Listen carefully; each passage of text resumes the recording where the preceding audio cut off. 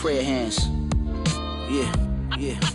Praise the Lord and keep the faith. So I pray, remembering the days of my youth. Prayer hands. Yeah. Praise the Lord and keep the faith. So I pray, remembering the days of my youth. Just the tone of my voice made you talk. Baby, we some playboys, no need to play coy. We some players, some real gamers. They was saying we UCLA lost to Malloy.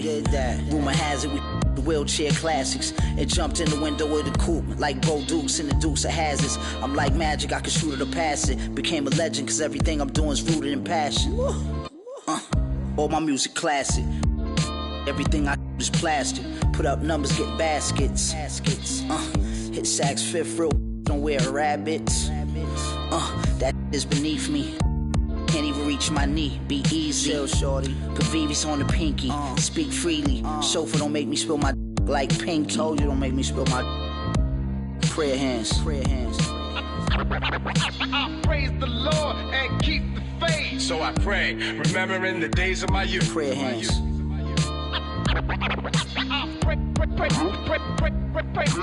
Praise the Lord and keep the faith. So I pray, remembering the days of my youth.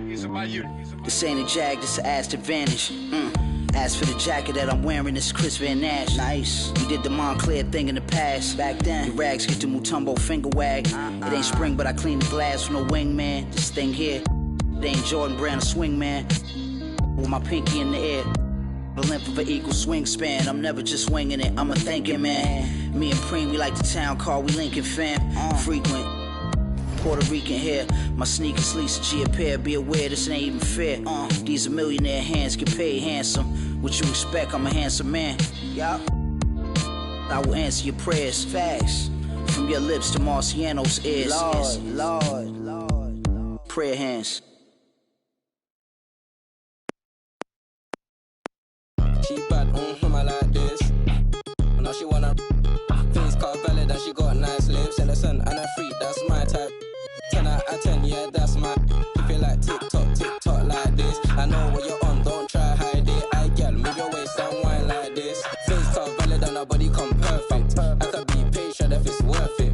If you want a Birkin, then earn it. Miss, we can make fire like furnace. She pull up on me in a night with a purpose.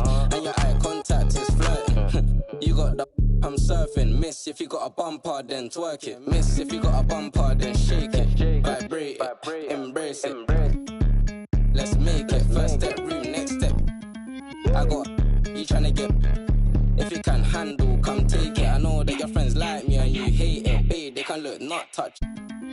Only you, and me. Homebody, I don't like party. But we can party like we at Carney. First day, palm me, only you. We'll see the New York Knicks facing the Oklahoma City Thunder. Here we go. Thanks for tuning in to NBA action with us. Along with Grant Hill and Richard Jefferson, this is Brian Anderson. And we've got our reporter, Allie LaForce. Double team on Towns. And wrestling for it there, but no one has possession. We'll have a jump ball. And New York has possession. Hard with it, and it's Dort picking him up. And he's going to the line for two. The official saw contact while he was going up. Well, Grant, you look up and down this Thunder roster. It is just loaded with winning players. Yeah, B.A.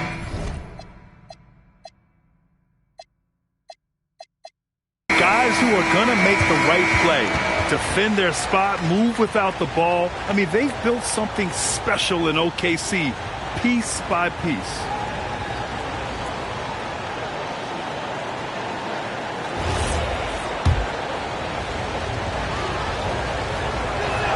That free throw, no good. And since the turn of the century, die-hard Knicks fans had dealt with some lean years, Grant, until recently. No doubt, B.A., and they're happy to see meaningful games. The arrival of Jalen Brunson just changed things when they've gone all in to surround him with talent. And Shai Gilgeous-Alexander has made the move from star to superstar, Grant. Well, no question, B.A. He's been a superstar for quite a few seasons now, but he's not satisfied and just continues to elevate his game year after year. And there's a whistle. That'll belong to Shai Gilgeous-Alexander. That's his first foul of the game. Brunson. Nice start for him, sinking his first shot. Such a strong floater game. Just another part of Brunson's expanding arsenal. From deep, Gilgeous-Alexander. And he buries his first look. And that's what they want to do. Get him open looks early. Brunson with it. Guarded now by Williams. Here's Hart. Yes, and a nice assist from Brunson. You know, there aren't many players who are more efficient in the pick and roll than Jalen Brunson. I mean, he has mastered that set. Here's SGA. Uses the glass on the layup. SGA's got 6 points. Starting to find his rhythm. He's cooking, and he knows it. Yeah, when he gets engaged this early in the game, it's bad news for the defense. He can roll this start throughout the rest of the game.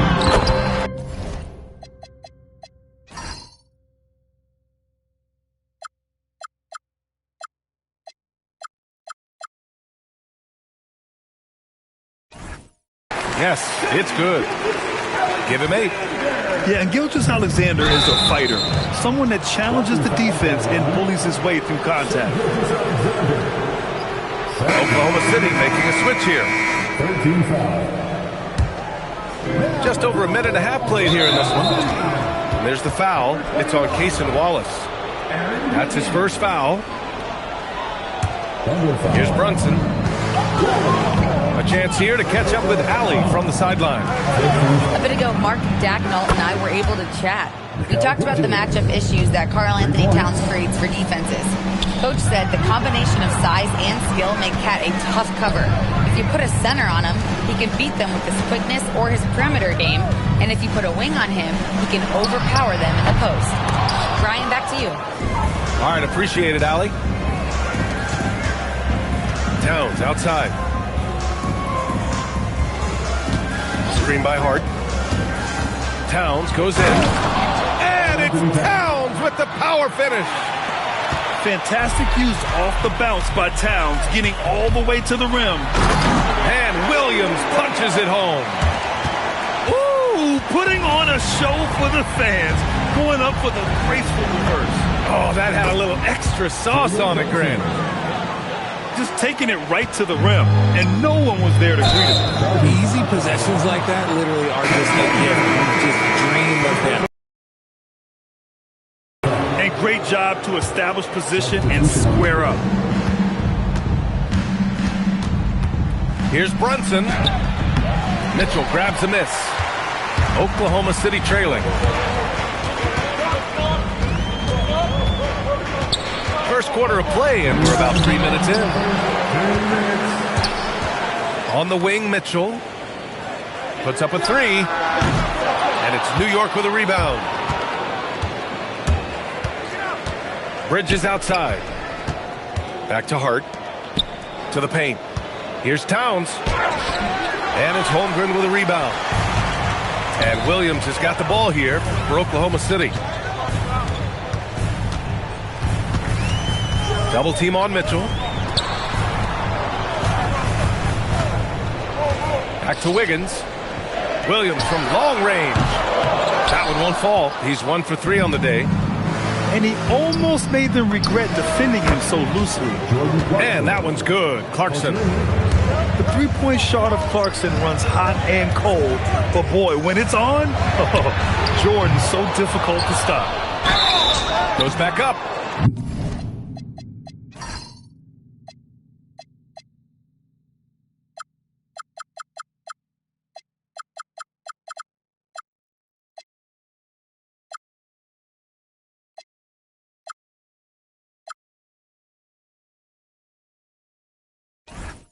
Wiggins. Oh, and there's the whistle on the shot. So 2 free throws for him coming up. Hey, if you can't block it, sending him to the line can be the next best thing. The Knicks making a switch here. And Wiggins drops them both. Knicks leading by 3. Outside McBride. And there's the whistle. The illegal screen is the call. You can get away with one once in a while, but it looked like he wasn't completely set on that pick. You gotta blow the whistle when it's that obvious. Great call there by the official. Now here's Mitchell. He's scoreless. Pass to Caruso. And a strong finish with two hands.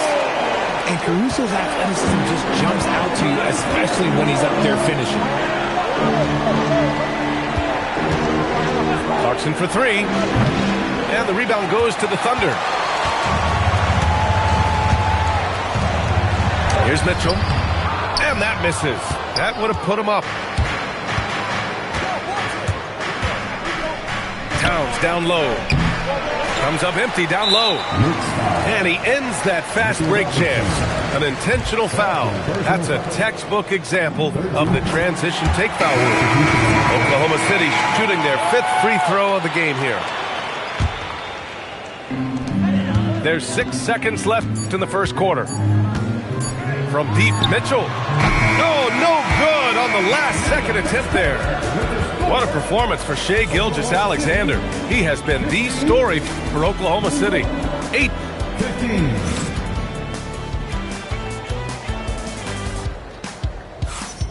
And we hope you're enjoying the game. Both teams tonight keeping things pretty even on the scoreboard so far.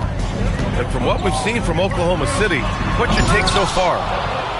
Well, it looks like hitting the boards hard was an emphasis of their attack. They knew how valuable it was to do so. Yeah, it's clearly a focus for them in this one, and no question that all the second chance looks are paying off. All right, let's check in with Allie LaForce. Hey, guys. The Knicks are able to play 5 out, and Josh Hart told me they surrounded Jalen Brunson with guys who can shoot, guys that command attention. He's able to expose that, scoring the ball and being unselfish. The court is wide open. Back to you. Tons of spacing. Allie, thanks for the report. Oh, man. I mean, Clarkson just punishing the defense, running right in for the slam. Put your head down and go to work. That's what they need to do. Yeah, when the game is up for grabs like this one has been, it's all about the attention to detail. Here's McBride. Here's Bridges. The Thunder pull it in. Wiggins with it. And Clarkson picks him up defensively. Outside Joe. Nice ball movement by Oklahoma City. From deep, Mitchell. Well, he's now 2 for 7 after that bucket. Well, when you think about how the game has evolved in recent years, RJ, the role of the big man might have changed the most. Who knew threes and assists would become a key stat for 7-footers? But I will say, size helps. You cannot teach tall. Knicks trail by 5. Outside McBride. Towns on a screen.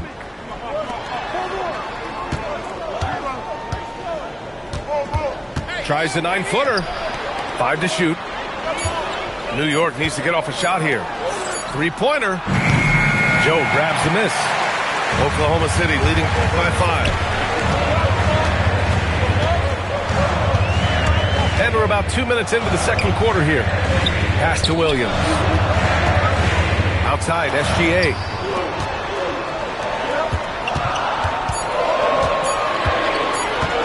Fires for 3. Misses that one. 3 for 4 from the floor. Knicks trail by 5. Now Bridges. There's the 3. No good on the shot. Puts up a deep 3. Gilgeous-Alexander, no good. Would you say testing the limits of his range there? Yeah, he might have been feeling himself a little too much on that one. He can hit it, but not consistently. Nice contest, a high level of energy. That's how you play defense. SGA doing his thing in close. And the D can't allow Gilgeous-Alexander to get this positioning, because once he does, he makes you pay. Anunoby on the take.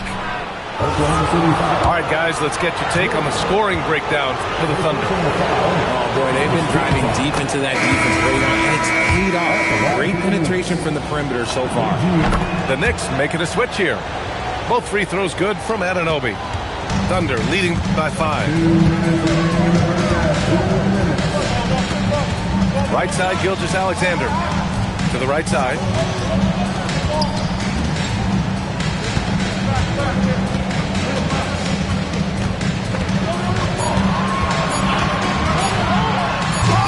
Oklahoma City the rebound. Carlson can't get it to go. Knicks trail by 5. Anunoby on the wing. Inside. Here's Towns. And it's blocked by SGA. Read the eyes of the ball handler, and Gilgeous-Alexander able to get a hand up in time. Pure from three-point range. SGA's got 5 points now in the quarter. Here's Brunson. So it'll be 2 free throws. He was fouled in the act of shooting. Lou Dort picks one up. All right, Greg, can you talk about what Jalen Brunson has brought to the Knicks? You know, B.A., he's made them relevant again. New York can be a demanding place to play with the expectations and the media. But he's taken the bull by the horns and had immediate success. Out to the right wing. Pass to Dort. Here's Jang. Back to SGA. Again, SGA can't get it to go. Here's Towns. Here's Anunoby. Into the lane. Basket is good. Off the assist from Brunson. And the find by Brunson. More than capable of running the offense. And Jalen Brunson gets the whistle that time. That'll be a second foul of the game. And the Thunder making a change here. Here's Gilgeous-Alexander. And it's New York with a rebound. 1 second separating the shot clock and the game clock. Three-pointer, Bridges. Drops in the 3. And now it's just a 2-point Thunder lead. A reliable shooter at the arc. Bridges takes those when he can. Gilgeous-Alexander surveying the D. Dort for 3. And the first half comes to a conclusion in a game that's been very close so far. Oklahoma City ahead, leading by 5. And we'll see you back here after the break. Third quarter action in just a bit.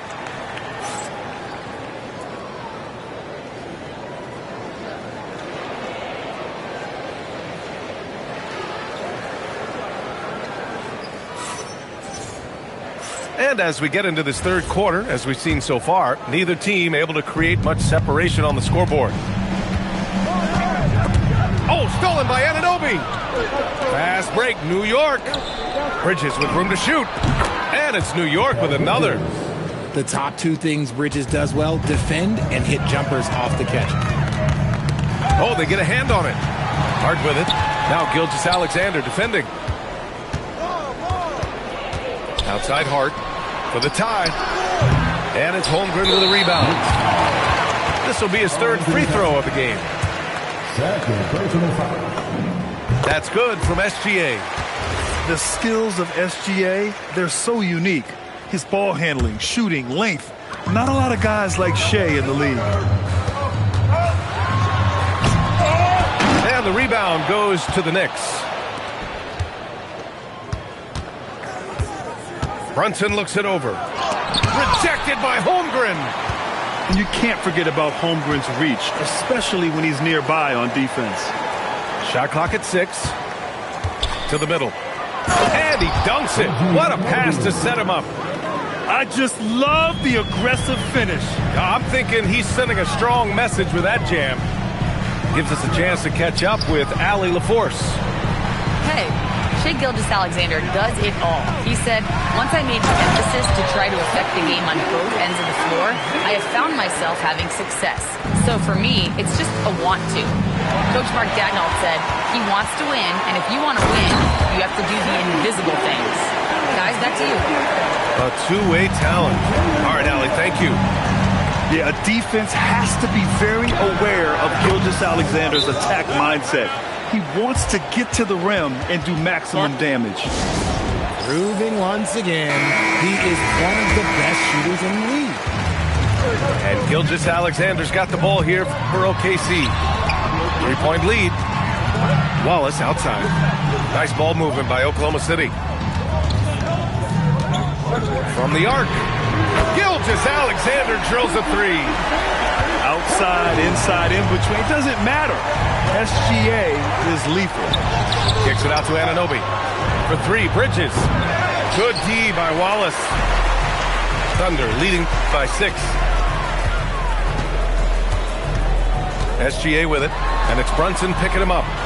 On the wing, SGA lets the three fly. The Knicks pull it in. He didn't make them pay for that weak defense, but they just can't rely on him to miss those kind of shots. Kicks it out to Anunoby. For three. Gilgeous-Alexander with a rebound.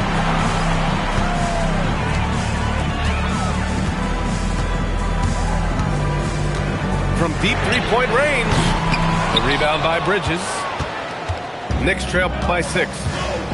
And Mikal Bridges picks up the foul. That's his first foul. And just a great job of getting there first and absorbing the contact. 3 minutes gone now in the third quarter. Here's SGA. Good work defensively by Towns. Now look, this won't go down as a block, but the D made him change his shot, and that was enough. He took it right to the rack, and look, there's no one that can stop him. Outside, SGA. Oh, the determination from Gilgeous-Alexander. He just makes it look so easy on offense. Like, who takes pleasure in torturing defenses? He does. Pass to Towns.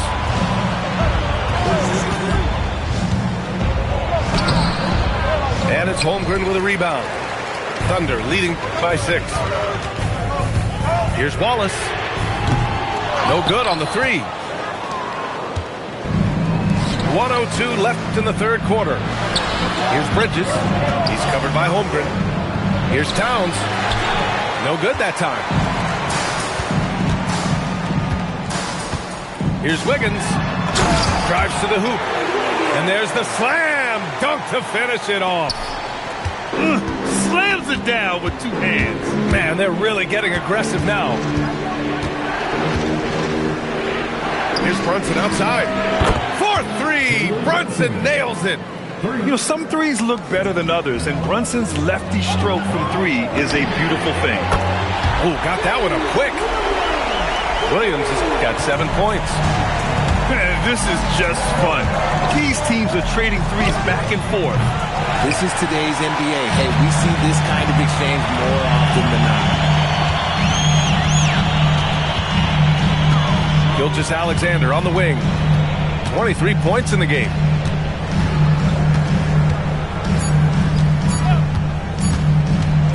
He gets it up. Oh, and the release was before the buzzer, but it's off target.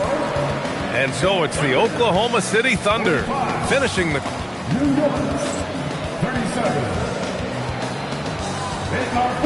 And this is it. Glad to have you along for this fourth quarter.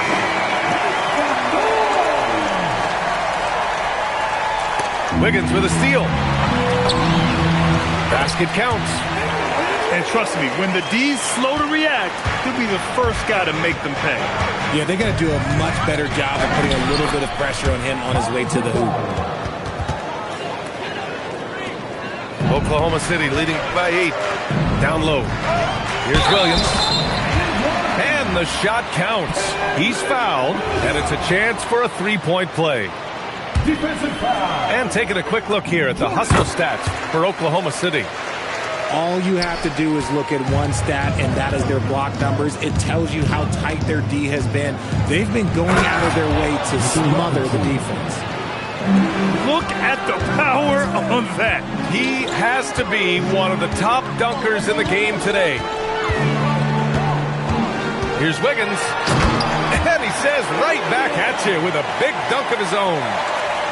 Oh, that was nasty. A two-hand mega slam. Man, I don't think anyone was going to stop him there. Jacks up a three. Anunoby can't get it to go. And that's exactly how tightly you have to guard him every time he steps to the arc. He's just that good. And it's in there. The speed of Clarkson is a problem for defenses, especially when the floor is wide open. And Mark Daigneault has called a timeout. No doubt he's going to utilize the opportunity to make sure they're all on the same page here. And from the sideline, let's catch up with Allie. Thanks, guys. Mark Dagnall had some words for his team over the last break. He said, keep it going, guys. Ride this wave of momentum. We're playing great right now, but we can't let up. Guys, back to you. Appreciate the report, Allie. McBride. Here's Robinson. And good work on the boards as they picked up the second chance points. Those are some hustle points. Really bonus points when you put in a miss. Outside Gilgeous-Alexander. SGA takes it himself. And SGA throws it down. And this is Shea's game. Attack, get to the rim, and finish. From deep three-point land. Cleared away by Gilgeous-Alexander. Thunder leading by 9.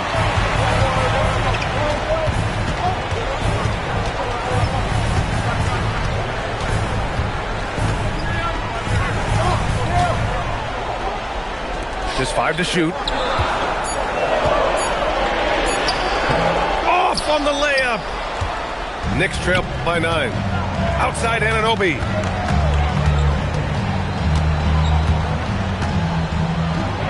Using the glass to lay it in. I just love when teams make it work down low. And so it's Gilgeous-Alexander with it. He brings it up for Oklahoma City. They've led by as many as 11. And Mark Dagnall has called a timeout. He's looking to make some very important adjustments here. Now Gilgeous-Alexander.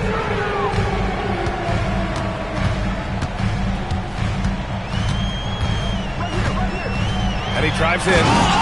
Ooh, he leaves no question. Defenders just clearing out, and Gilgeous-Alexander came in with a purpose. Holmgren there for the rebound. Oklahoma City leading by 9.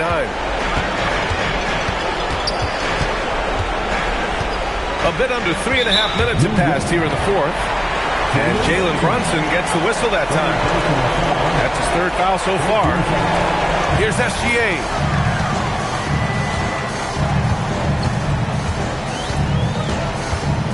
Shot clock at 5. Driving to the basket. Oh, he can't jam it home. Towns. Yes, sir! Bank it in the layup. They found strong offensive footing in the open court. And they need to use that momentum, clawing their way back via fast break points. It's off his foot. The official saying it was kicked.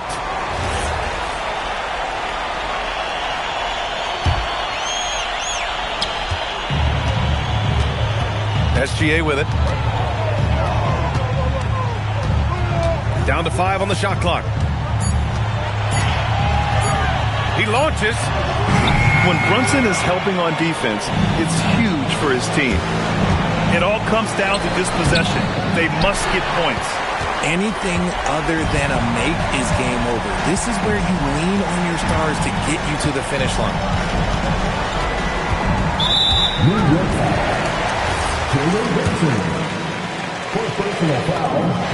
He gets the first, and that stretches their lead to 8. Second one is good, getting both at the line. And it's a 9-point game here. Making no mistakes and putting some extra nails in the coffin right here. That'll pretty much do it. Shot and game clock separated by 5.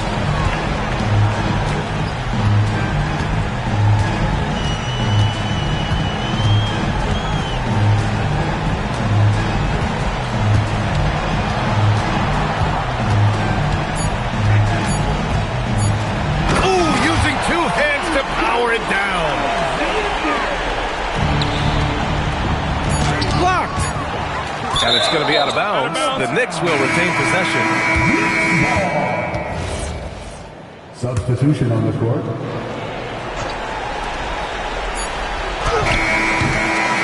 And so it's the Thunder taking care of business in this one. Even early on in this game, they appeared happy to be.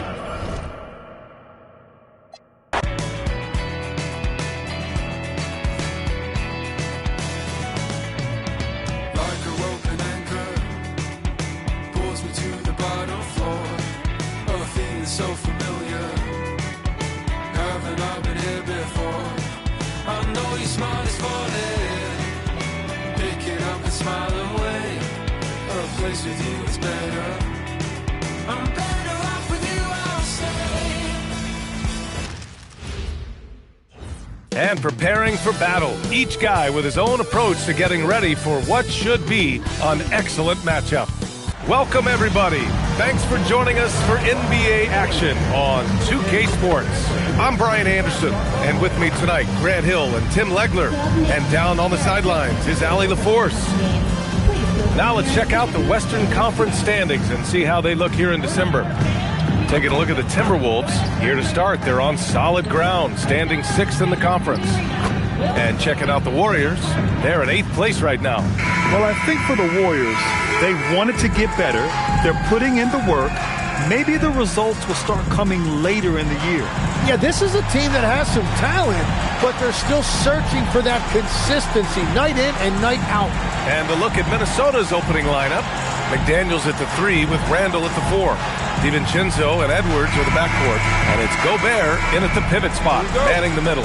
And for the Warriors, down low it'll be the tenacious pair of Butler and Draymond. Sharpshooters Curry and Hield pair as the backcourt. We know things can get heated between these two, Grant. No love lost in this matchup. And that competitive fire, it grows when you're in the same conference. You get to see each other so often. You know, B.A., I think we're in for some good theater in this one. This is how you begin a game. Set the tone right from the jump. Always good to see the ball go through the net early. You know there's not a lid on that thing. Now here's Hield. From deep. Randall pulls down the board. To the inside. Oh, got a piece of it. It's stolen by Green. And here's Butler outside. That's tipped. Edwards against Curry. 6 to shoot. Over Edwards. And the Warriors miss again. Practically a block. Good, strong challenge. He didn't quite get a hand on it, but he did enough to affect the miss. Now here's Edwards. Marked it down low that time. Got hit with the 3-second call.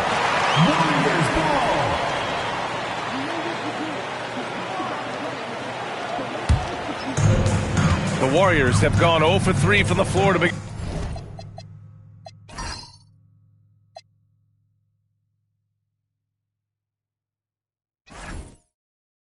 this one. McDaniels covering. Let's go with a 3. And it's Stephen Curry with the 3. And that's the first bucket of the night. Maybe that will get him going. Outside, DiVincenzo. Here's Gobert. He's been a consistent contributor, averaging just over 11 a game. Connects from downtown. Oh, there's another 3. Love seeing Edwards deliver the revenge triple. Outside Butler. Back to Curry. The 3. Another 3 for Golden State. These teams are finding the range, showing a lot of confidence. Yeah, he was so ready to answer that. These teams are just battling. Now here's Randall, averaging almost 23 points a contest. A fantastic offensive player. That 3's off the mark. And the defense got away with one there. I mean, that's a shot he typically makes. All right, on the line, we've got our insider, Shams Charania. What do you have for us, Shams? Well, the Timberwolves this summer signing extensions to keep their elite front court intact. In bringing back Julius Randle and Naz Reid, they maintain a team strength, one that seems more necessary than ever in the loaded West, guys. Making the commitment. Okay, thanks for the report, Shams. Now here's Curry. He's got 6. And here's Green from the arc. Nice start for him, sinking his first shot. And when the 3 is going for Green, it's a terrific sign for this offense. A moment to hear from Allie LaForce. I had a chance to catch up with Steve Kerr. He was complimentary of his opponent, Anthony Edwards. Coach told me Ant is a special player in terms of his athleticism, skill, and his mindset. He approaches each matchup with an aggressiveness that we need to try and match. Guys? Okay, good stuff. Thank you, Allie. And so it's Butler who brings up the ball for the Warriors.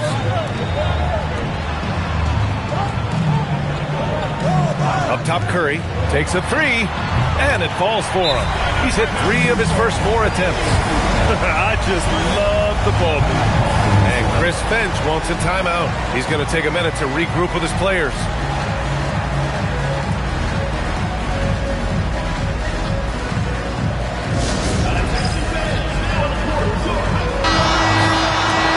Let's check out the 2K leaderboard for the real stats, real scores from the real NBA. These are the teams that'll pick your pocket. In the 3rd spot, the Warriors. This team will punish you for sloppy ball control, no question. They've got a lot of fast-handed guys just waiting to take advantage. Timberwolves trail by 7. Now here's DiVincenzo. They really needed more from him in that loss to Phoenix. Randall against Butler. Randall can't hit. That's their plan, to get him an opportunity to finish in tight. That's a miss they can live with. Pass to Curry. Beyond the arc. Another 3 for Golden State. The defense is nowhere to be found guarding the three-point shot. Minnesota has gone 1 of 2 from three-point land so far. Back to DiVincenzo. It's stolen by Curry. Again, Golden State. The big story thus far, how well they've shot the rock. Edwards, the pass to Gobert. They get back on track. And he takes it up and lays it in. Monster down low. I mean, Gobert says, forget your contact and give me the bucket. Outside Butler. Back to Curry. Heel, the screen on DiVincenzo. And the basket by Curry. So far, they're owning both ends of the floor. We'll see if they can keep this going. Well, the score reflects it. They've just been the better team all the way around. Picked by Gobert to the middle. Good. The assist goes to Edwards. Gobert's got his 3rd basket on the night right there. Outstanding job converting in close. Gobert understands how to execute around the rim. Edwards against Heel. Over Edwards. Again, Golden State. And this defense needs to turn the screws and ramp up the intensity. They're looking a little loose out there right now. Here is DiVincenzo. No made baskets yet. Pass to Edwards from behind the arc. And it's cleared by Stephen Curry. The Warriors lead by 13. Green, the pass to Curry. 4-3. And it's Gobert with a rebound. And he probably thought he was going to bury that one. It's McDaniels on the wing. Right now, he's contributing about 15.5 points a game. Here's Edwards. And he banks in the layup. Edwards got 5. Oh, so smooth inside. Edwards found the opening and exploited it. Curry with it. He's got 17.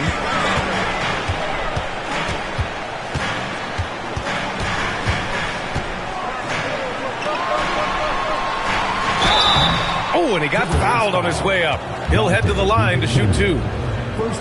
And Stephen Curry's been so good for so long.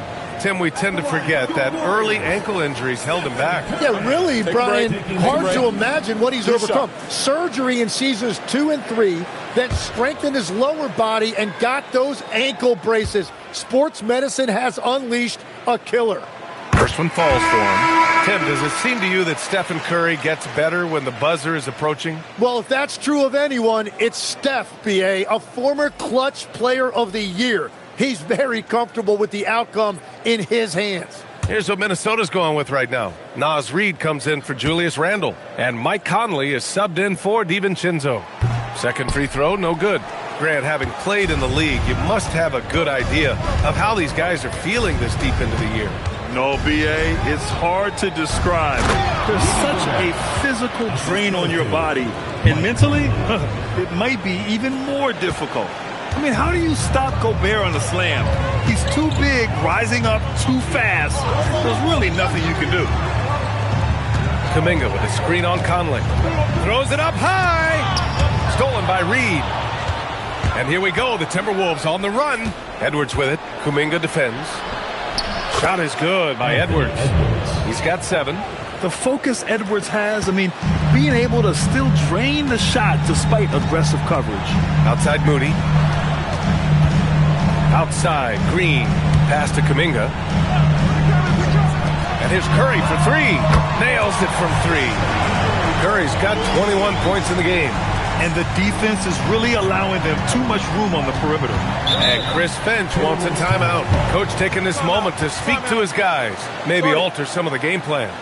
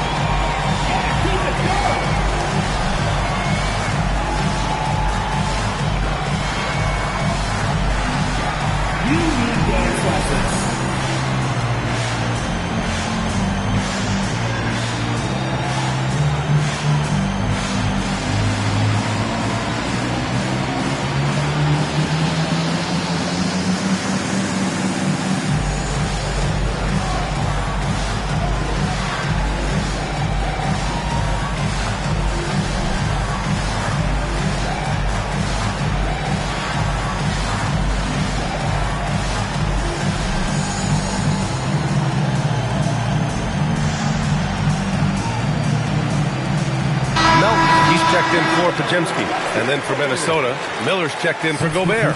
Clark comes in for McDaniels. And Dillingham subbed in for Edwards.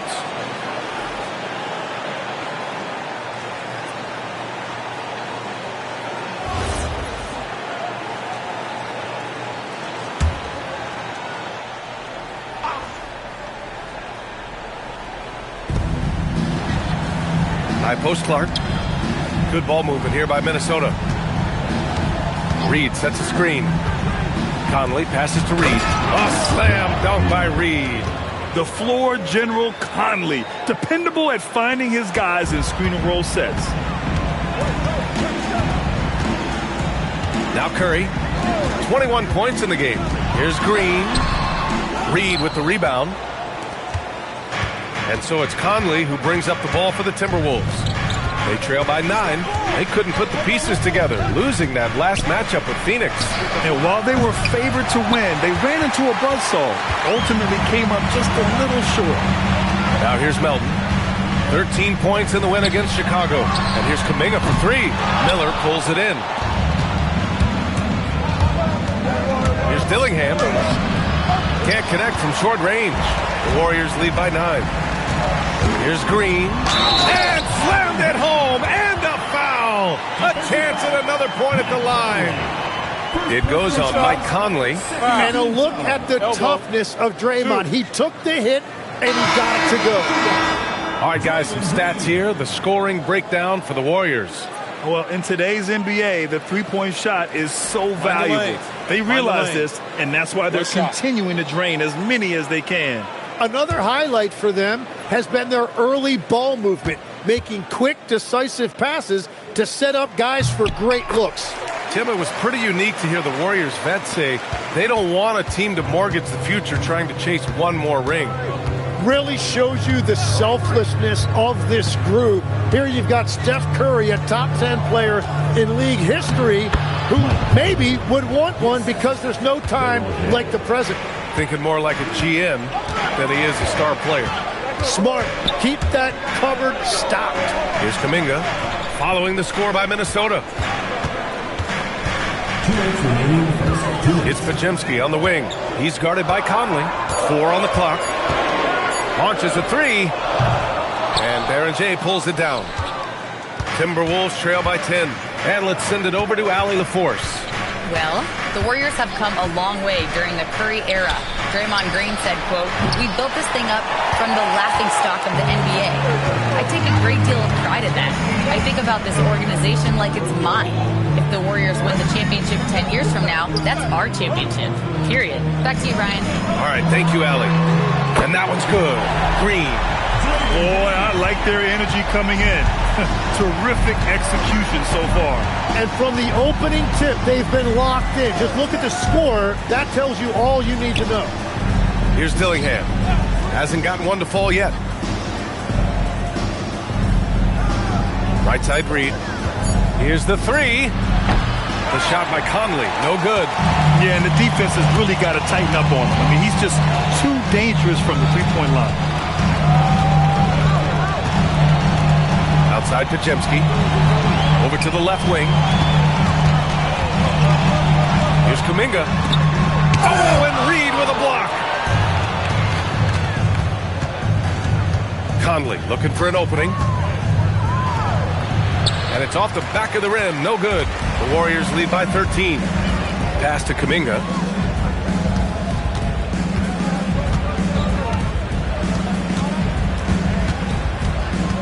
"11 seconds left in the first quarter.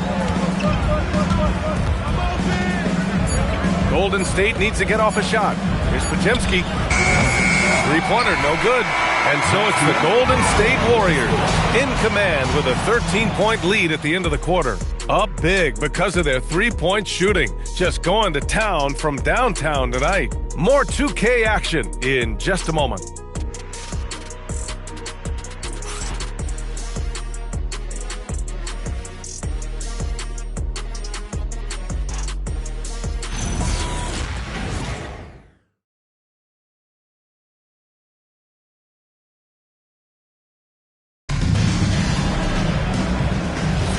We welcome you back to second quarter action. Plenty of basketball left to play, but this one has been one-sided so far. A very convincing performance from the Warriors so far. Well, it's simple. I mean, they started off strong, and they've been hot from beyond the arc since the get-go.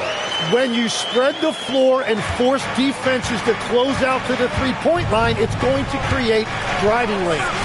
We've got Brandon Pajemski, Jimmy Butler out there with Jonathan Kuminga. Then there's Al Horford, and it's Moody in a two-guard. That's the group for Golden State as we kick off the second quarter. Randall can't hit. The Warriors lead by 15. Pass to Butler. This one for three. That one won't fall. He's 1 for 3 on the day. You have to defend the three-point line. They got lucky you missed that one.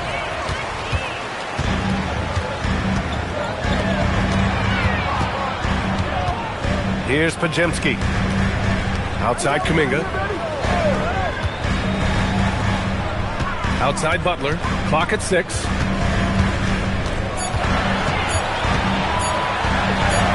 Nice. Gets his second bucket. He's 2 for 4 now. That is a strong move by Butler. So tough in there. Conley passes to Randall.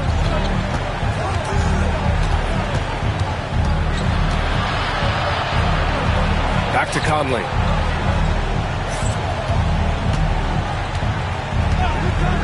Launches it.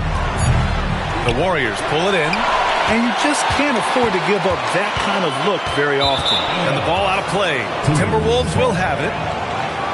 And now we have a chance to check the real stats, real scores from the real NBA and see the teams leading in three-point shooting for the Timberwolves. Instead of just bombing away, they work hard to create good looks from beyond the arc. Juzang, he's checked in for Minnesota. Shannon comes in for Dillingham. And Minnesota with possession here. In the second quarter, held scoreless. Randall, the pass to Reed. Horford with a steal. It's Pajemski on the wing. Back to Moody. Pass to Kuminga. And here's Horford. Outside Butler. 5 on the clock. And here's Kuminga for 3. Randall pulls down the board. Timberwolves trail by 17. All right, for those just joining us, we're almost 2.5 minutes into the second. And once more this half, they find a way to get great position inside. Butler on the wing.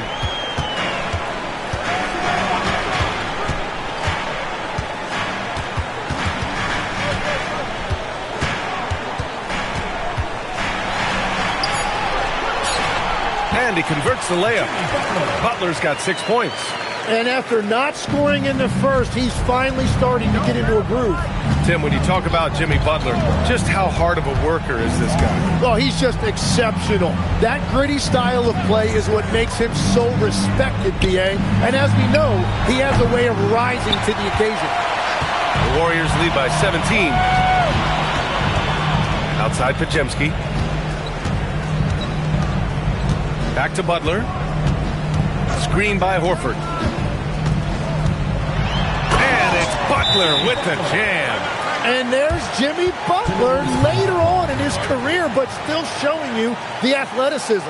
And Chris Finch wants a timeout. We might see him looking to make some tweaks to the strategy.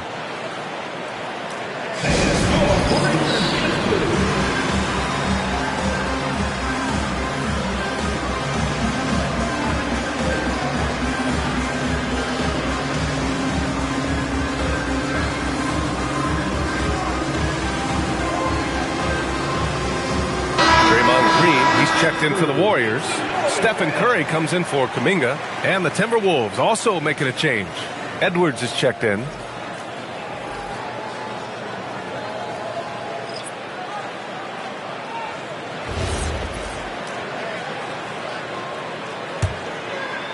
Closing in on 4 minutes played here in the second quarter. Reed sets a screen. Another miss by Minnesota. Nice rebound. Trying to match the other team's intensity right now. Butler finds Curry. From downtown, that one falls. 8 of 10 and scoring with confidence. Just incredible. I mean, he's really making it rain out there, knocking them down one after another. This defense is trying to stay connected to him, but he is on a mission. Now here's Randall. He had a 21-point outing in their last game against Phoenix. And he was outstanding getting to the line and converting. Letting Randall get inside with the ball was a bad mistake. His finishing ability got him to the bucket. Now here's Podziemski, guarded by Edwards. Green with a screen on Conley. Pass to Green. Outside Curry. Takes the three. Reed with the rebound. And he almost made them regret defending him so loosely. Curry with a steal.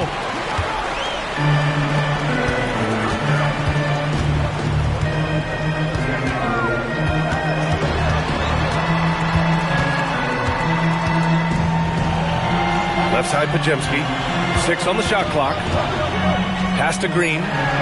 Takes the assist and lays it in. Nice setup. Green's got 11. Yeah, when Green is looking to score, this is exactly the area he's most comfortable, right at the rim. Outside Edwards.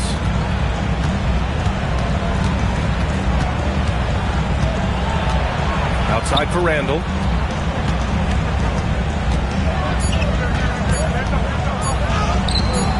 Ooh, good work defensively by Butler. Well, you have a feeling this would be a completely different game if it wasn't for his brutal shooting performance. If you're defending Butler, you throw up your hands when he makes a pull-up. It's just not fair. Now here's Edwards. He's coming off a 40-point game against Phoenix. Can't get it to go. 3 for 7 shooting now. And the Warriors with possession. They're on a 15-4 run. Green with a screen on Conley. Curry from deep three-point land. Randall pulls down the board. Randall's got 4 rebounds in the game. Here's Shannon. Pass to Randall. From deep, Conley. The offensive rebound.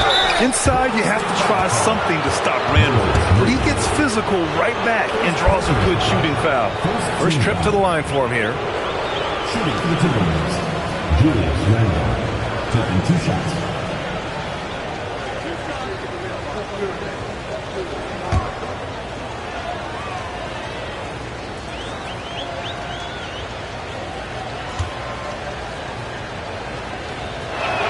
And he knocks down the first one. There are some big-time players in this league.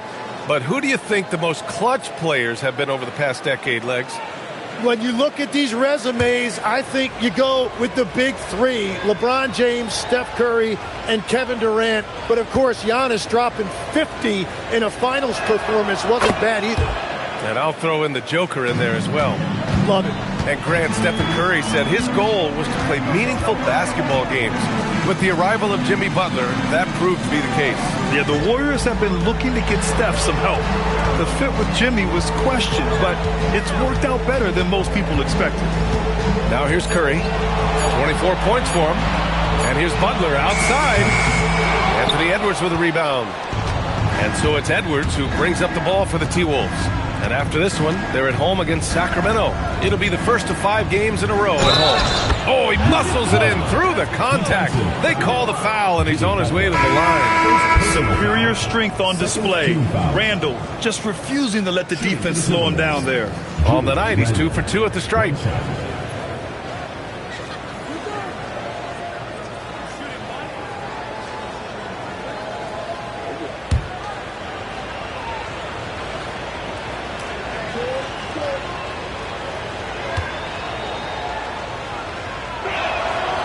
Wasn't quite as assertive as he needed to be in the first quarter, but now he's taking a more head-on approach and getting himself to the line.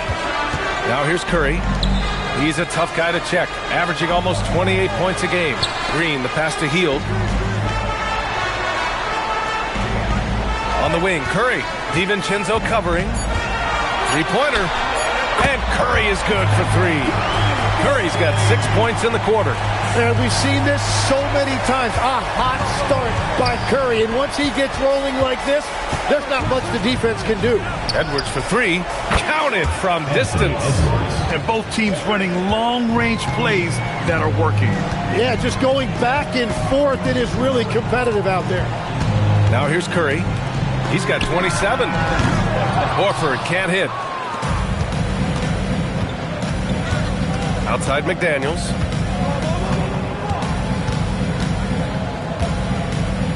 Pass to Edwards. Off target from 3-point range. Yeah, he has had a hard time finding rhythm this quarter. Just cannot get one to go. Outside McDaniels. Now here's DiVincenzo.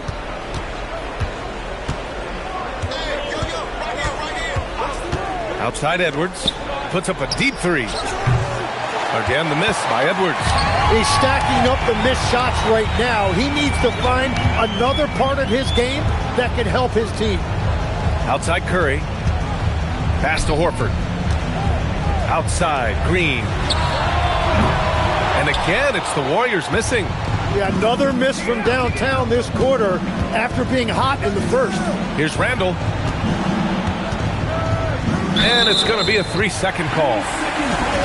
And a quick look here at some of the numbers for Jimmy Butler. And he's gone cold over the last 10 games, guys. His scoring numbers are down, and he can't seem to get out of this rough patch. He's got to get himself going tonight, or they'll start losing patience with him. Reed's checked in for Julius Randle. The Warriors lead by 19. Outside, Green. DiVincenzo against Curry. Pass to Hield. Screen by Horford. It's Hield with the drive. And the layup is good off the glass. Hield's gotten his second bucket on the night. And I like whenever Hield attacks inside like this, exploiting the defense when they give him these chances. Now DiVincenzo. Now Reed. Pass to DiVincenzo. Back to Reed. The 3 is up. And no good. The Warriors shooting it with confidence. 54% so far. On the wing, Green. Here's Horford. And that one's good. And Green with the assist. Well, Horford isn't afraid to go old school and drop a shot there from mid-range. Back to DiVincenzo. Pass to McDaniels. Edwards against Hield. And Edwards slams it in. Oh my, Edwards looking to demoralize the defense a little with that one. An impressive display. How about that look on the AT&T connected cam? We've got 1:13 left in the first half. DiVincenzo against Curry. Outside heel. Up top, Horford. 6 to shoot. Healed on the wing. That one no good. Some solid defense from Edwards. Now here's DiVincenzo. Yet to see a basket. Outside Reed. Pass to Gobert. And stolen by Green. Now 5 seconds separating the shot clock and the game clock. McDaniels covering. Here's Curry.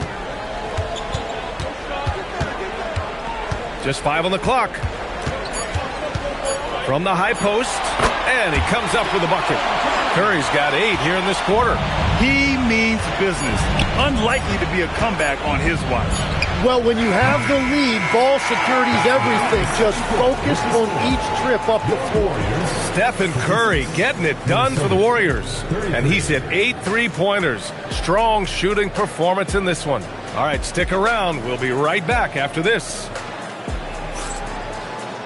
Please direct your attention to center court and get ready for the fan half-court.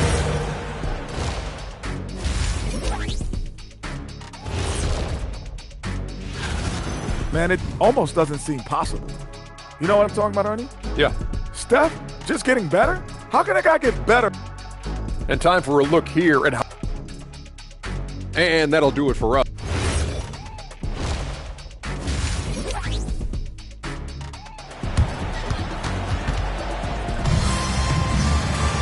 And after a very lopsided first half, we'll see if things play out a little more evenly in the second.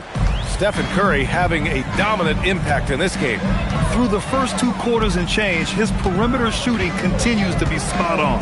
And this offense continues to find him in his sweet spots from deep. Kicking off the second half, here's Chris Finch's 5. Edwards is the 2, McDaniels the 3. Randall and Gobert are in the middle. And it's DiVincenzo in at the 1. Pass to Randall. Inside. Outside McDaniels. They get it back. Gobert. And there's the bucket. Staying with it that time. Offensive glass getting it done. Yeah, just what they needed from Gobert. Grabbing the rebound with those long arms and sending it back. And Jaden McDaniels picks up the foul. That's his first foul. First personal foul. First team foul.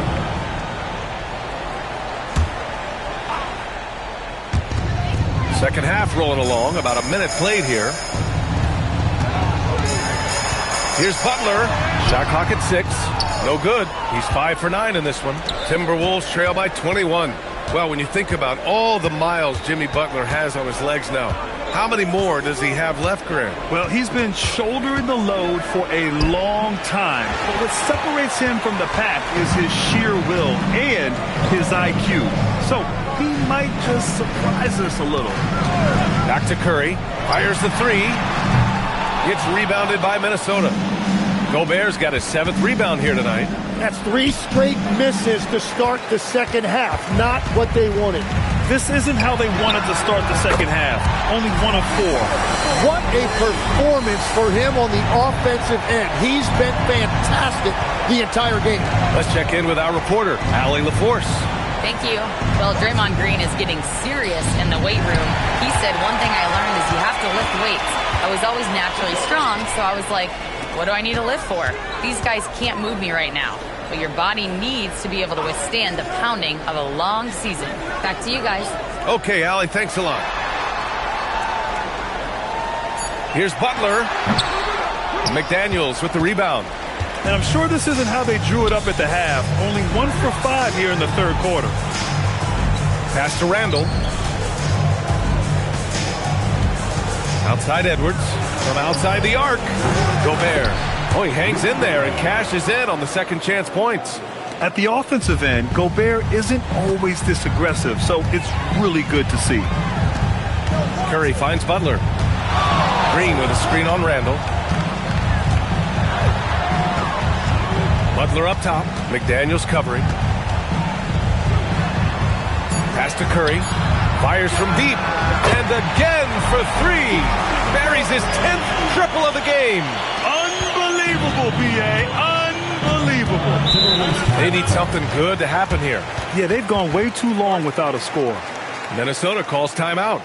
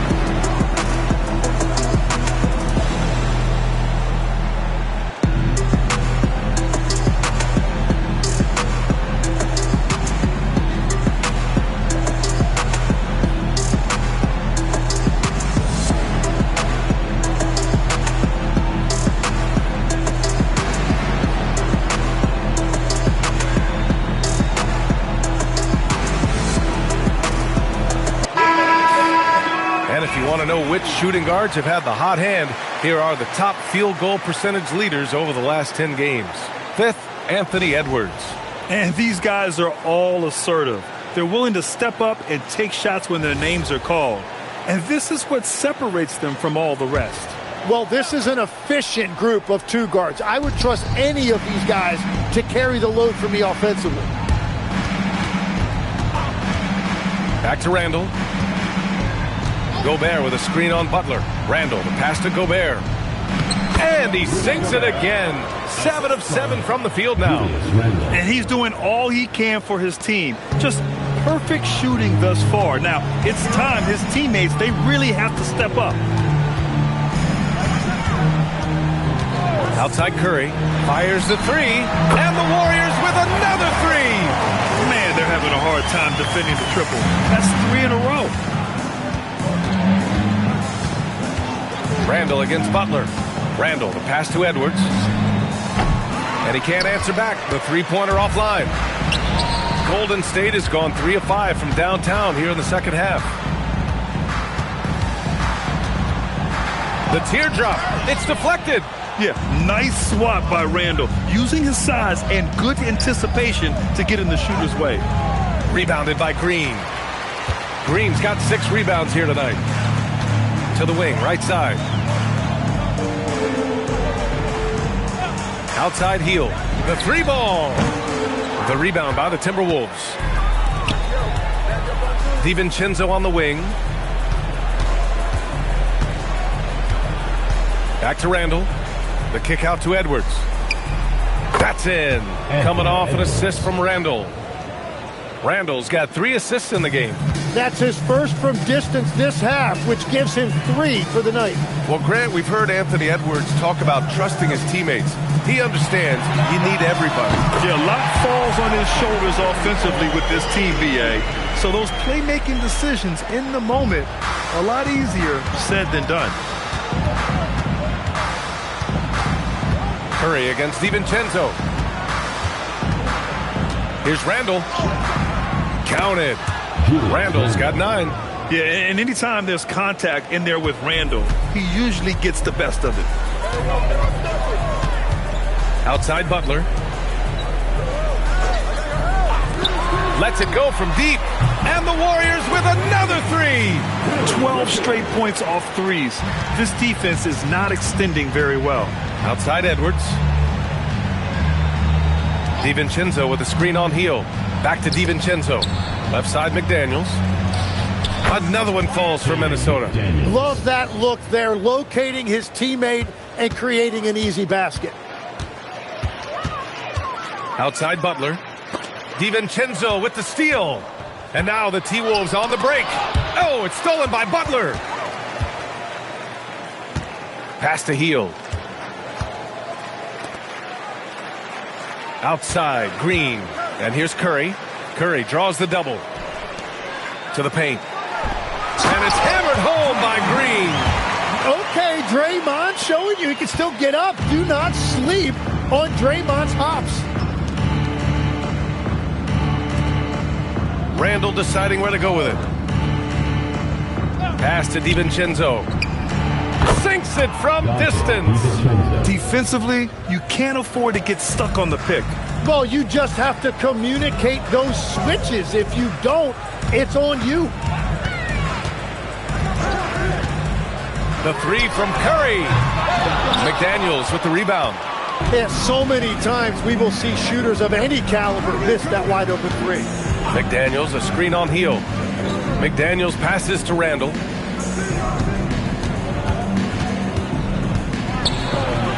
An easy two on the layup.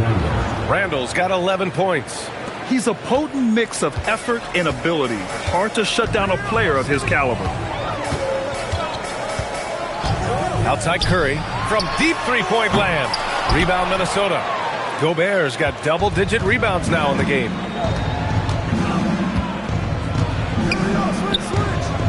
Right wing.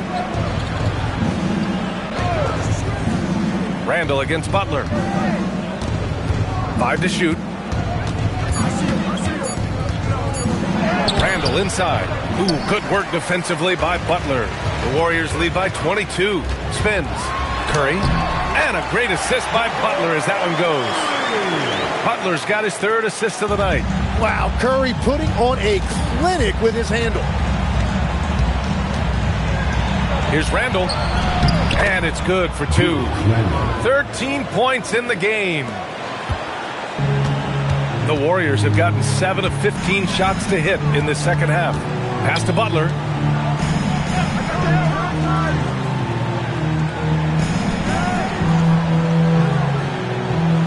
Clock at 6.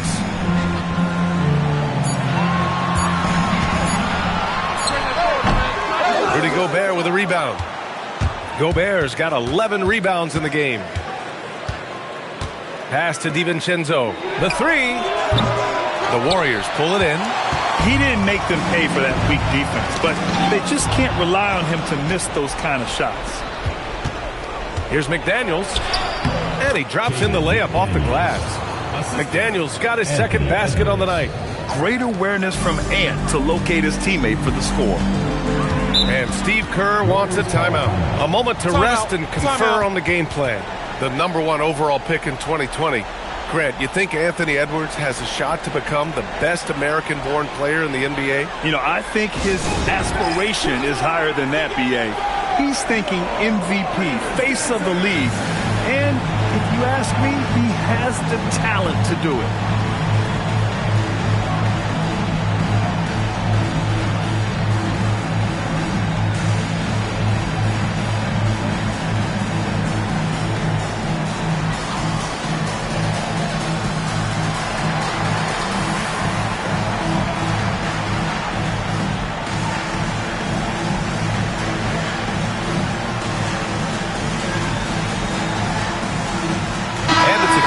New group here for the Warriors.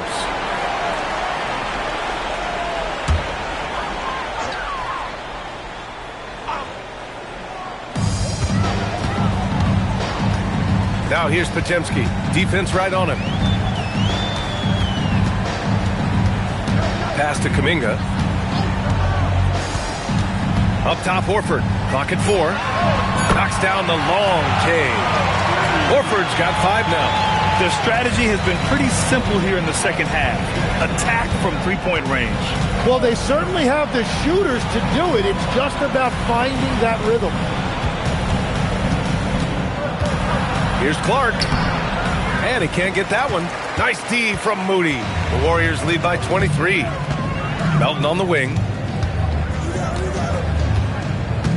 Pass to Kuminga. There's the triple. Reed with the rebound. Reed's got 4 rebounds now. Down low. That's good from Dillingham. On the assist by Clark. Dillingham's gotten his first bucket of the night. Boy, you love how guys are making plays for one another here.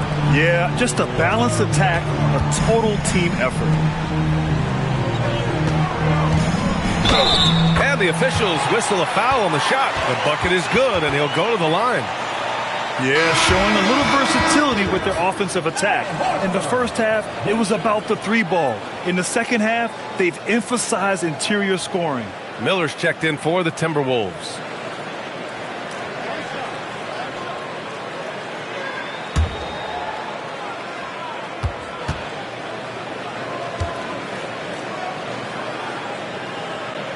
That's good from Horford. And defense has been the strength of the Warriors. So what do they need offensively, Tim? Well, B.A., they need more consistent scoring outside of Steph Curry. Jimmy Butler certainly has helped, but to win at the highest level, it requires more than one three-level scorer. And the upcoming schedule for the Minnesota Timberwolves. On Sunday, they'll be playing against Domantas Sabonis and the Sacramento Kings. And then on Wednesday, they'll be playing against Jaren Jackson and the Memphis Grizzlies. And that game against the Bucks, they obviously have the upper hand coming into that one, but don't expect a blowout. It could turn into a real battle.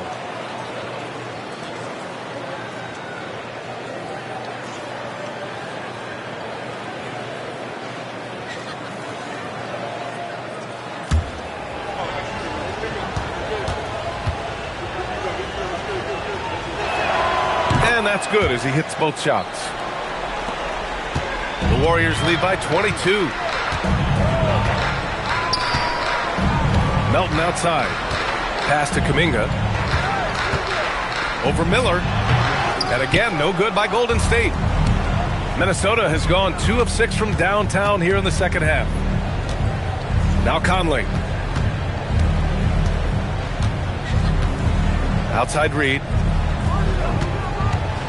With some arc. And there's a nice layup by Conley. Showing off those instincts that make Conley such an offensive threat. Makes a good call and opts for the floater. Pass to Horford. The three is up.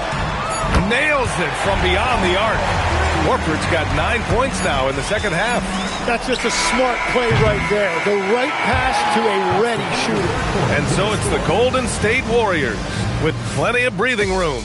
23 points to end the quarter, and they've racked up a ton of turnovers. We'll be back in a moment.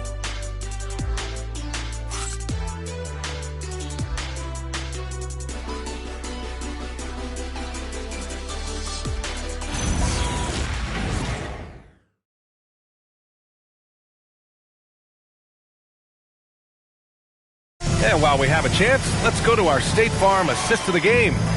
And the winner today coming from an unlikely position. It's the big fella with the sweetest pass of the day. Yeah, right there, he wasn't a ball stopper. He kept his eyes up and his options open. And with the fourth quarter upon us, time is running out for this game to become competitive. Al Horford out there with Butler. Then it's Kuminga. Then there's Brandon Podziemski. And it's Moody in at the 2. So that's the group out there for Golden State. Okay, Legs, I'm making you commissioner of the league for a day. You get one rule change. What is it? I think we have to look at a time limit on some of these replays. I know we want to get them right. But for me, if you're taking that long, it can disrupt the rhythm of the game. Totally agree. And force feeding the ball inside. I mean, no reason to go away from what's working. Outside Butler. Pass to Kuminga. Over Clark. Misses the baby hook. I mean, he's trying to shoot his way out of what's becoming a prolonged cold streak. And he doesn't have to do it alone. He's got 4 teammates on the floor. The kick out to Conley, and it's out of bounds. They say it was last touched by Randall. Is that just a miscommunication? It just can't happen. Let's hope they get on the same page.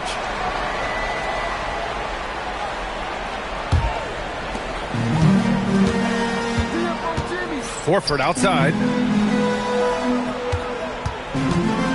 Outside Kuminga.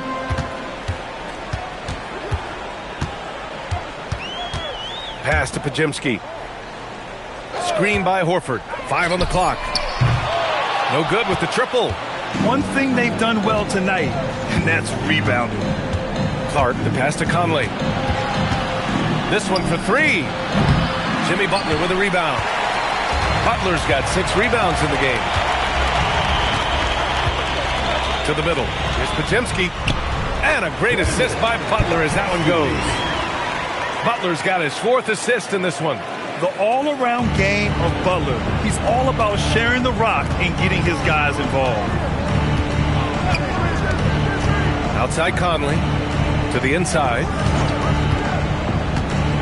The fader is good.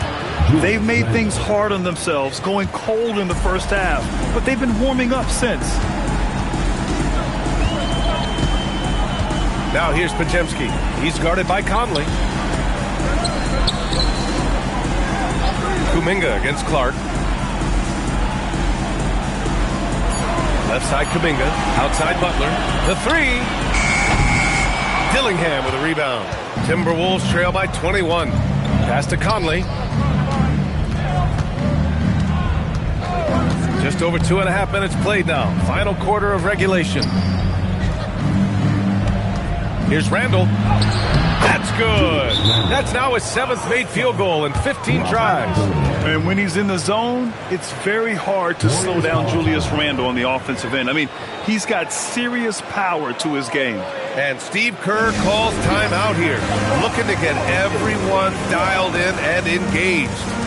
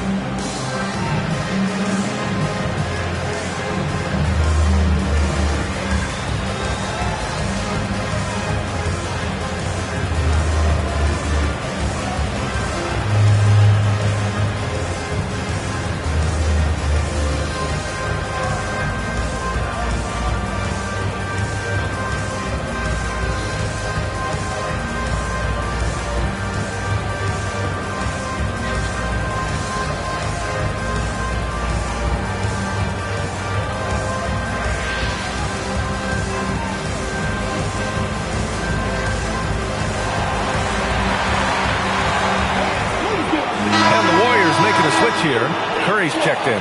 Shannon's checked in for the Timberwolves. Edwards comes in for Dillingham.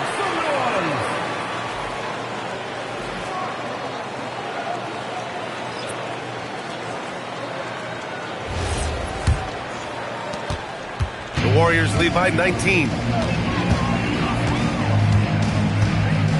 4th quarter keeps moving along. 3 minutes gone by now. Outside Butler. Pass to Moody. Fires for 3. And the Warriors miss again. And it's Edwards with the ball for Minnesota. A great 4th quarter. Just giving up 2 points. And count the basket. He was fouled, and he's going to the line for one more. Personal foul. 2nd team foul. All right, guys, what do you think about the offensive approach we've seen so far for the Warriors? What a performance for Beyond the Arc in this game. They stuck to their guns, and it's paid off all game. One shot. And I've also been very impressed with their ball movement. It has led to better shots. The offense overall has had a great rhythm. And players these days with great ball handling, but occasionally getting away with a carry at times. Oh, you know, B.A., the old discontinued dribble. I mean, this might be where tracking cameras can start to help because that's such a tough call for an official to assess in the moment. And here's Butler outside. It's rebounded by Minnesota. Reed's got a rebound number 5 here tonight. Well, fortunately, as he searches for his scoring rhythm, they still have the lead for now. Back to Edwards.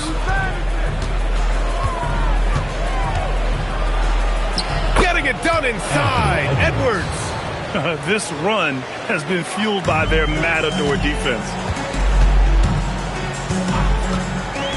Outside Podziemski. Pass to Horford. Goes up and lays it in. Nice and easy. Yeah, the moment Horford has the rock down low, good night. I mean, just too many moves from the vet. Over to the wing. Randall inside. Butler covering. Randall, good.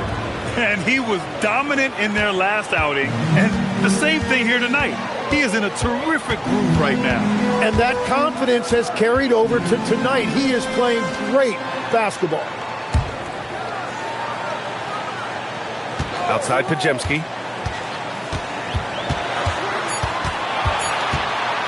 Over Edwards. The shot by Pajemski, no good. And they're winning this game despite his difficulties at the offensive end. Pass to Conley.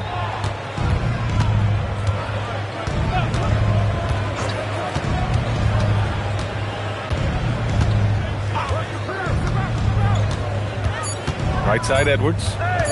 Over Moody. It's wide right, hits off the rim. And you see the frustration on his face. He had a great opportunity there, and he blew it. A shot by Butler, no good. And here's Minnesota now. They're on a 13-4 run. Edwards for three. That one's good. And it's Conley who picks up the assist. Conley's got his third assist of the night. Butler, a screen on Edwards.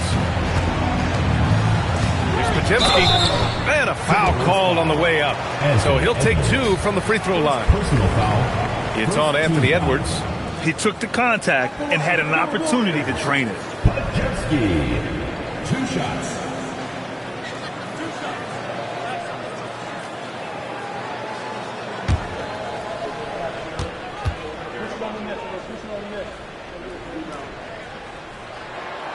And he drops the first. Green's checked in for the Warriors. And then for Minnesota, Rudy Gobert's checked in for Reed. Jaden McDaniels comes in for Shannon. And it's Dante DiVincenzo in for Mike Conley.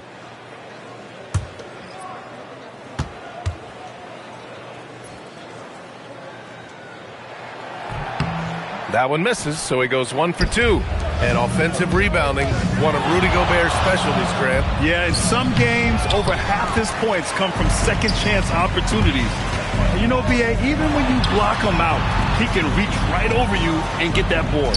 Curry finds Butler. Green, a screen, inside, and stolen by Gobert. Outside Edwards.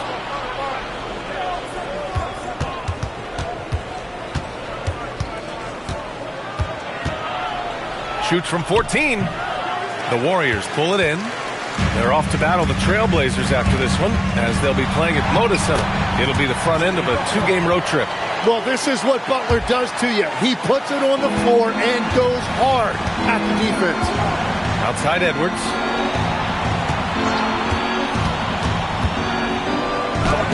Up again. Oh, Gobert! Right there on the putback. Huge putback. This guy plays with so much energy.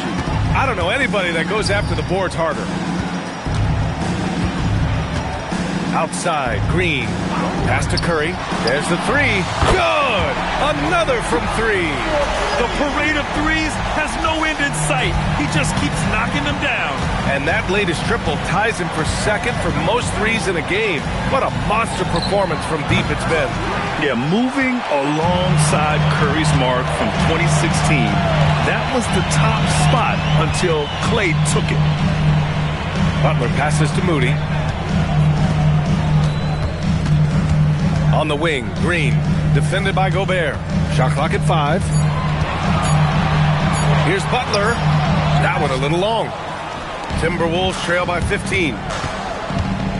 Pass to McDaniels. Good. The assist goes to Edwards. Yeah, he just needs more shots. He has to get more involved. Golden State has gone 1 for 5 shooting from the arc here in the fourth. Now here's Pajemski. Moody from outside. Gets rebounded by Minnesota. Gobert's got 15 rebounds here tonight. Edwards, a pass to Randall. Lays it up and in off the pretty assist. And now 24 points for Julius Randle. Well, he is doing everything he can offensively in this quarter, but unfortunately, it's a team game, and he can't win this alone. Outside Curry. They double-team Curry. To the paint. Here's Green, and it's hammered home by Green. And, you know, Green's impact isn't always felt in his scoring, but tonight, his points are having a massive impact. McDaniels outside. It's good from beyond the arc. Good passing to set that up. Teamwork on display. And Curry's got the ball here for Golden State. It's a 10-point game. And Steve Kerr calls timeout. He is not messing around, calling them into the huddle.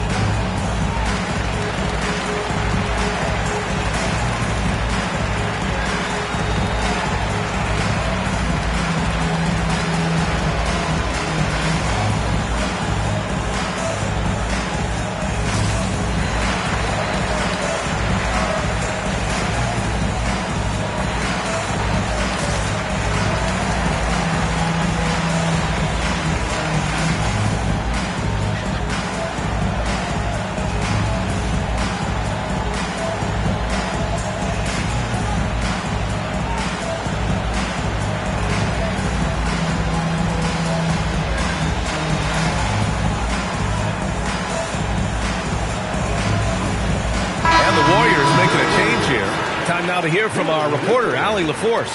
I was able to listen in on what Steve Kerr had to say to the team. He said, this is who we are. This is the pace. Don't let up. He said it doesn't matter if they go on a run. What matters is how we respond. They plan to respond with a fury, guys. Okay, thanks, Allie. Trailing by 10.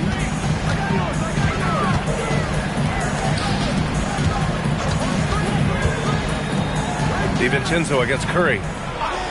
Beyond the arc. Rebounded by McDaniels. One thing they've done well tonight, and that's rebounding. Here's Edwards.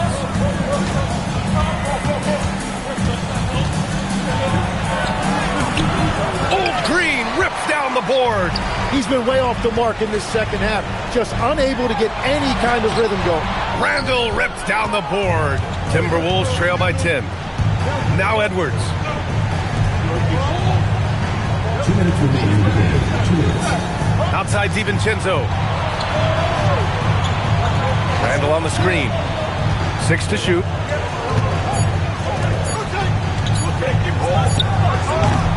Tight D, making that one difficult. Here's Curry. Puts up the tray. Connects again from distance. And of course it falls for him. And that three pushing him into the record books. Well, he is now tied for the most threes in a game. A night we'll never forget. Yeah, amazing indeed. 14 triples alongside Captain Klay Thompson, that is. Now Butler. Curry outside. Butler outside. And stolen by Edwards. And a comfortable win for them here. Game is out of reach. Good performance for the Warriors. You know, their ability to protect the ball helped win it for them. Yeah, it really did. Less turnovers mean you can get more chances to score. All coaches tell you to value every possession. And this is a nice victory for them. It's win number 14 of the year. Yeah, this is far from the last word in the season series. Still 3 more meetings between them and plenty of motivation to square things up. And as it was happening, as it was building, you knew this was a monster game for Stephen Curry. Yeah, no doubt. He was the most impactful player for their offense tonight.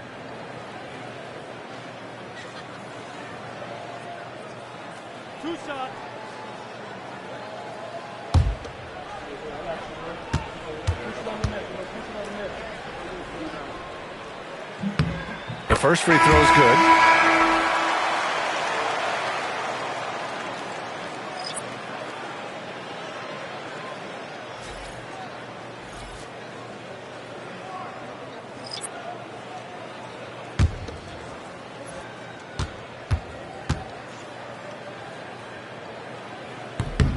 Good on both. 15-point game. And here's Conley. Outside Miller. Clark right side. Kuminga against Miller. Banks it home. Big shot. Leonard Miller.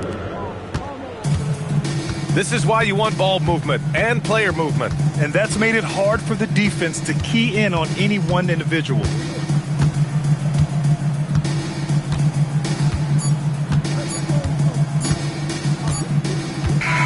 And so it's the Warriors taking care of business in this one. A competitive game. You have to feel like this crowd gave him a little extra edge. Yeah, they really fed off the energy. You saw their activity level go up. Just a tremendous performance. All right, let's send it down to Allie LaForce, who's with our player of the game. Steph, I know it's still early, but how do you evaluate this team and its ability to go the distance? In terms of communicating about our principles and how we're going to be successful, trying to chase another championship, we're definitely on the same page. Just a matter of staying focused every night, giving the best effort we can, and just enjoying the journey because it's a long year. Well, you've been there. You know what it takes. Thanks, Steph. All right, thanks, Allie. Well, folks, that's going to do it for now. For Grant Hill, Tim Legler, and Allie LaForce, this is Brian Anderson, thanking you for watching this 2K Sports.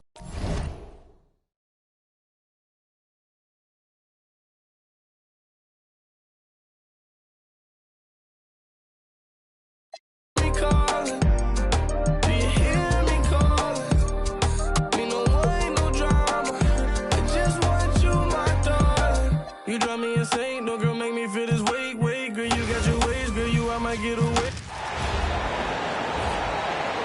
At guard, 6'8", number 2,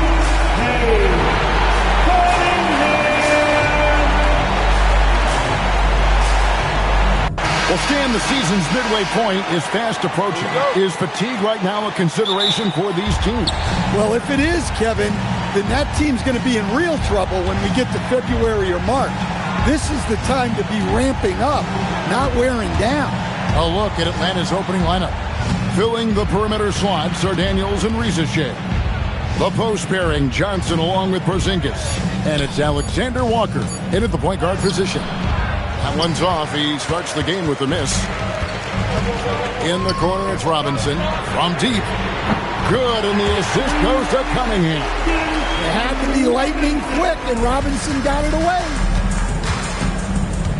Johnson outside. Rizachet sets the screen for Johnson. Pass to Rizachet. Tried to come right back with the three of his own, but it's no good. And 2 free throws coming up, unable to get that one to go with all the contact. That one on Rizachet. What I appreciated about Thompson is his recognition. He knows when to force the issue and when to pull back. This is his first chance at the line tonight.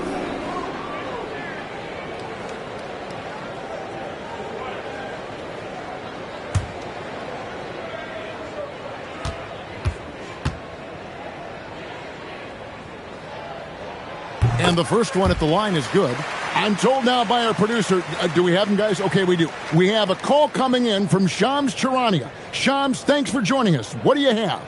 Thanks. Well, the Detroit Pistons, looking to build on last season's breakthrough, Coach J.B. Bickerstaff said Cade Cunningham's leadership makes his job easier. And all that aside, Bickerstaff said their fierce style is key, adding, win or lose, we win the fight. Not a team to be taken lightly. Thanks a lot, Johns. And the dunk by Porzingis. Well, this is what you love to see. Porzingis attacking the rim. Cunningham passes to Duran. In the corner, it's Harris. Inside, here's Thompson, and he drops in the layup off the glass. And once he got to the 10, I think he was surprised to find himself that wide open. Once he gets in deep on the defense, there is no way he's missing a layup like that. Now, here's Johnson. Against Washington, he was really on his game. Now, let's take a minute to talk to Allie LaForce, courtside. Allie. Well, J.B. Bickerstaff had a few moments to share with me. I asked him about what could tip the balance in their favor tonight. He said, quote, Kristaps Porzingis is operating at a high level. It opens up their entire offense. The key for us is to keep Porzingis from having a major impact. If we can do that, it'll be our game to win. Guys? All right, Allie, thank you so much for that. Here's Porzingis following the basket by Cade Cunningham. 6 on the shot clock. Here's Porzingis. The shot off that time. The defense that time from Duran. Johnson against Harris.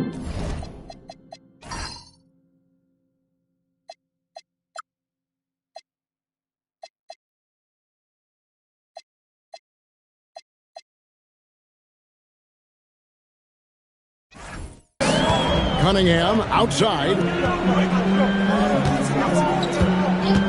Harris outside. Rebound by the Hawks. And you're just not going to see him do that very often. Usually when he rises up, there's a guarantee it's going down. Yeah, plenty of power behind that move from Johnson. And the foul on Dyson Daniel. That's his first foul. 2 seconds.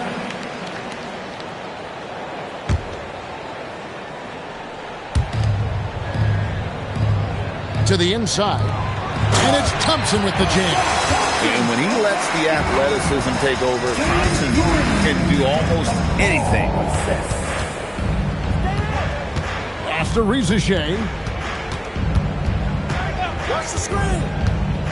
Porzingis with a screen on Thompson. To the middle. Got a piece of it.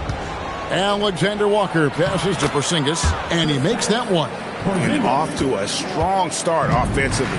He's got a nice touch. Thompson outside. Pistons passing it around. Basket is good. The assist from Harris. Thompson's got 8 points. Oh, this is the kind of start they were hoping for. Johnson outside. Rizachet sets the screen for Johnson.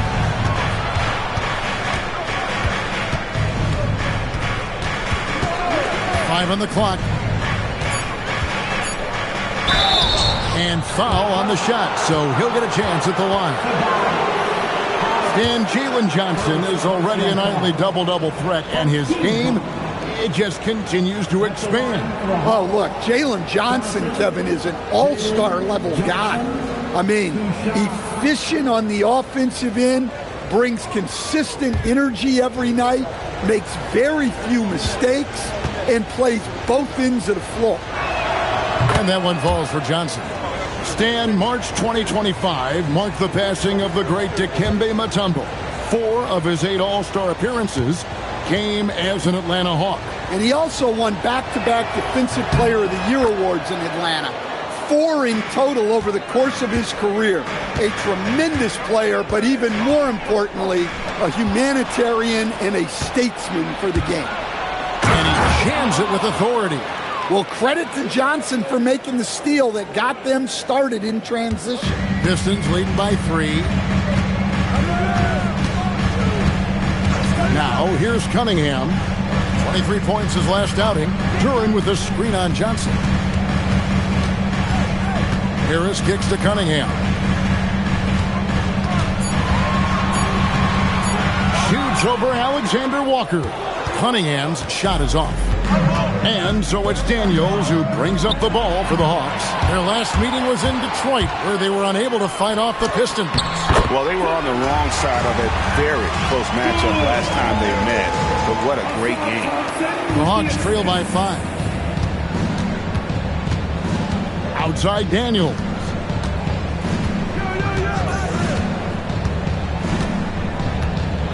Over to the left wing. 6 to shoot.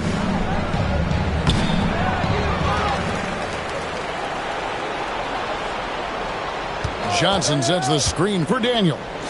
After Rizachet. Shoots over Duran. And it's Rizachet missing. Pistons leading by 5. There's the lob to Duran. Hammers the alley-oop through. Well, as a lob partner, Duran's exactly what you want. He really goes and gets it. Here's Alexander Walker. In the corner, Daniels. After Rizachet. Now here's Porzingis, defended by Duran. And it's blocked. An effective stopper at the rim. Duran sure knows how to use those long arms. You gotta love strong defense, especially when it comes in the form of harsh rejections. Wow. And this is how you protect and grow a lead, by making a huge effort on that end of the floor. For Detroit, they've gotten 7 of their first 10 attempts to fall so far. Excellent pace to their offense.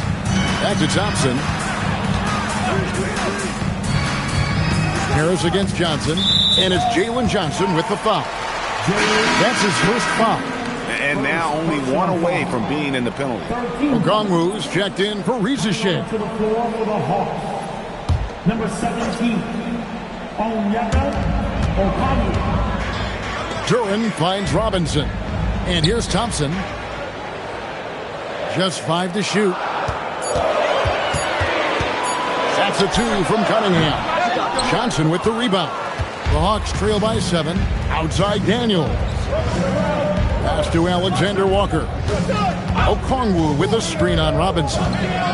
Here's Alexander Walker. None of the miss, and they've really hit a rough patch here. Detroit's gone 1 of 2 from long range in the first quarter. Thompson, a screen on Daniels. Cunningham inside. He's covered by Daniels. Cunningham's shot is off. They've been beating them to a lot of those loose balls and rebounds here to start. Daniels, no good. Pistons leading by 7.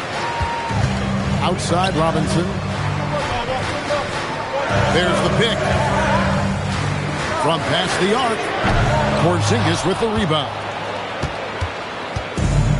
Atlanta's gone 0 of 2 from deep here.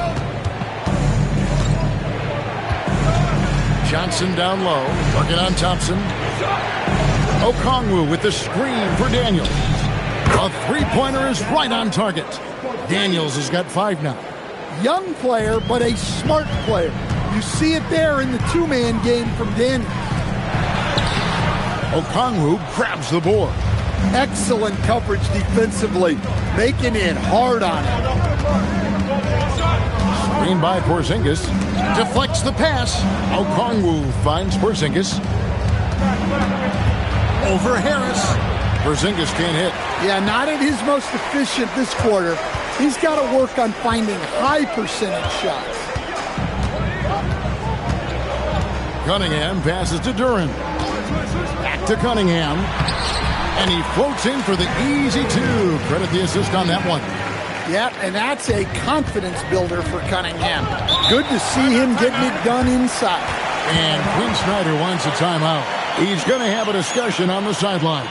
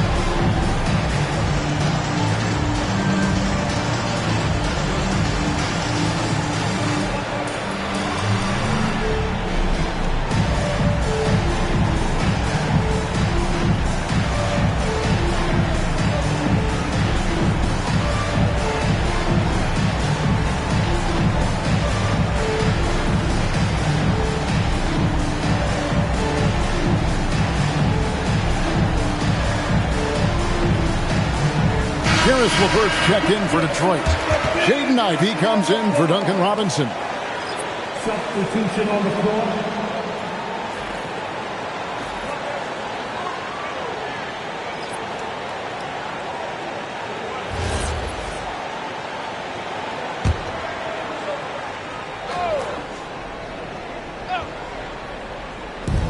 And the Hawks with possession here. They trail by 6. Pass to Newell. Now Kennard. Ivy defending. Here's Newell. Nice ball movement here by Atlanta. Clock at 4. The Hawks need to get off a shot here. A three-pointer, no good. And they have a narrow edge here in rebounding early on, and you wonder what kind of a role that's going to play moving forward. Now, here's Cunningham, averaging around 27.5 points a game, one of the best in the league. Duran, the pass to Harris.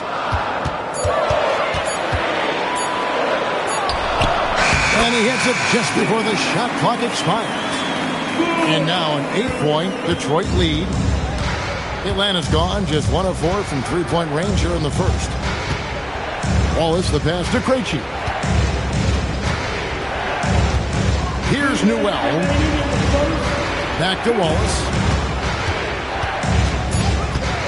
Pass to Kennard. Fires the 3.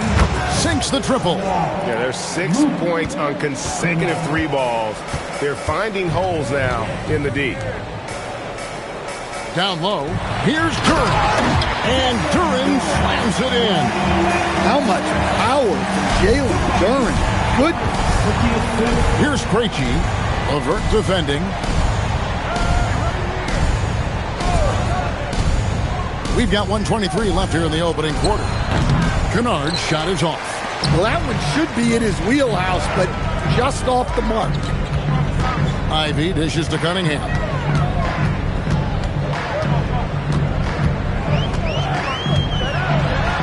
His shot is good. Scores his 3rd basket in 6 tries.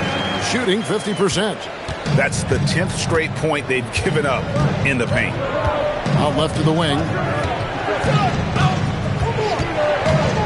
Here's Newell, guarded by Harris. Kennard up top, out to the wing. Here's Newell, up again.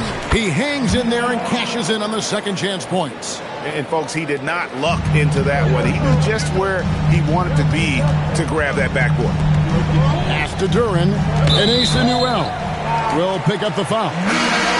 That's his first foul for the Pistons. Stewart's checked in for Jalen Duran. Holland comes in for Harris. And it's Jenkins in for Cade Cunningham. And a switch here also for Atlanta. Johnson's checked in. Here's Holland. He gives a bit of a scoring lift to the team, averaging 8 points a game. Jenkins buries the long-range jumper. And the Pistons lead by 10. And the defense looks soft early on. They've got to sum it up. A little more sense of urgency. Here's Newell. No good. Shot missing. What a performance for Asar Thompson. He has been the story for the Pistons. He notched 8 points in the quarter and has that terrific basketball instinct on display. And don't go away. We'll be right back.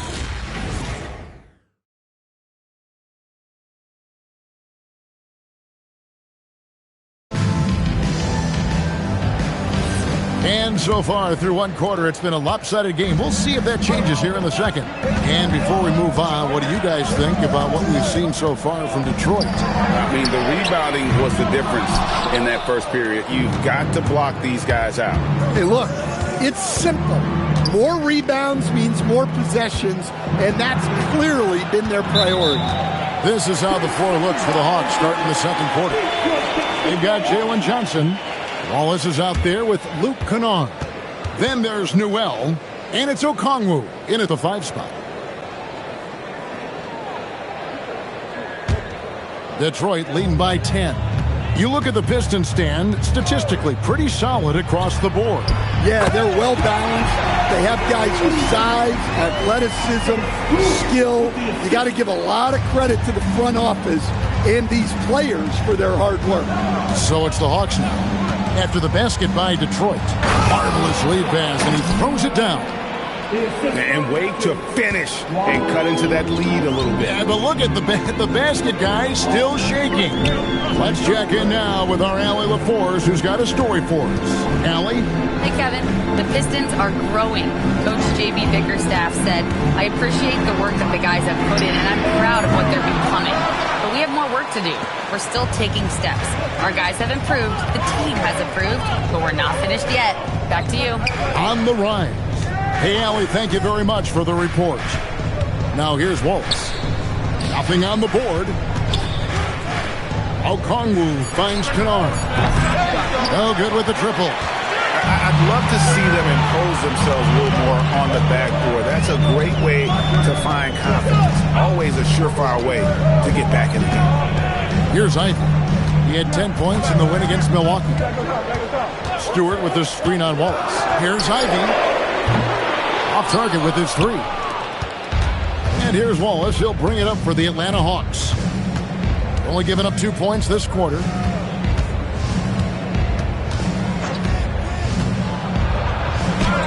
Good on the shot, and that shaves the lead to single digits. Now that's a high percentage look when the D doesn't fight over the screen. Yeah, it's certainly worth it to disrupt the offense. Coaches notice that extra effort. And so the timeout here by J.B. Bickerstaff. Coach is going to take a few minutes to regroup and go over the strategy.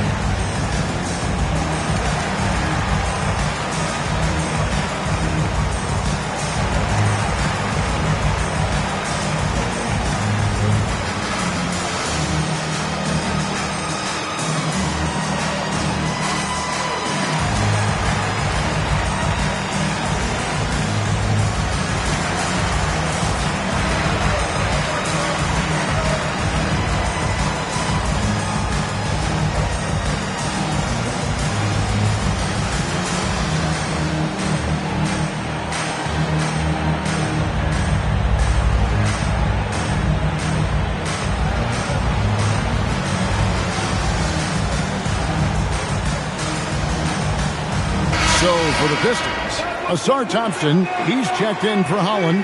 Robinson comes in for Jaden Ivey. And it's Cunningham in for Jenkins. And a switch here also for Atlanta. Krejci's checked in.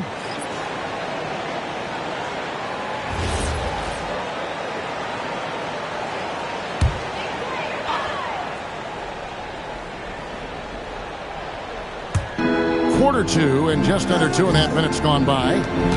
Here's Cunningham. In the hoop for his fourth field goal. 4 for 7 shooting and looking for more. Nice job getting inside and executing. I like seeing Cunningham be aggressive around the basket. Okongwu kicks to Kennard. Johnson up top. LeVert defending. Pocket 6. Shoots. Johnson can't get it to go. Doesn't register as a block, but he did everything you want defending that shot. Well, you know, sometimes the most pivotal plays don't always go on the stat sheet. Now, here's Cunningham. 8 points for him. Count it. And at the offensive end, he's done about as much as they could have hoped for today. Guys, they're looking for a way to score here. Yeah, they've had a tough time taking the lid off. Newell, good. Newell's got 6. Easy shot for him. They'll take that every time up the floor. Pass to LeVert. Back to Cunningham. Stewart a screen. Pulls it from the elbow. Cade Cunningham again. Cunningham's got 6 here in this quarter. And Craig, the way the floor is spaced now, how much would you enjoy playing in this current environment? I'm lacing up my kicks as you say that. It would have been a lot of fun. But not only do you have more room to operate, defenders practically, they can't touch you. Now, here's Cunningham. Stewart a screen for 3. And the dunk by Stewart. Well, that's where Cunningham is at his best, operating the pick and roll. The Hawks trail by 14. To the paint. Here's Okongwu. And in terms of size, not your typical center, but man, he plays as big as any of them thanks to that terrific leaping ability. And stolen by Okongwu. Here's Krejci, covered by Cunningham, and stolen by Thompson. All alone, and Thompson throws it down. And when it comes to getting up and down the floor, Thompson has few peers. And Quinn Snyder wants a timeout. He's going to make some adjustments to the game plan. They defeated the Wizards in their last game. And really showed their depth when they needed it most. On the road, having to manufacture points. And those are the games you need as a squad. Proving to yourself you can go win in a hostile environment.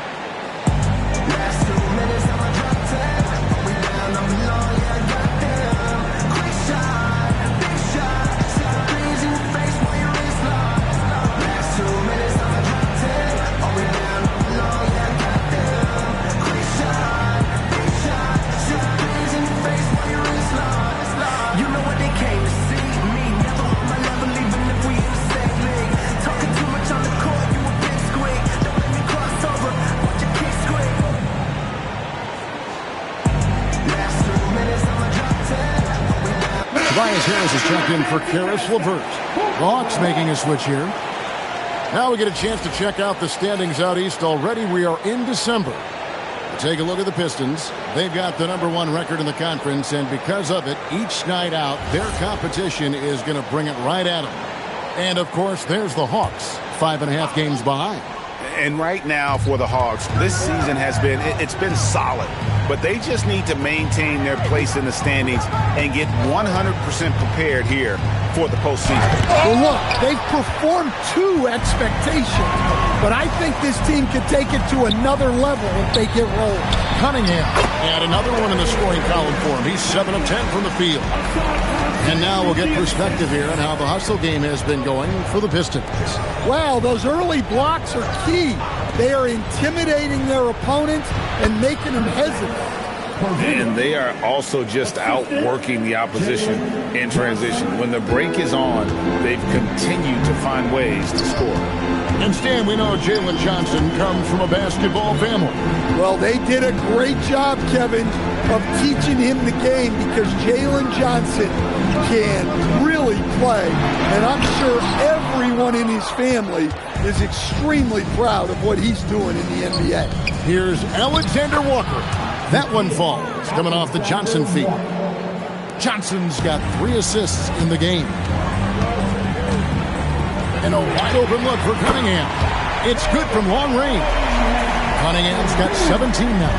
Yeah, this is really important to Cunningham's development. He needs to keep rising, firing, and hitting these pull-up jumpers. Thompson with the bucket. Man, just adding insult to injury. He just waltzes inside and extends this lead.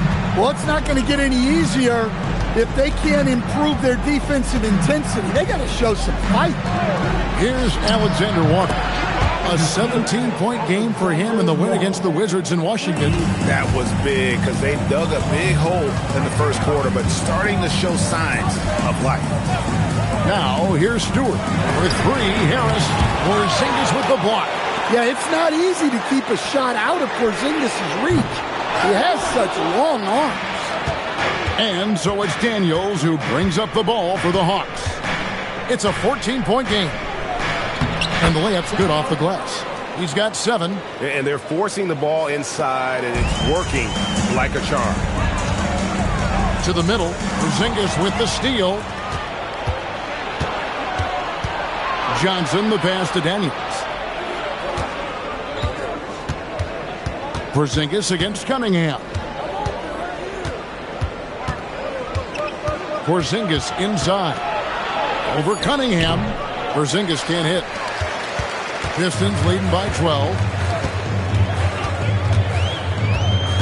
Robinson up top. Defended by Alexander Walker. Detroit, no good that time either. And for Detroit, they come in off a good outing against Milwaukee. Tremendous poise on the offensive end. Overall, they did not settle for bad shots. No, you're not going to lose many games shooting the percentage they did. That takes a disciplined effort. And the foul on Dyson Daniel. That'll be his second foul of the game. And that's his second foul. I don't know if they'll sit him. It's a tough decision. And so the timeout here by J.B. Bickerstaff. He made the decision to huddle up with his guys and talk about strategy.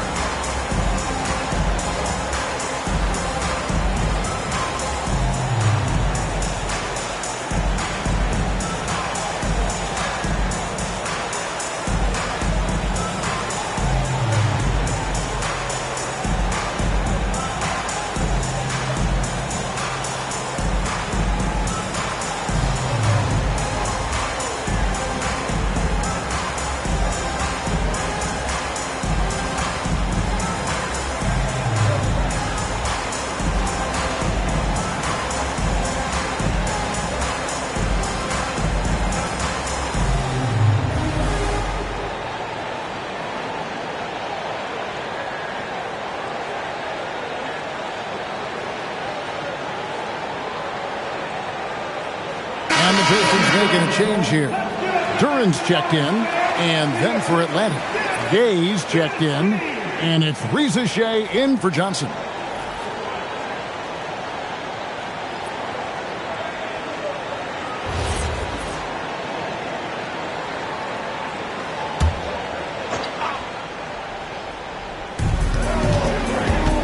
Harris finds Cunningham. Shoots over Reza Shea. He sinks the 11-footer. Cunningham's got 19 points. Well, this is shaping up to be a special night for him. Started out well and is only turning it up here in quarter two. Hawks passing it around.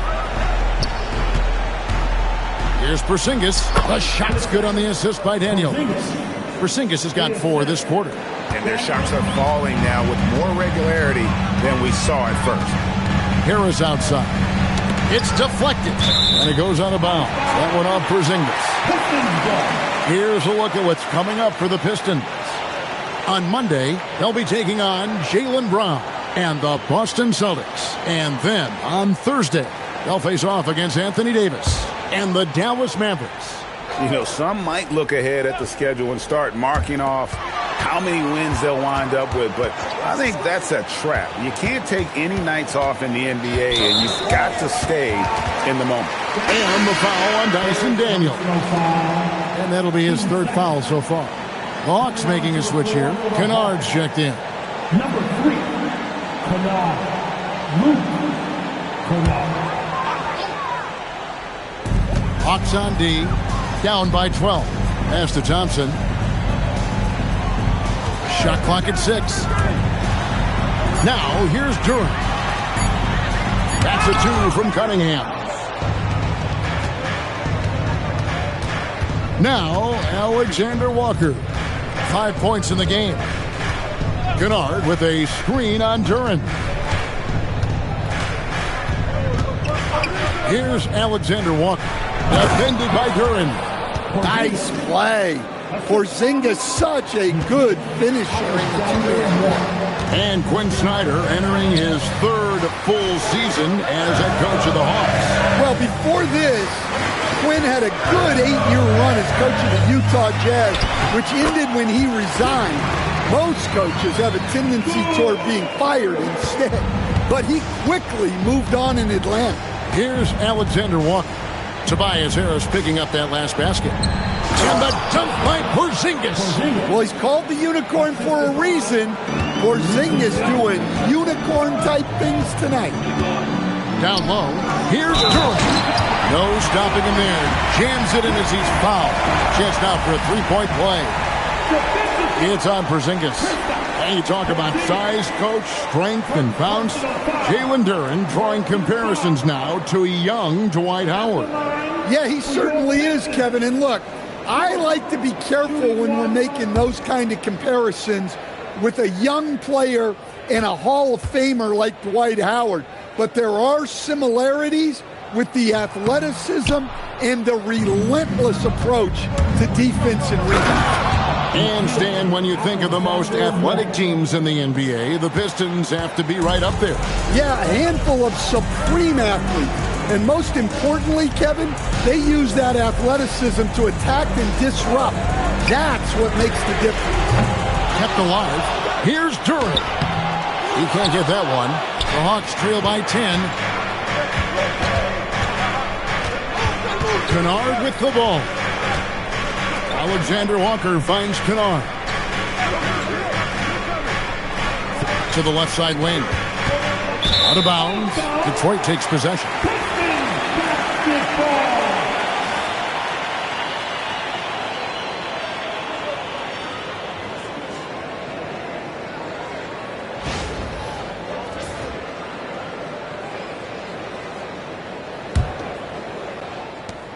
.30 seconds left in the first half of the game. On the wing, Harris.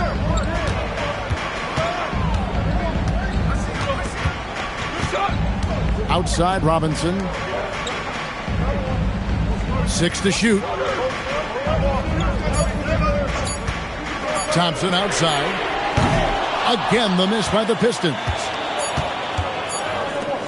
Here's Rieseshay. And the last second attempt doesn't fall. And so it's the Detroit Pistons going into the break with a 10-point lead. They're playing a bruising game inside, and it's working for them. And let's hear from Allie LaForce, who joins us from the sidelines. Allie? Coach Quinn Snyder with us now. And, Coach, a bit of a lull for this team scoring the ball. Why? And it had nothing to do with anything other than us being aggressive. We're like walking the ball up the court, and whoever's got it, we've got to attack. At least effort is something you can control. Thank you, Coach. Thanks, Allie. Much appreciated. Halftime now, and we'll be back to get the third quarter underway in just a moment.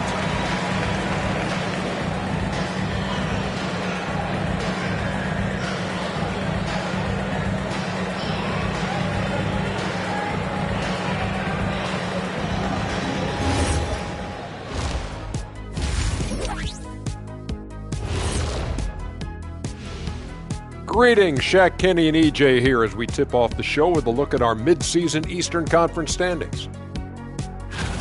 Taking a look here now at Detroit, there are some high expectations coming into the season, and they can create a lot of pressure on a team. But they said, we can handle it, and they're proving it. Yeah, they've got the character and the talent to be a top team in the league. And weaving back to the first half of our game, Cade Cunningham showing out. He's in the mood offensively, carving up the defense like Kenny carves up that tofurkey on Thanksgiving. Tofurkey. Yeah, that's like tofu and turkey mixed together. I can't lie, I get into that.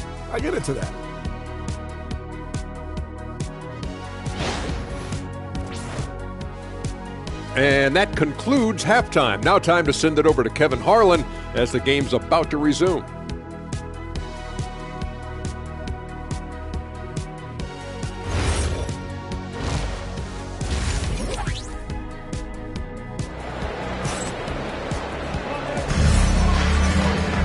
And happy you could join us. We've got 2 quarters left to go in regulation. You look at Cade Cunningham in this game, he's been everywhere. Well, we'll find out if they were able to find an answer for him over the break. He was scoring with ease in that first half. Yeah, I'd love to see what they drew up in the locker room, because you're right. He's the problem right now. And it's Cunningham with the ball for the Pistons. 17 points was their biggest margin. They'll be off to Boston for a meeting with the Celtics after this one. And that'll be the first of a 2-game road trip for them. The forwards are Thompson and Harris. Duncan Robinson out there with Cunningham. And it's Duren in at the 5, roaming the paint. That's the group for Detroit right now. And so here's Atlanta. After Tobias Harris getting his shot to go from deep, the wide open look here for Porzingis, and they wasted no time getting those 3 points back. Well, I love the response by Porzingis. Terrific work coming back with his own triple. To the inside, and Duran slams it in. Unselfish basketball. That's what coaches love to see. The Hawks trail by 12. Outside Daniels. Back to Alexander Walker. Johnson, wide open, he fires. Had a chance there to cut it to single digits, but it's off target. Here's Harris. Johnson with the rebound. Wow. Missed the easy one right there, right at the rim, but came up empty. Porzingis sets the pick for Johnson. Takes the three. Rebounded by the Pistons. Duran's got rebound number 9 now. What an effort here tonight. Cunningham looking it over. The shot from the low post is good. Cunningham's got 21 in the game. Big night for Cunningham. This is why he went first overall. He can take over a game. And the dunk by Porzingis. Yeah, this is when they need to lean on him more. Get him the ball and let him build some momentum. And here's Cunningham. He's got 21. And Thompson kicks to Harris. Down to 5 on the shot clock. Cunningham for 3. Hands it from downtown. He's got 24. Yeah, they've come out of the break confidently. 4 of their first 5 here to start the second half. And Quinn Snyder wants a timeout. He's going to take this chance to talk to his guys.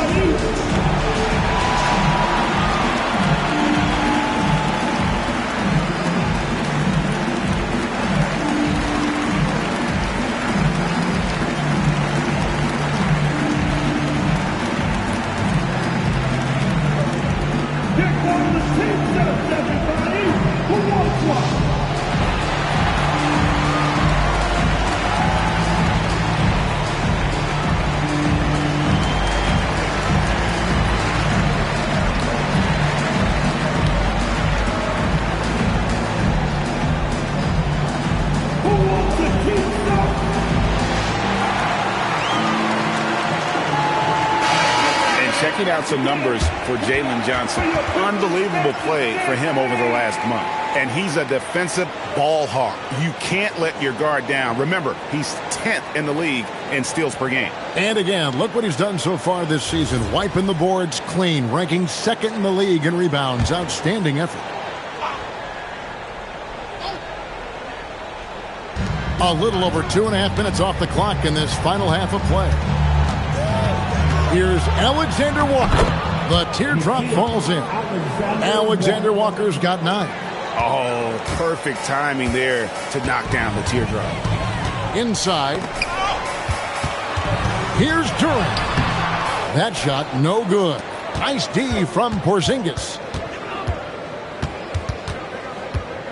Johnson inside. Guarded by Harris. Robinson against Daniels. Again, the Hawks good for 2. Now that's a high percentage look when the D doesn't fight over the screen. Yeah, it's certainly worth it to disrupt the offense. Coaches notice that extra effort.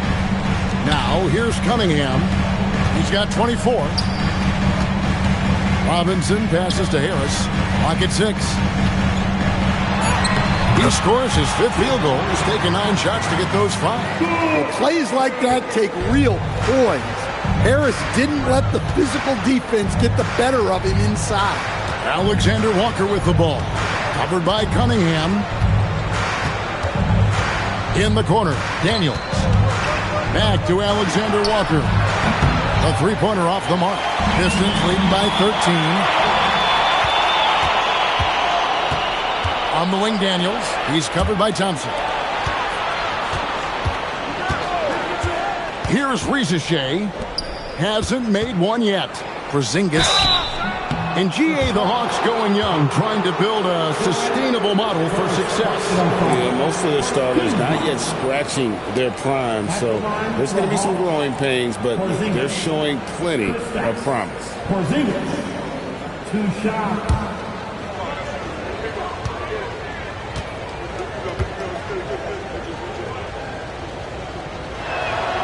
That free throw good from Porzingis. And this young Pistons team, GA, you and I love them, building around toughness. Yeah, offensively, attacking the paint, defensively, where they are engaged. And they'll send you to the foul line quite a bit, but it's a product of that hard-nosed style. And both free throws good for Porzingis. Even after pivoting towards their youth, GA, the Hawks, last season had an improved record. Yeah, they traded away a bunch of rotation veterans, but the young fellas showed they were ready to step in, and this group didn't miss a beat. Curran sets the screen for Thompson. Off target from outside. The Hawks trail by 11. To the paint, here's Daniels. Goes up high for the two-handed dunk. Well, Daniels is a tall guard. He can get up with the best of them. Cunningham outside. Out to Thompson. From deep. That's in, coming off the assist from Cunningham. Cunningham's got 5 assists in the game. Outside Daniel. Good ball movement here by the Hawks. Porzingis inside. Curran's on him. Porzingis can't hit. Detroit leading by 12. Thompson looking for an opening. Here's Duran. Basket good. Duran's got 4 points in the quarter. Well, this is where Duran looks to score, and it's why he shoots such a high percentage. Pass to Rizichet. Porzingis with a screen on Thompson. And the dunk by Rizichet.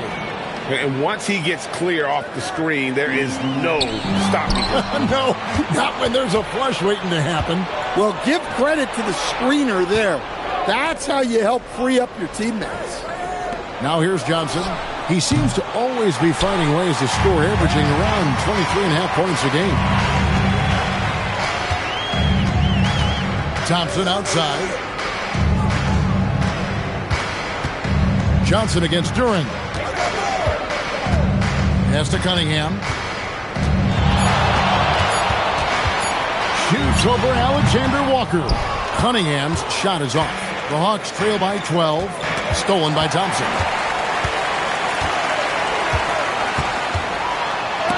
Porzingis with the block. The unicorn out there doing what he does on defense, protecting the paint. Here's Alexander Walker, covered by Cunningham. 5 to shoot. Porzingis passes to Alexander Walker. Three-pointer. Duran pulls it in. Duran's got rebound number 12 here already in the game. Pass to Cunningham. Back to Thompson. Lobbed up there for Thompson. Daniels with the steal. We're now joined by our sideline reporter, Allie LaForce. Allie, it's all yours. Thanks a lot, Kevin. Jalen Johnson, great in the two-man game, and he talked about how he operates off the pocket pass. He said, quote, "It's simple. You got to read before the catch. Point 5, quick decisions. Just how quarterbacks have progressions with receivers, I have progressions in the pocket, and I read those." Back to you, Kevin. Okay, Allie, we thank you. Now, here's Duran. Jalen Johnson missing his last shot. Duran finds Cunningham. Just 5 on the clock. Back to Duran. And Duran slams it in. Let me tell you something about Jalen Duran. This guy fears no one, and he plays with a mean streak. And Quinn Snyder wants a timeout. Coach is going to talk some things over with the team. Might be seeing something to adjust.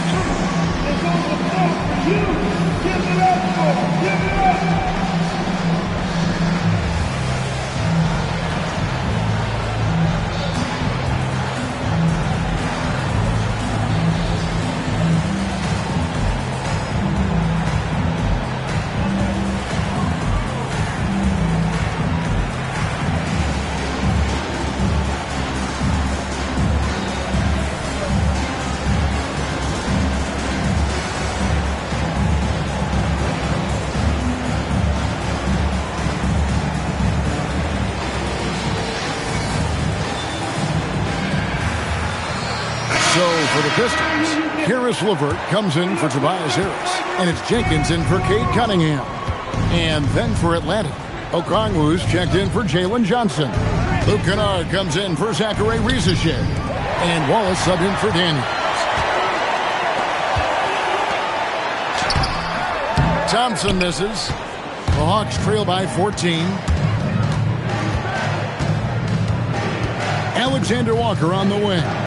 9 points in the game so far. Pass to Kennard. This one for three. Drills the three-pointer. Kennard's got 6 points. Yeah, Kennard's percentages from three are insane. And he's consistent. He does it every year. Now here's LeVert. He has yet to score. Missed opportunity. He's just got to shake that one off. Now, Alexander Walker. And the lead is down inside single digits. He's got 11. That's how they like to see him operate. Big part of their attack. And Okongwu gets the whistle that time. That is his first foul of the game. A different look here for Detroit. Stewart checked in for Thompson. And Ivy subbed in for Duncan Robinson.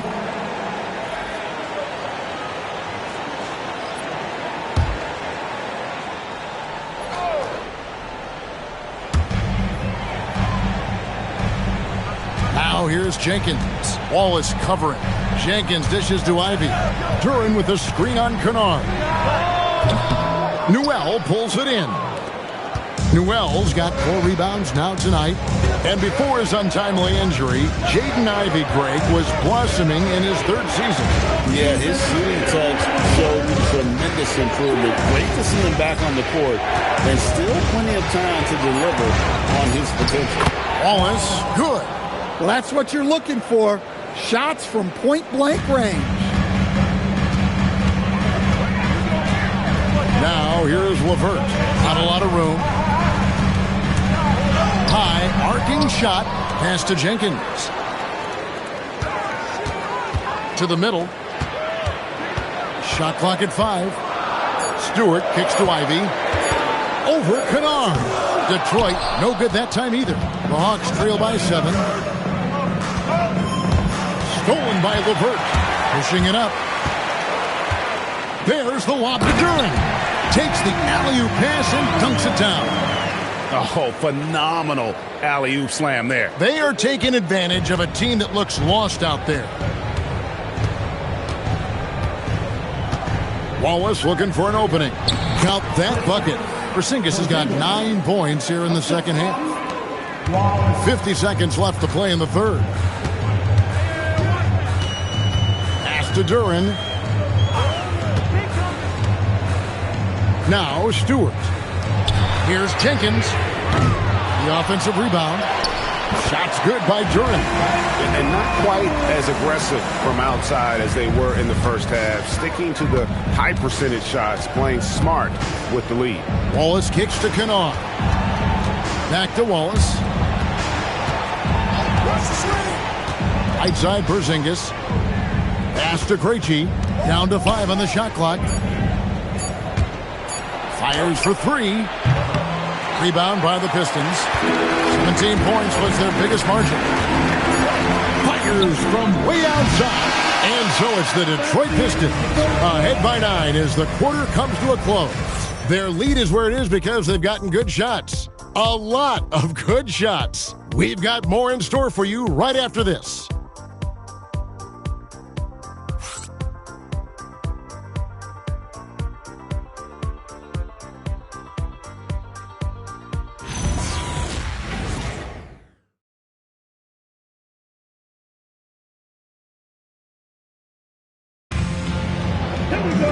The fourth quarter has arrived. So good to have you with us.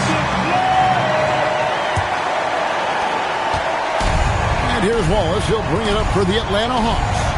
9-point game. They host the 76ers after this one. That game will be a quick pit stop before hitting the road again. Fourth quarter on the court for the Hawks.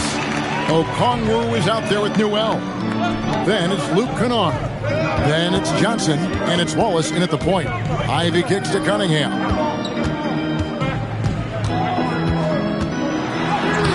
Good D by Johnson. The Hawks trail by 9. On the wing, Wallace. Ivy defending. Back to Kennard from downtown. Holland with the rebound. Kennard's gone just 2 of 6 shooting, 33%. Holland the pass to Ivy. Wallace against Cunningham. Stewart with the screen on Wallace. Down low. And the dunk by Stewart. Well, look, offensively, you want to put Stewart in the pick and roll. He's just so versatile. Wallace against Cunningham. Pass to Kennard. Good ball movement here by the Hawks. Wallace kicks to Johnson. Just 4 to shoot. For the 3. It's hauled in by Stewart. And they've only got a slight edge on the boards, but it just feels a lot bigger. Here's Ivy driving to the basket. LeVert from outside. Rebounded by the Hawks. Well, sometimes it's just not your night. But despite his struggles, they're ahead in the game. Wallace outside. Back to Kennard. From the arc. LeVert grabs the miss. Just not much success when it comes to shooting. Cunningham against Johnson. Ivy passes to LeVert. The kick out to Cunningham. Low block shot, and the basket is good. Cunningham's got 26 points. Well, yeah, that's why he was the #1 pick back in 2021. Cunningham showing there that he can dominate games. He gets that one. And what's your take, guys, on the hustle stats for the Pistons? Well, all you can ask for is your guys to be really active on D, and they've been more than that tonight. Another place they've had the upper hand tonight is in transition. They've gotten a bunch of their points off the fast break. Here's Johnson following the basket by Cade Cunningham. Another miss. At some point, they need to tap someone else for a boost offensively. Collins kicks to Ivy. Pass to Stewart. Now Cunningham. And he banks in the layup. Cunningham's got 30. Well, the physicality of the NBA takes some getting used to, but Cunningham is able to make those tough finishes. Cunningham against Wallace. Pass to Newell. Johnson surveying the floor. Kennard setting the pick for Johnson. And nothing is falling for him right now. Pistons leading by 17. Ivy on the wing. Picked off in midair.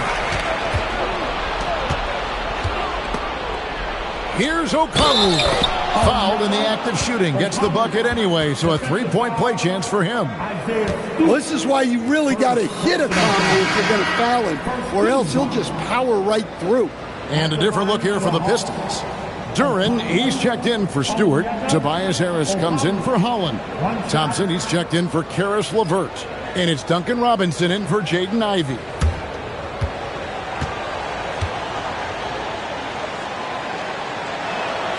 Well, when you watch Onyeka Okongwu, he's a guy who rebounds, scores, improves his game, and he's still got a lot of room to grow.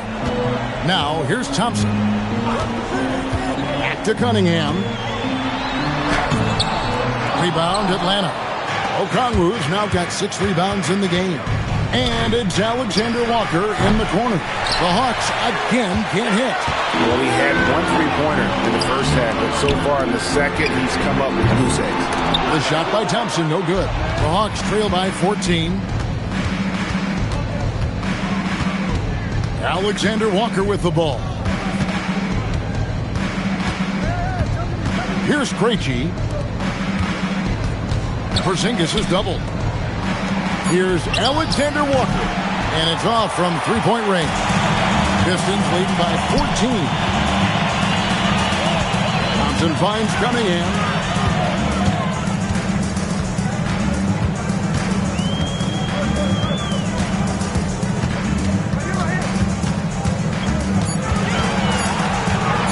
Let's go.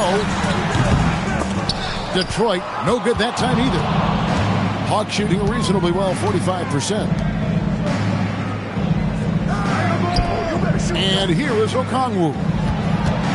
From the high post. And Okongwu slams it in. Well, with that explosive leaping ability, Okongwu is someone who spaces the floor vertically. Well, this is what you're trying to do. Put the game away. Yeah, but you can't let up now. We've seen too many wild comebacks in this league. Here's Alexander Walker. Nice ball movement here by Atlanta. There's a good screen. From outside, off the mark.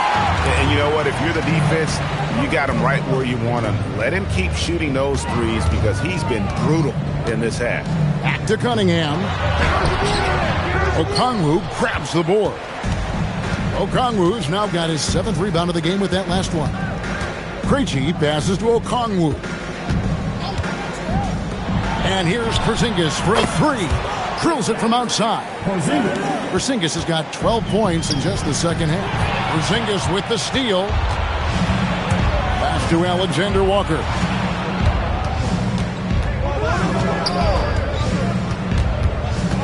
Back to Porzingis. He gets it to fall. That makes it just a single-digit lead. 26 points for Porzingis. And so it's Cunningham with it. He brings it up for Detroit. 17 points was their biggest margin. A three. The rebound by Johnson. Johnson's got rebound number 5 here tonight. Next to Porzingis. Now, Alexander Walker. Back to Porzingis. And the dunk by Porzingis. Well, one of the premier offensive players in the league, Kristaps Porzingis is hot tonight, putting on a show. Now here is Harris.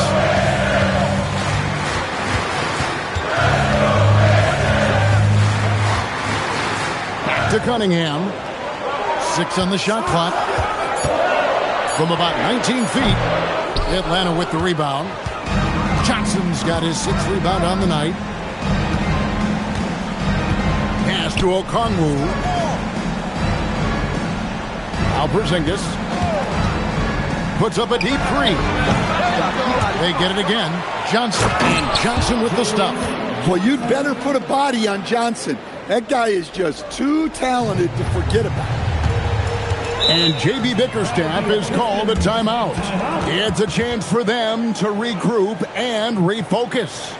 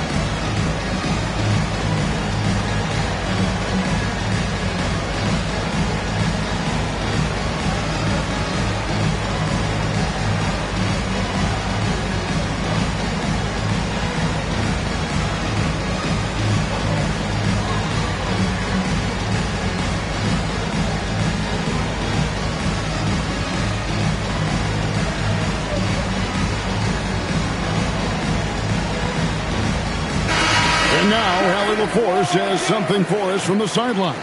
Hey, team, I was able to catch the message that J.B. Bickerstaff was giving to his team. He dug into his team for being too complacent on offense, saying, you're just chucking up the first three you see out there. Be more patient on offense, move the ball around, make the defense work. Guys, let's see if ball movement improves out there. All right, Allie, thank you for that. Here's Duran. Cunningham outside. Back to Duran to the inside. To stop the drought. Harris, no good. The Hawks trail by 5. Alexander Walker up top. Guarded by Robinson. Now Porzingis.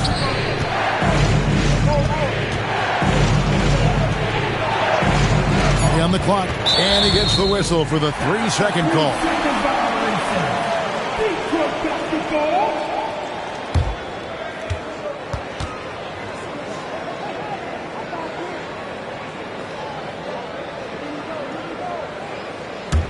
Pistons leading by 5. Outside, Harris. Duran with the screen on Johnson. Harris, Porzingis with the block, and he's able to get it back. It's good! Hawks shooting in the fourth quarter has looked shabby, 38%. Porzingis. Johnson outside. Now, Alexander Walker. 5 to shoot. Shot from 12. Porzingis. And down goes the three. Well, you see the trust they have in Porzingis. Timely basket. Here's Cunningham. 1:46 left in the game. Thompson sets the pick for Harris. Releases. Great D. That forced that miss. Johnson with it. Duran picks him up. Daniels a screen on Harris. And the call is going to be, yes, it is, an illegal screen. Beyond the leaning, you could see his feet more set on that screen. Easy call. Look, you can get away with a lot in terms of screens today. You can't make it that obvious.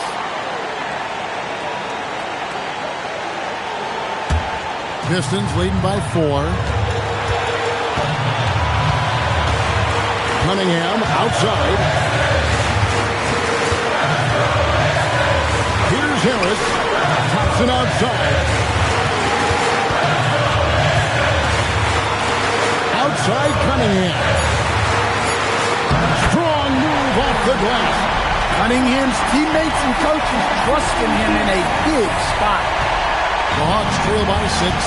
Every second counts now. They can't wait around. And they have to play fast, but also smart. Every possession counts right now. Now here's Thompson following the miss by Porzingis. Slams down the alley-oop. Well, give credit to Duran's teammates. They know he's got the hot hand, and they're feeding him the ball. And timeout is called by Quinn Snyder. He knows every possession is critical now. Everybody, it's the Pistons quick squad.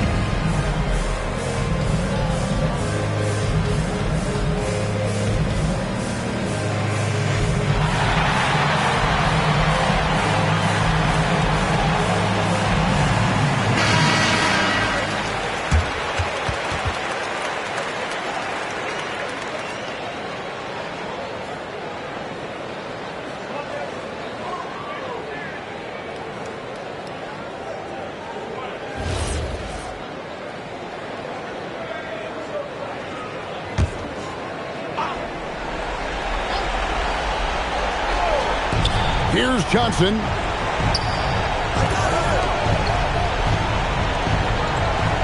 Foul Porzingis. Shot from 12. Rebounded by Thompson. Harris, 12-footer, gets it. And it's just competing, giving your best when it matters most. Yeah, they've got clutch guys on this team, and they never let up. That's tipped. This is the type of defender Duren is capable of being. Terrific activity and positioning, coming up with the rejection.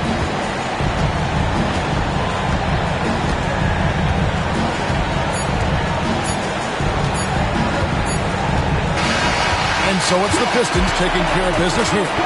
Some good moments throughout this one, but they had the clear advantage down the stretch. Yeah, I love the way they executed on both ends of the floor, completely under control for the vast majority of the game. And whenever there was a misstep, they just didn't allow it to fester, and that's why they're going to walk away with the win. And that about wraps it up.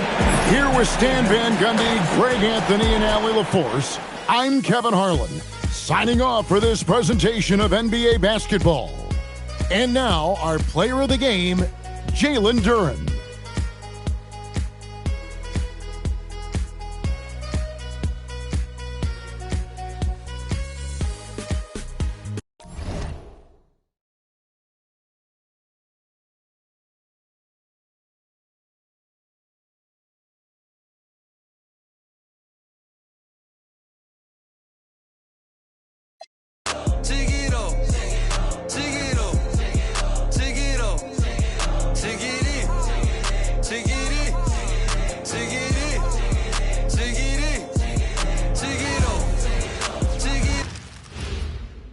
And an opportunity for these guys to get loose, find the range. We're almost at game. TGIF.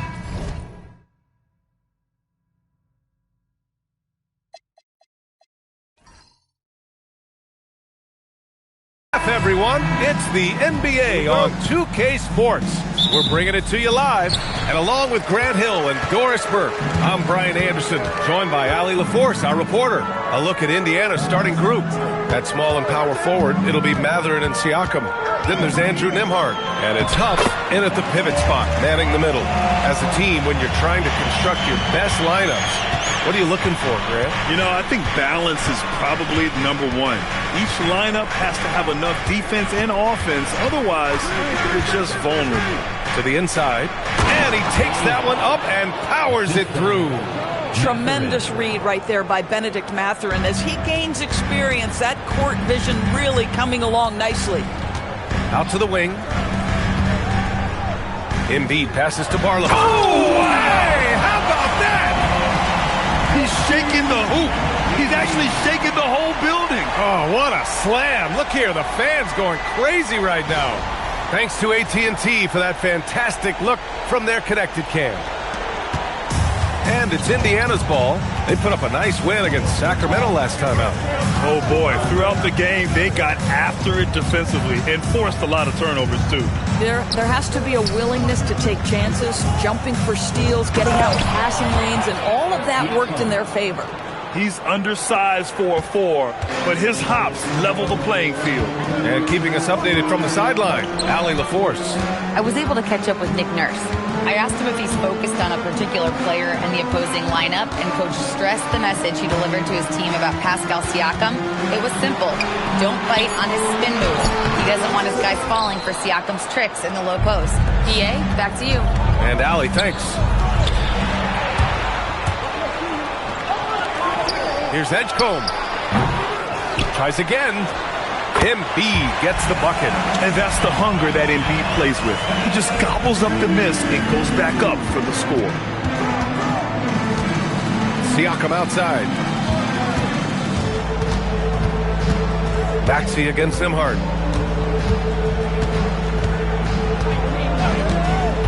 Six on the shot clock.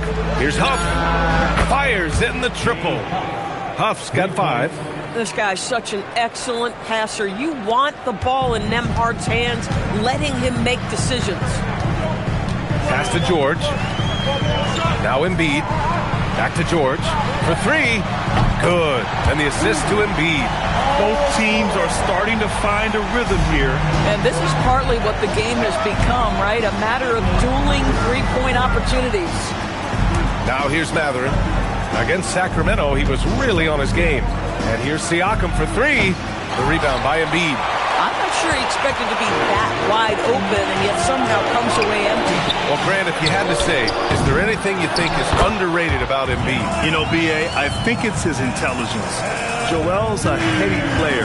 Sometimes big men don't get enough credit for their smarts on the court. Embiid knows the game. Matherin finds them hard. To the left wing. And here's Siakam for three. And the three-pointer goes. 5 points in the game. What a great start. They've only missed one thus far.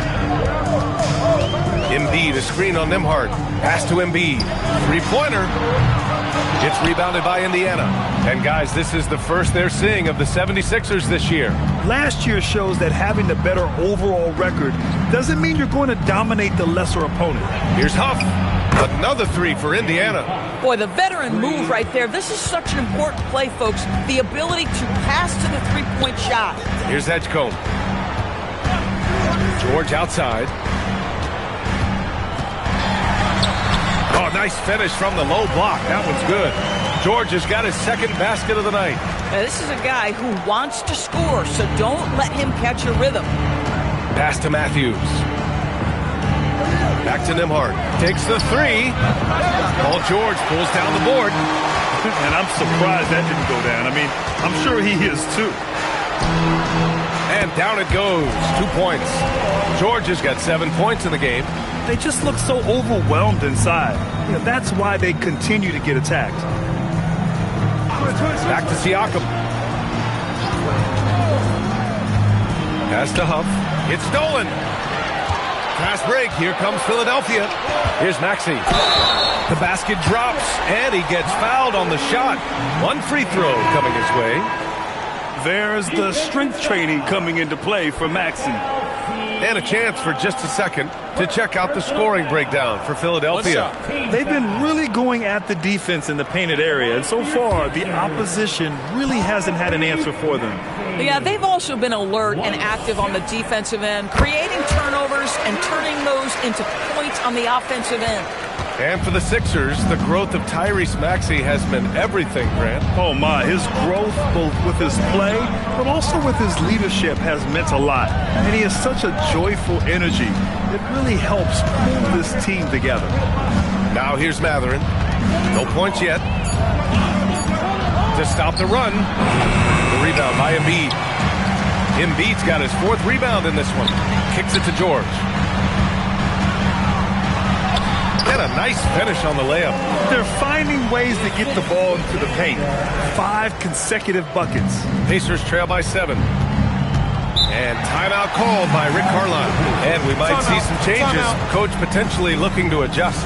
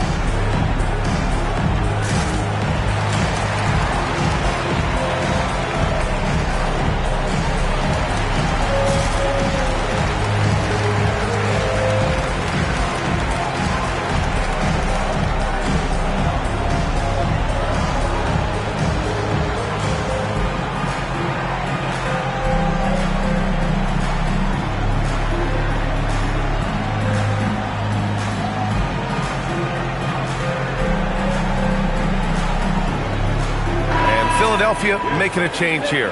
Edwards is checked in. Let's see the stat sheet here for Jarris Walker.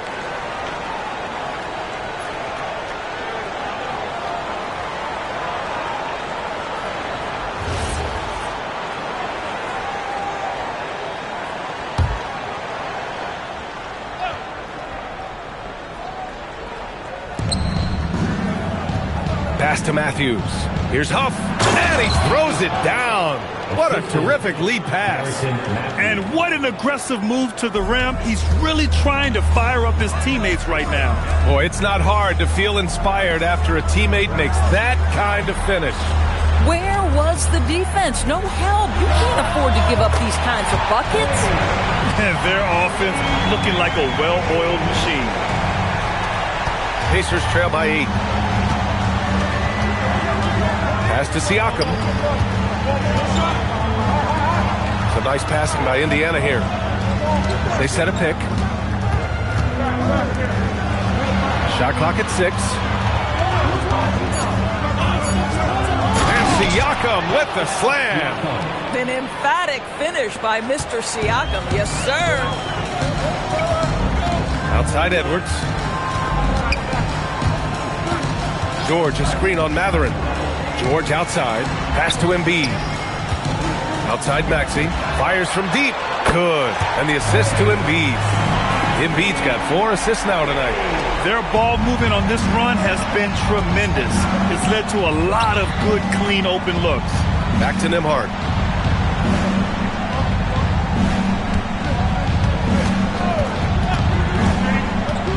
Shoots from 12. It's hauled in by the Sixers. A tough loss coming against the Lakers in their last game played. They hit a couple big shots, but overall, there was a lack of consistency. Just not their night at the offensive end. You know what? There was a lot of standing around in that basketball game. Failing to move bodies and failing to move the basketball is a bad formula. Maxey, that's good. You can't help but look toward their defense. They're totally lost.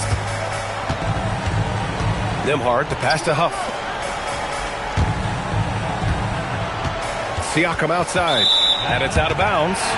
They say it was last touched by Siakam. Well, one guy's thinking zig, the other zag, and it's nothing good resulting. Some changes for Philadelphia. Andre Drummond comes in for Embiid, and Jared McCain subbed in for Paul George. Then for Indiana, Walker comes in for Matthews, and T.J. McConnell subbed in for Nembhard. Boy, bringing tremendous energy right now, and his teammates are absolutely feeding off it. Outside Mathurin to the middle. Here's Walker, and the jam by Walker. Nice slam by the big man Walker, making his presence felt there inside. Drummond, the screen on McConnell. Maxey passes to Drummond. Deflected! Outside Walker. Pass to Siakam, and here's McConnell. Now here's Walker. Let's go with a 3. Drummond grabs the miss. McCain against McConnell. Back to McCain. Here's Drummond. Beyond the arc. Walker pulls down the board. Pacers trail by 11.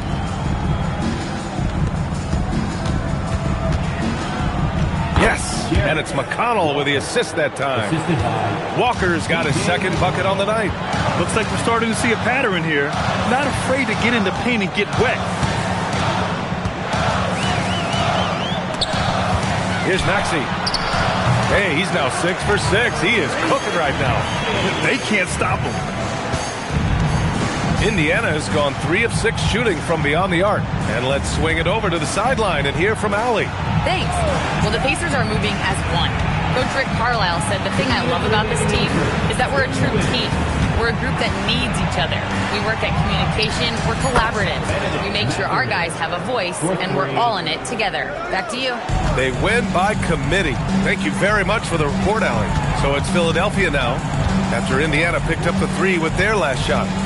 Driving inside, the 3 is up. The putback, great positioning on the putback. Yeah, they've done quality work on the offensive glass. 1:29 left to play in the first quarter. Outside Mathurin. Left side Walker. Pass to Mathurin. Takes a 3. Oh, wow. Drew the contact, and that 3 almost went in. So he'll go to the line for 3 free throws. And one thing Benedict Mathurin has no shortage of is raw athleticism. Now it's just a question of him honing that physical ability to be an effective pro-level player.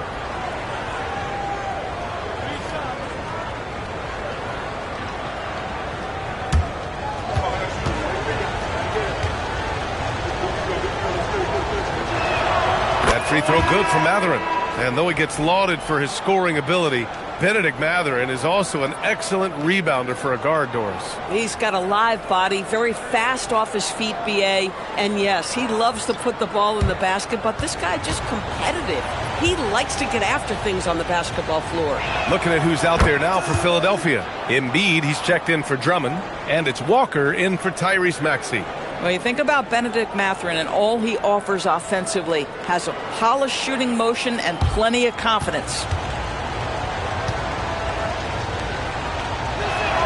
And he nails the third. All right, guys, we're lucky to have Shams Charania joining us now. Our 2K insider calling in with a story. What do you got, Shams?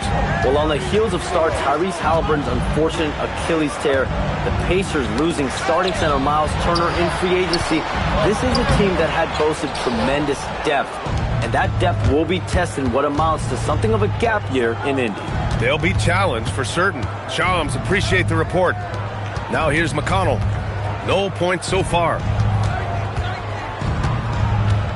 Jackson with a screen on McCain. McConnell passes to Mathurin. Walker with some nice D. So far, rebounding has been a focal point for them. Grimes, the pass to Embiid. From outside the arc. Indiana with a rebound. Boy, the team doing pretty well despite his offensive struggles right now. Outside Mathurin.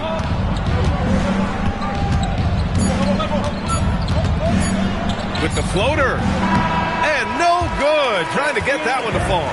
And so it's Philadelphia closing out the quarter with a 7-point lead. Their key to consistency has been their dominance in the paint. They've been the more physical team. Time for a quick break, then back to the action.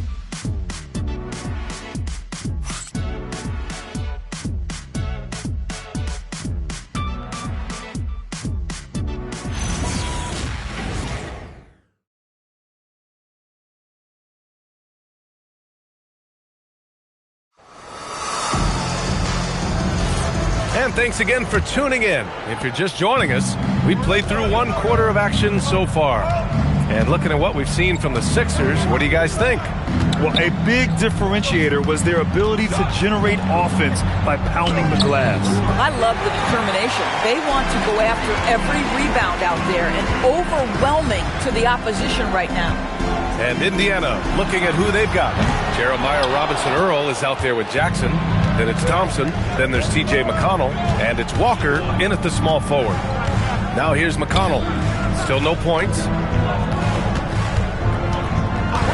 Outside Walker.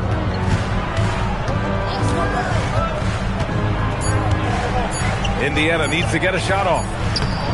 Robinson-Earl, no good. You'd rather see him dunk that. Impose your will if you can. It's McCain on the wing. Pass to Embiid. True on the 14-footer. And that's now 6 points for Joel Embiid. Yeah, this is what sets Embiid apart from other bigs. That mid-range game is on point. Out of bounds. It'll be Philadelphia's ball. Here's a look at the schedule for Philadelphia. On Sunday, they'll face off against Trae Young and the Atlanta Hawks. Then on Friday, they'll be taking on Jalen Brunson and the New York Knicks. And looking at the Dallas matchup, it's the second game of a back-to-back, so you know there'll be some heavy legs out there. Playing that much basketball in that short amount of time really takes its toll on your body. Now here's McCain. In his last outing, 8 points for him. It's Grimes on the wing. Releases. Indiana with a rebound. It's Walker on the wing, guarded by Edwards. Pass to McCain. Edwards a screen on McConnell. Here's McCain. The Sixers with another miss. Pacers trail by 9. McConnell left side from the arc. And Indiana misses again. Well, you can see they are willing to absorb some of these open shots from this guy because obviously another miss here. McCain finds Walker. Down low. Deflects the pass. Stolen by Jackson.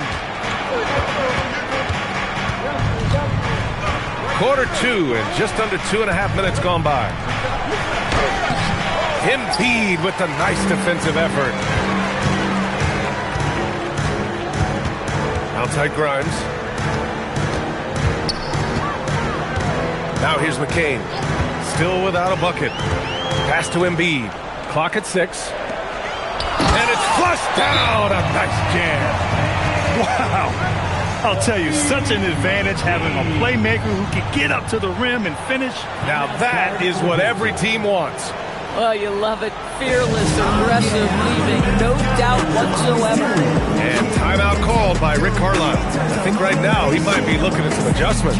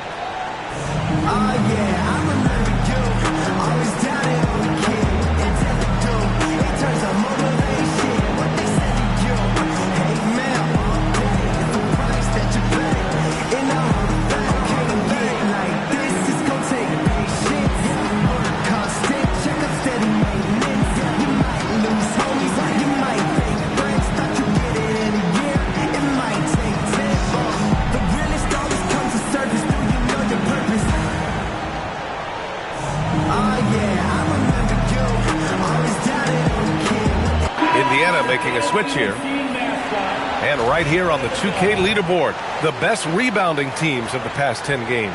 5th best, Philadelphia. And over the last 10 games, this team has brought it to the glass. Everyone is getting involved and trying to help one another secure boards. Pacers trail by 11. Pass to Matthews. A good look from Siakam. Yes! Great play by Walker to set it up. Siakam's got 9. And when it comes to taking an offense out of its rhythm, what are some of the primary methods, Grant? Well, B.A., you have to disrupt their flow. That can come from steals, deflections, block shots, even change shots. Anything that makes them feel uncomfortable. So Nick Nurse has decided to call timeout here. He's going to gather the troops and talk it over.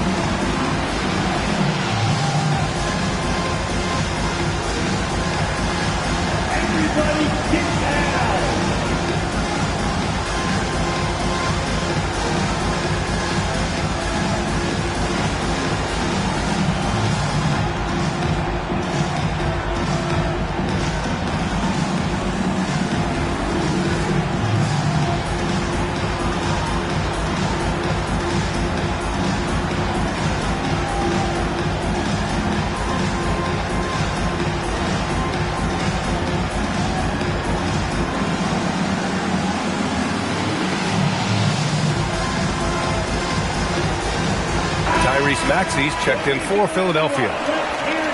And now in December, here's what the Eastern Conference standings look like.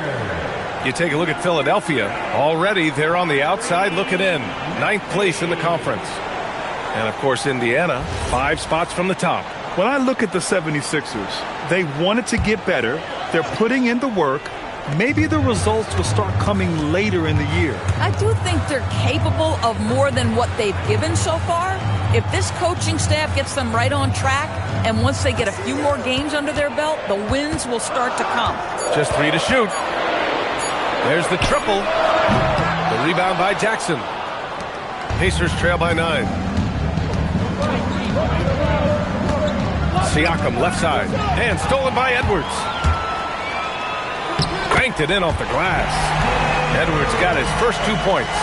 And they've made themselves easy pickings. Sloppy ball control creates an easily converted turnover. Back to Nembhard. Pass to Matthews. Some nice passing by Indiana here. Here's Siakam. Oh, a strong move from Siakam. And that is tenacity from Pascal Siakam. He was simply undeterred. Now Embiid. Back to McCain. Inside. And Embiid with the slam. Woo, that was big time. I mean, a dunk contest finish from Embiid. This guy can fly. First trip to the free throw line for him tonight. And something I remember from their last outing, he was excellent at the charity stripe. And the Pacers making a change here. Huff's checked in.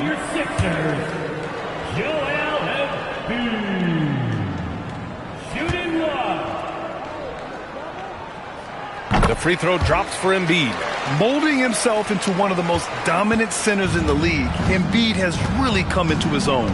And for head coach Rick Carlisle, this is the third stint with the Indiana Pacers. He begins as an assistant coach with them back in 1997, leaves the organization, but returns as the head coach in 2003, leaves after 2007, and then back in 2021, and now, of course, the winningest coach in franchise history. So it's Philadelphia now, after the basket by Indiana on the other end. The Sixers again can't hit. Boy, after dropping 2 triples in the first quarter, he hasn't hit another yet. Pass to Huff. Now Nembhard. And Grimes pulls it down. Might like a do-over there. Quality look inside. Here's the three. Indiana with a rebound. Next matchup, they'll be at home against the Wizards. That'll be the first of 2 games on their home court. Walker, a screen on Edwards. To the paint. And the jam by Walker. As a roller, Walker has soft hands for the catch, and he is aggressive. Maxey surveying the D. Pass to Embiid.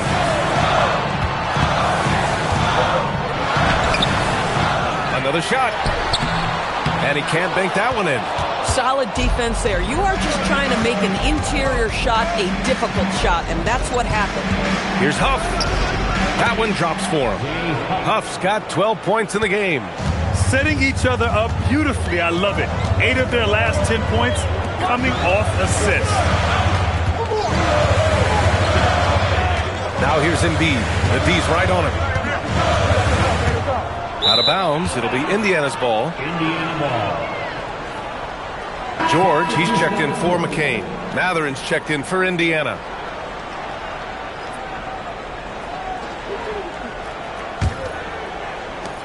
Pacers trail by 6. Pass to Matthews. Here's Huff.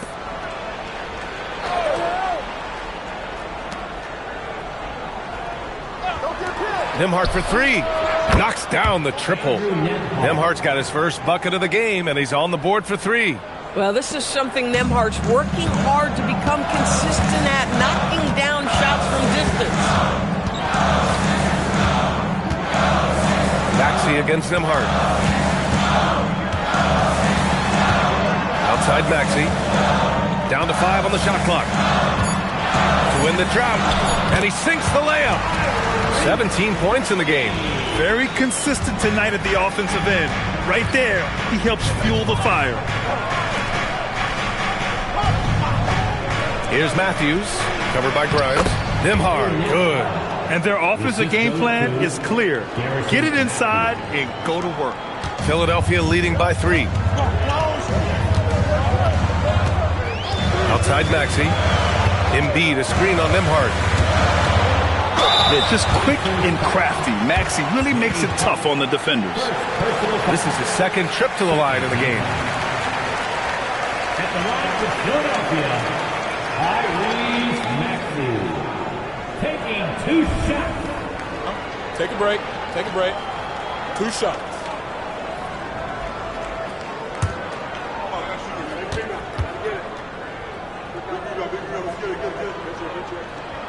That free throw's good from Maxey. You really can't understate the energy Maxey brings to his game. Not just effort level, but his attitude and how that spreads to his guys out there. Barlow's checked in for the Sixers. Edgecombe comes in for Edwards.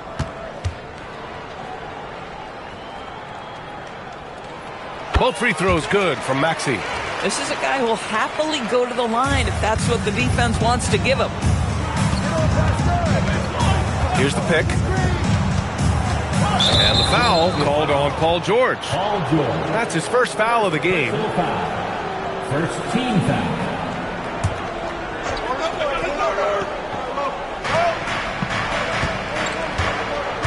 Nembhard against Maxey. Nembhard, the pass to Huff.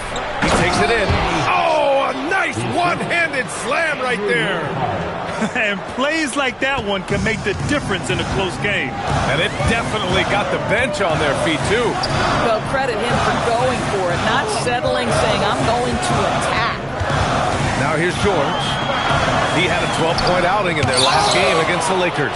And you know, guys, the other thing I really appreciated about his effort in that game was the effort and work on the glass. What a well-rounded performance. Matthews. Oh, the teardrop falls in. Now just a 1-point 76ers lead. They've now had assists on each of their last 3 buckets. Here's Edgecombe. He had a 15-point outing in their last game against the Lakers. Philadelphia with another miss.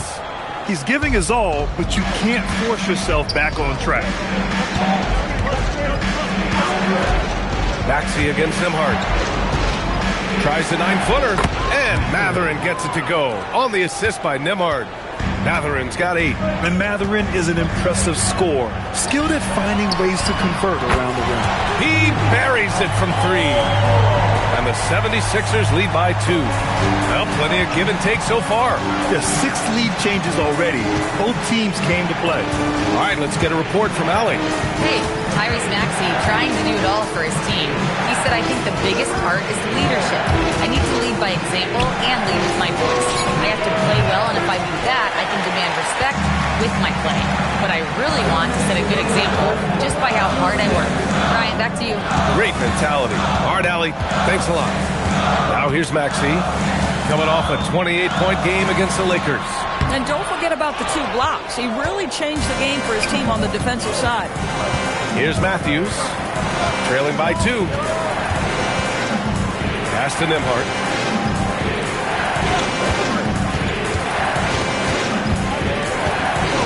Just 5 to shoot. The 3 ball. It's hauled in by the Sixers. 13 points was their biggest lead of the game. Next up, they'll face the Hawks in Atlanta. That'll be the first leg of just a 2-game trip for them. Ooh, a high motor in close to the rim. Maxey finding a window and converting. So far, Grant, we've seen some encouraging intangibles from VJ Edgecombe. Yeah, you know, he reminds me of Victor Oladipo or even a Dwayne Wade physically. Just an explosive athlete. And I love the way he uses that strength and quickness at the defensive end of the floor. And Indiana misses again. Philadelphia leading by 4. To the inside. Here's George. It's tipped. Nembhard with it. Guarded now by Maxey. Ooh, Siakam looking comfortable inside. Very little resistance around the rim right now. That's the 5th straight bucket they've given up in the paint. Maxey passes to George. 3-pointer off the mark. Indiana has gone 1 of 4 from 3-point land here in the second. Pass to Siakam.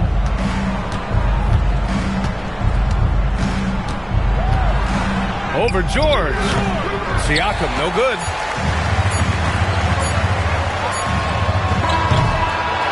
And a pretty tightly contested game here as we end the first half. Sixers ahead, up by 2. Well, now we have some time to check in with Allie LaForce. Allie. Joel, some fireworks early. What's going to be critical to keeping it rolling? Just keep moving the ball, get stops, and I think the kids just moving the ball, playing together. We've been doing that, and we got some hot guys, and we got to keep fitting them. Ball movement is key, guys. Thanks very much, Allie. And folks, we'll be right back to start the second half of this game.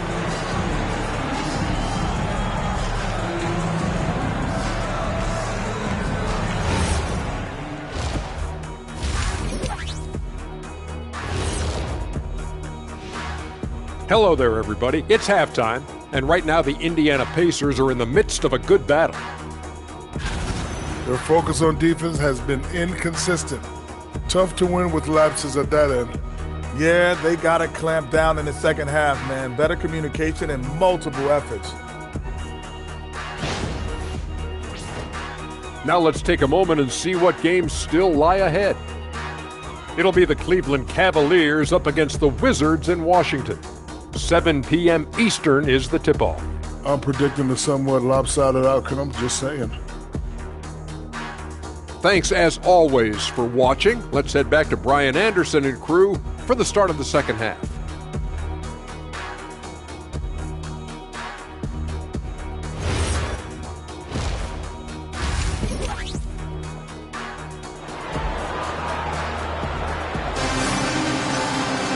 We've got second half action for you, and if the next couple of quarters are similar to the first, this one could go down to the last possession. Without question, Tyrese Maxey displaying all his skills today. Yeah, they've done an amazing job of creating room to operate for him, and then, of course, executing. Well, one of the things every player is after is efficiency at the offensive end, and boy, this young guy has done just that.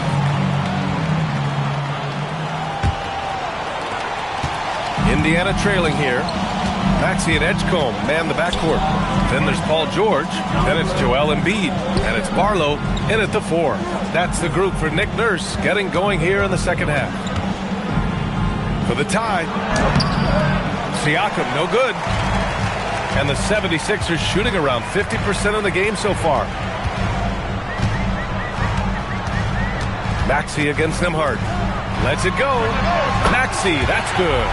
Maxey's got 23. You know, Maxey's willing to play a secondary role, but he can also take charge when needed. Nembhard, the pass to Huff. Now Matherin. George defending. So nice passing by Indiana here. Pass to Matthews. They set the pick. Drills it from deep. Matthews got 5.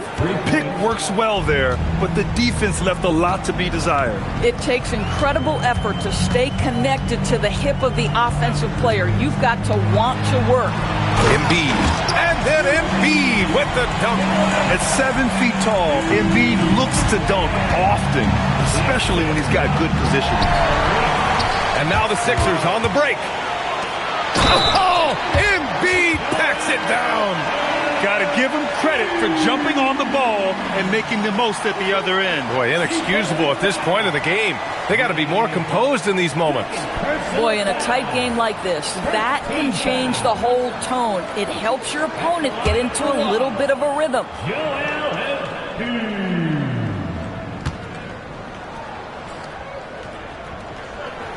The free throw drops for Embiid. Right around a minute and a half played in the third quarter. Pacers trail by 6. Siakam outside. Nembhard outside. There's a screen. 6 to shoot. Pass to Huff. Fires the 3. Barlow grabs the miss. Barlow's got his 5th rebound in this one. And they've been producing at a high level.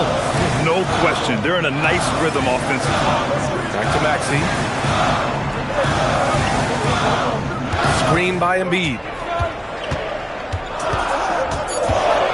Up top, Maxey. He's guarded by Nembhard. Indiana with a rebound. Huff's got his 5th rebound in this one. Only their first miss in 4 attempts. It's been a great start to the half. What you love about Andrew Nembhard is you can play him at either guard position. You know that defensively he is going to guard every single night. And maybe the best thing, guys, he is not afraid of big spots. It's his first trip to the line.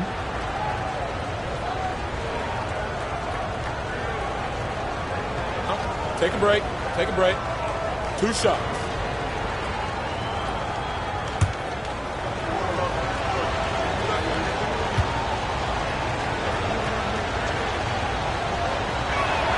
And he makes a first.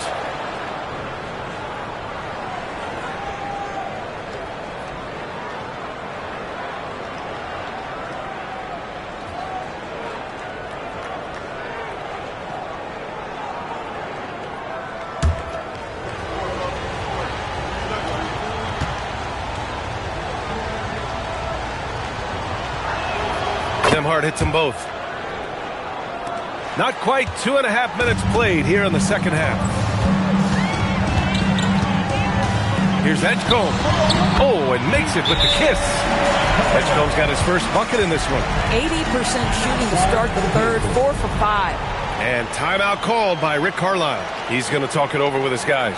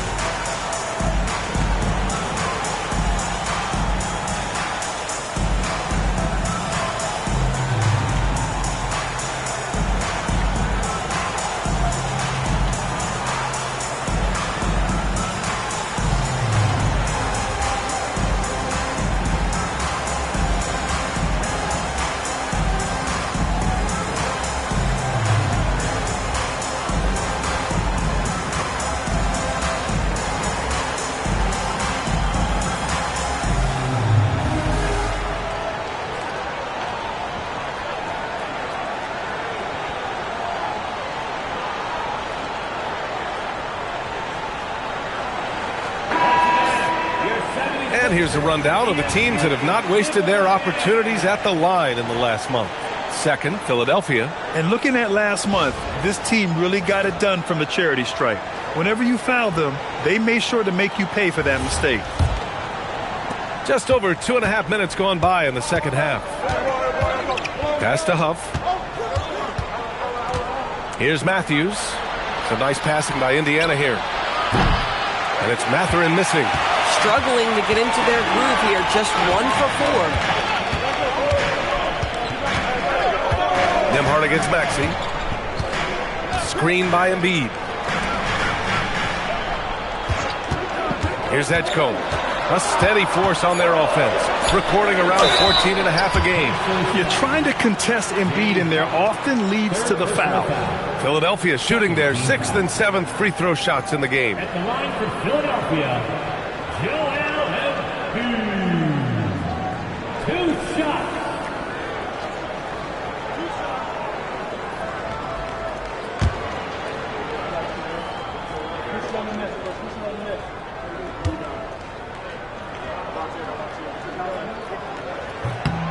The free throw drops for Embiid.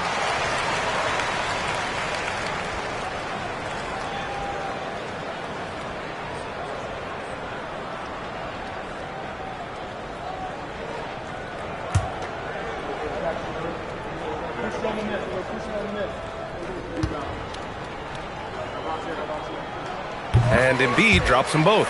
Well, big man that makes their free throws. Bravo. Pacers trail by 8. To the middle. Here's Huff. And he caught that pass in full stride on his way to the big slam. Well orchestrated. And then the pass is right on the money. Outside Maxey. Pass to Embiid.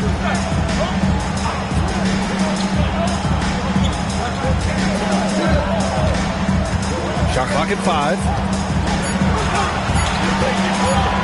Blocked! Here's Mathurin. And the dunk to finish it off. A beauty. Yeah, this is how impactful Mathurin can be in close. He loves jamming it home. Maxey on the wing. From deep. Indiana with a rebound. Nimhard outside. Shoots over George. And it's Indiana scoring again. They ran that set to perfection and got a terrific look out of it. You know, Grant, for a guy who started playing basketball at age 17, Siakam has put together quite the resume. Yeah, B.A. Pascal is a champion. He's got multiple All-Star and All-NBA selections, and one of the great developmental stories when you think about his discovery through basketball without borders. Now here's Nimhard. He's got 9. Jacks up a 3. Sinks the tray.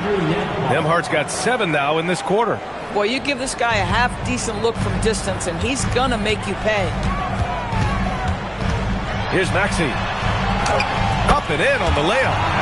And the 76ers lead by 3. And he's coming off a huge performance, and his confidence couldn't be any higher. And his coach knows that, too. Well, the best players, to me, deliver night after night after night. So as long as he's hot, keep riding it. And timeout called by Rick Carlisle. He'll take the opportunity to regroup.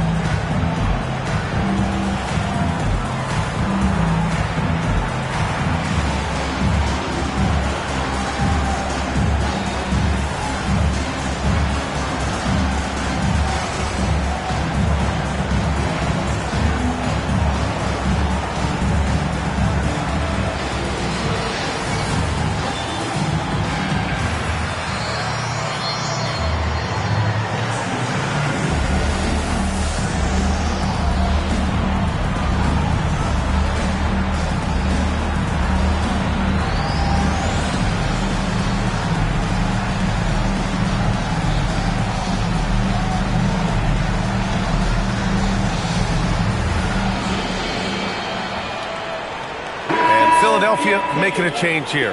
Grimes is checked in.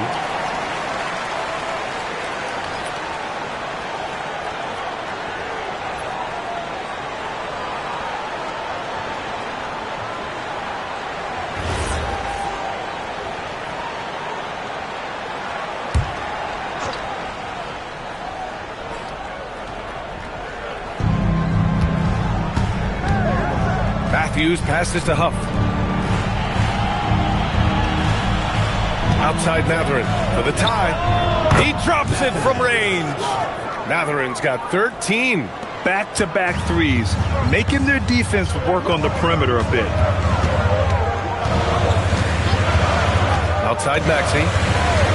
From downtown. They get it again. It's tough to get open in this league, and when you do, it hurts not to capitalize. Down low.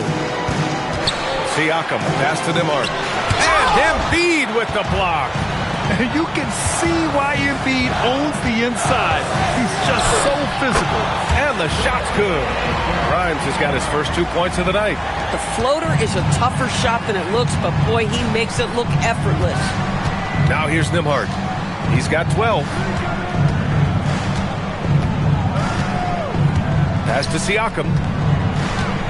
Shoots over George. And Grimes pulls it down.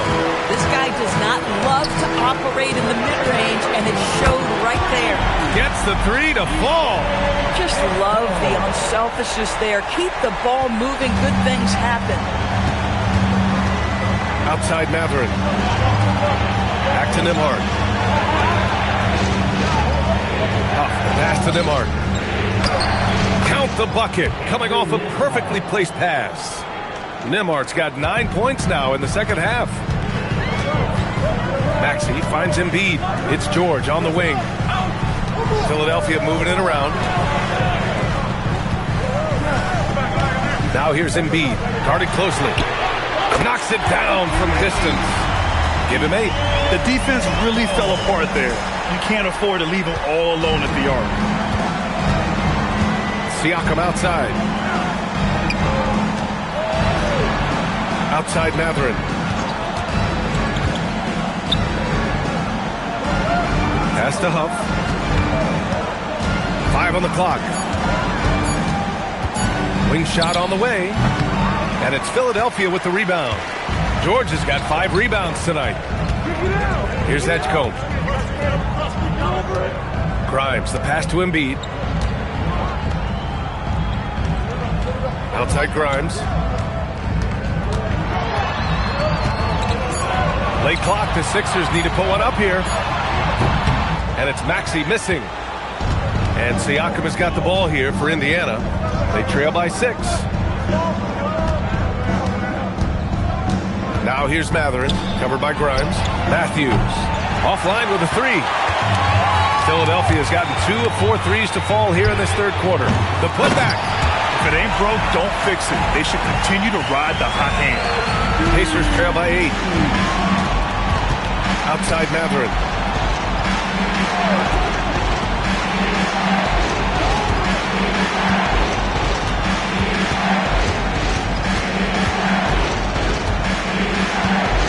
Four on the clock. Pass to Matthews. And Indiana misses again. Here's Philadelphia. They've gone on a 10-2 run, not allowing much. Oh, nice shot by Grimes. Boy, how about Quentin Grimes attacking off the bounce? That is a pretty play. Siakam outside. And here's Matherin.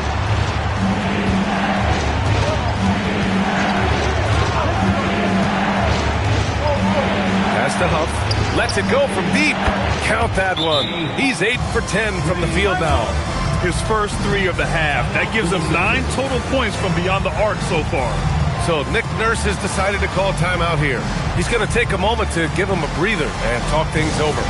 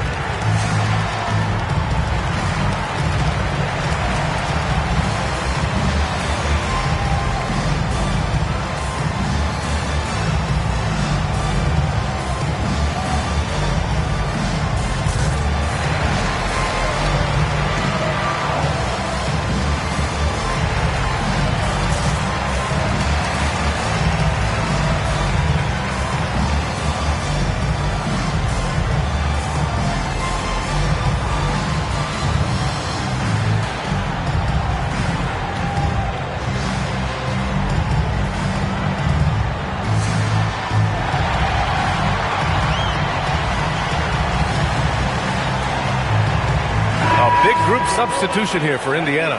Jackson, he's checked in for Huff. Robinson Earl comes in for Pascal Siakam. Walker, he's checked in for Matthews. And T.J. McConnell subbed in for Nembhard.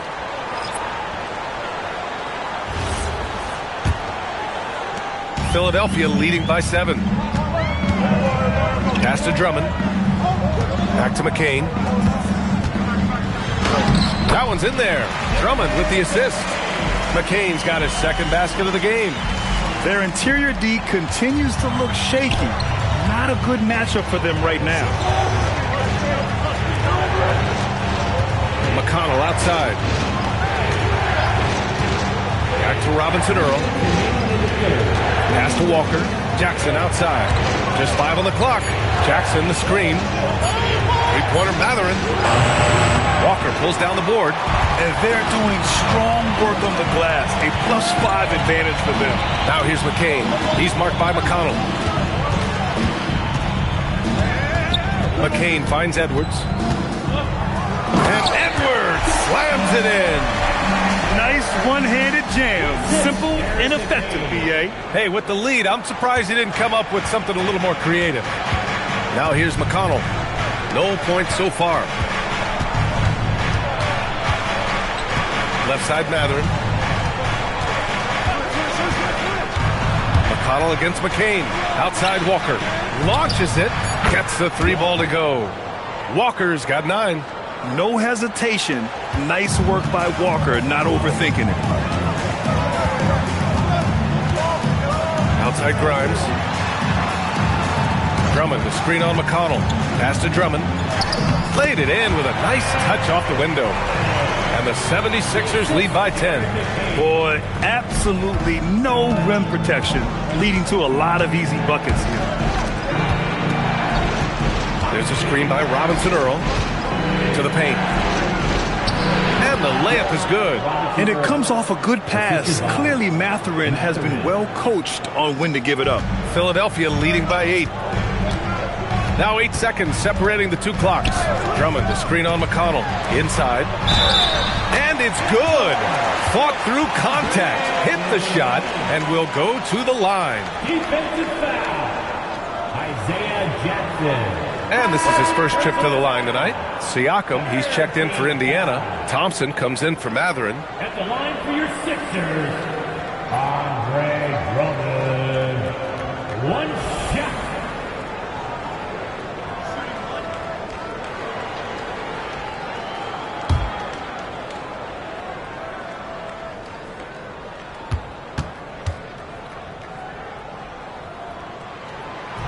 That one misses for Drummond.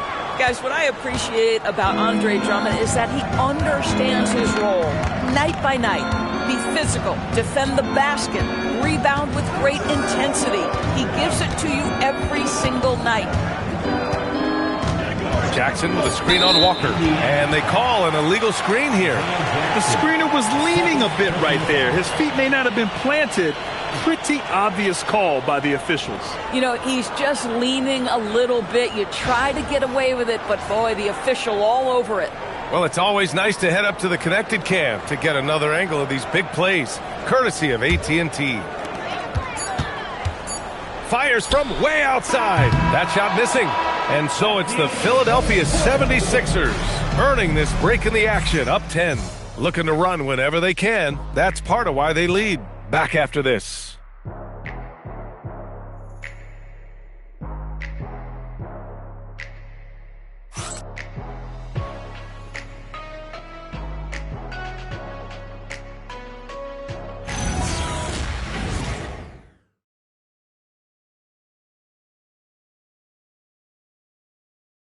Rick Carlisle had some advice for his team. Let's hear what he had to say. And we got to clean up that inside. Got to clean it up. Guard without fouling. Keep turnovers down. We got to rebound. He sounds like he's looking for more focus in the painted area. It's all about effort, really. Coach Carlisle wants more hustle from his group. With 3 quarters behind us, let's see what this fourth period holds in store. And a look at the 5 for the Pacers to start the fourth quarter. Siakam and Jackson playing together in the front court. T.J. McConnell is out there with Thompson, and it's Walker in at the 3. Well, high percentage shots are always at a premium. Pascal Siakam gets a great look there. Pass to Embiid. To the middle. Here's McCain. Great D that time from McConnell. You know, things haven't clicked for him offensively, but other guys around him, give them credit. They're filling in the gaps. With a tough road ahead, they worked hard to get a good shot. Philadelphia leading by 6. Now here's Embiid. About 1 minute played here in the fourth quarter.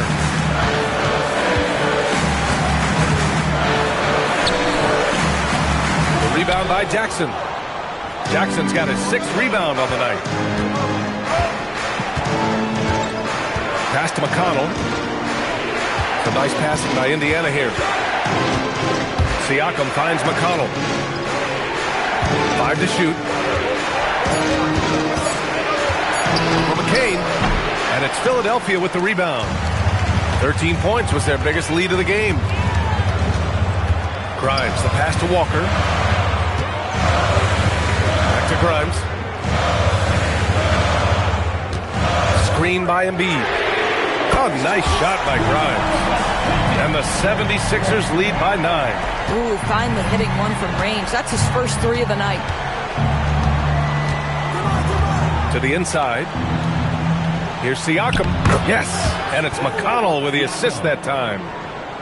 McConnell's got his 4th assist in this one. Inside. Here's Embiid. Down low. Embiid puts it in. Yeah, good things happen when Embiid has the ball in his hands. I mean, this guy can do it all. McConnell passes to Siakam. A little over 2.5 minutes have passed here in the fourth. McConnell against McCain. To the middle. Here's Jackson. That one doesn't drop. Excellent D there from Embiid. They have a decent advantage in regards to rebounding. Pass to McCain.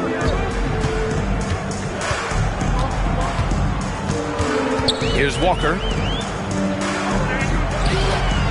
Outside McCain. Puts up a 3. The Pacers pull it in.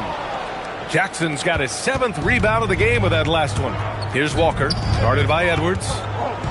Walker passes to Siakam. Walker with the steal. Edwards against Jackson. Great D that time from McConnell. And here's McConnell. He'll bring it up for the Indiana Pacers. They've only given up 5 points here in the 4th. And count it. The shot is good, and he'll go to the line. And you know Coach loves seeing his offense operate at this level. Great passing out there. All right, guys, what do you think so far on the offensive approach for the 76ers? They feel like they have an advantage inside, and so far they have done an excellent job exploiting it. The other thing that's been impressive is really just relentless driving the basketball. Doesn't matter if the defense is there, they are challenging them and getting it done. Philadelphia leading by 6. Maxey passes to Embiid.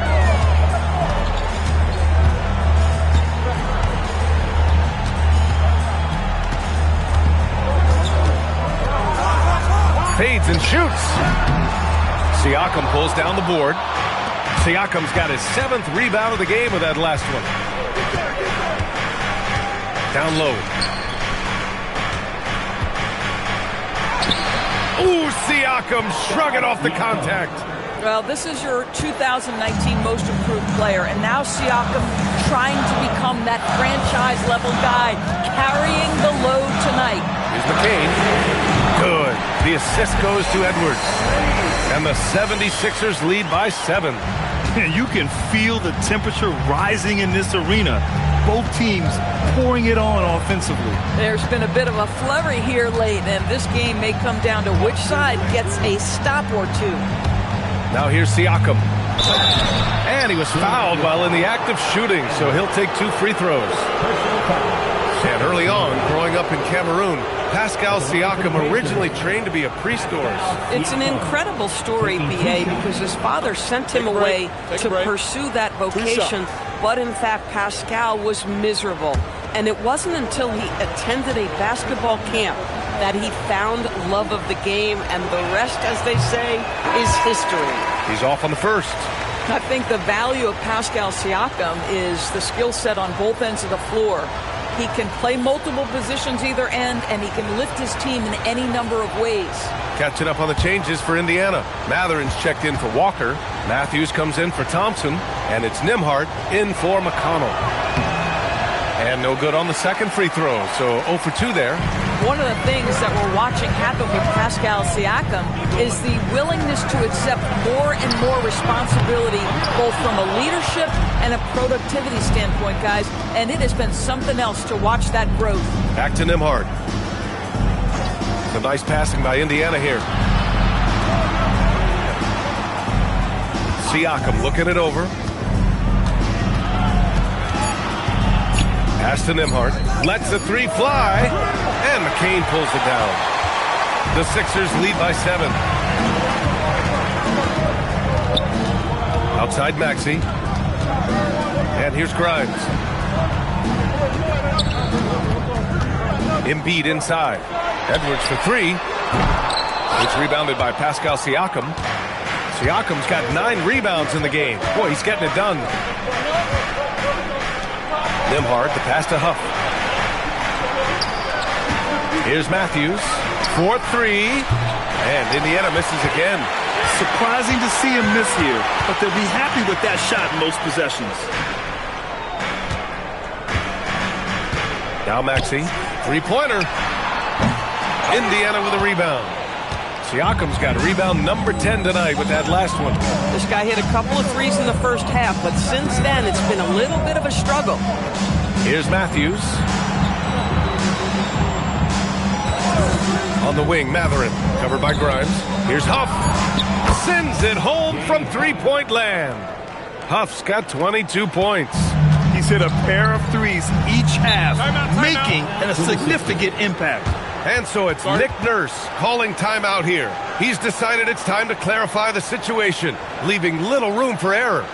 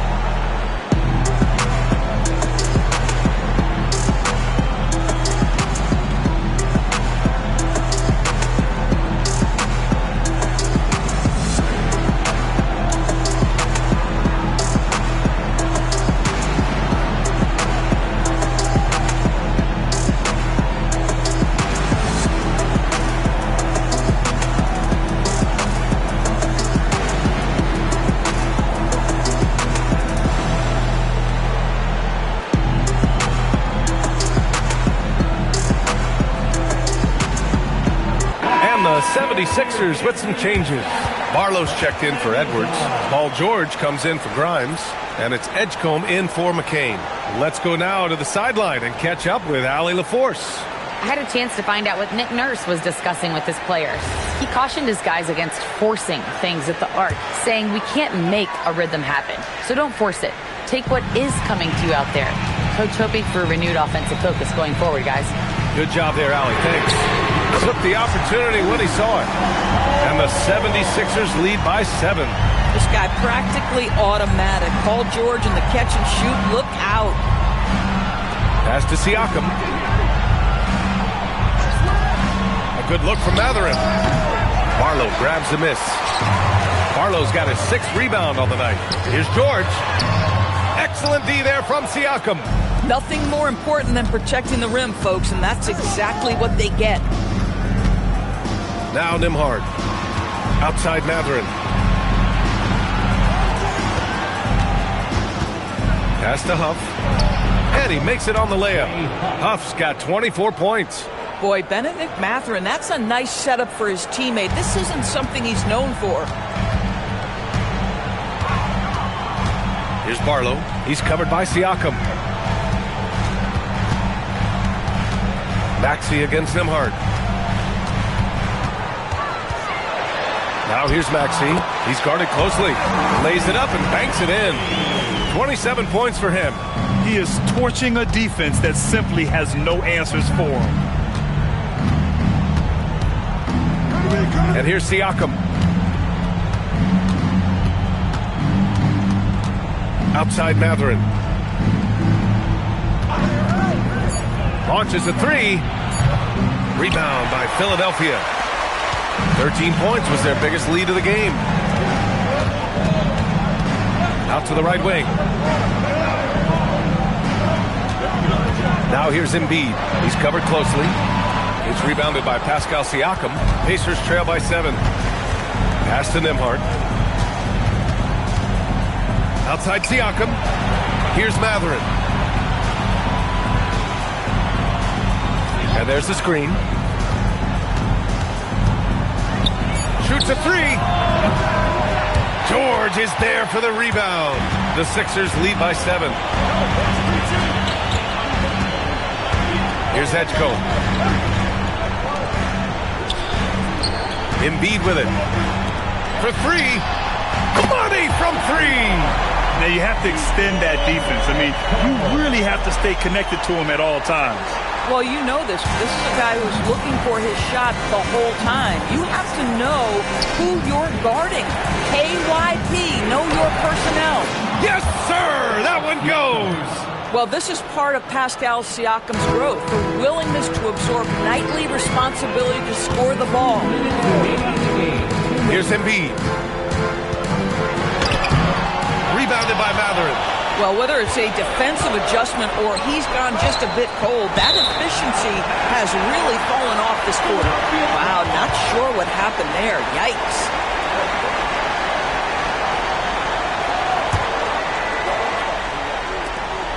Grant, wouldn't be a bad idea here to slow it down. Yeah, the coach is definitely looking for patience and execution. Embiid inside. Siakam there for the rebound. He hasn't been able to find his touch this quarter. Well, not at the offensive end, certainly. He cannot buy a bucket right now. And he just punches home the one-hand finish. Hey, 2 points the easy way. And Maxey's got the ball here for the 76ers. Now Embiid. Oh, what a move! Rebounded by Mathurin. Pacers trail by 6. Every moment counts here. They have got to get moving. This is the very definition of desperation time. You've got to score every trip. Connect! How about the poise from the young Benedict Mathurin? Yes, sir. Philadelphia has gone 4 of 9 from three-point range in the 4th. Now Embiid. And an intentional foul right there. Personal foul. First team foul.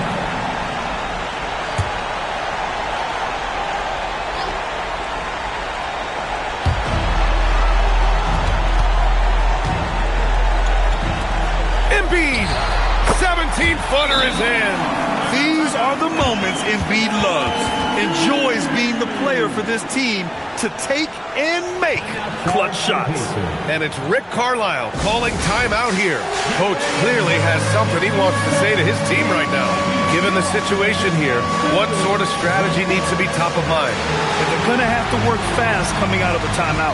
This is the very definition of desperation mode right now. They need a quick shot and a quick foul. You gotta dance like everyone watching.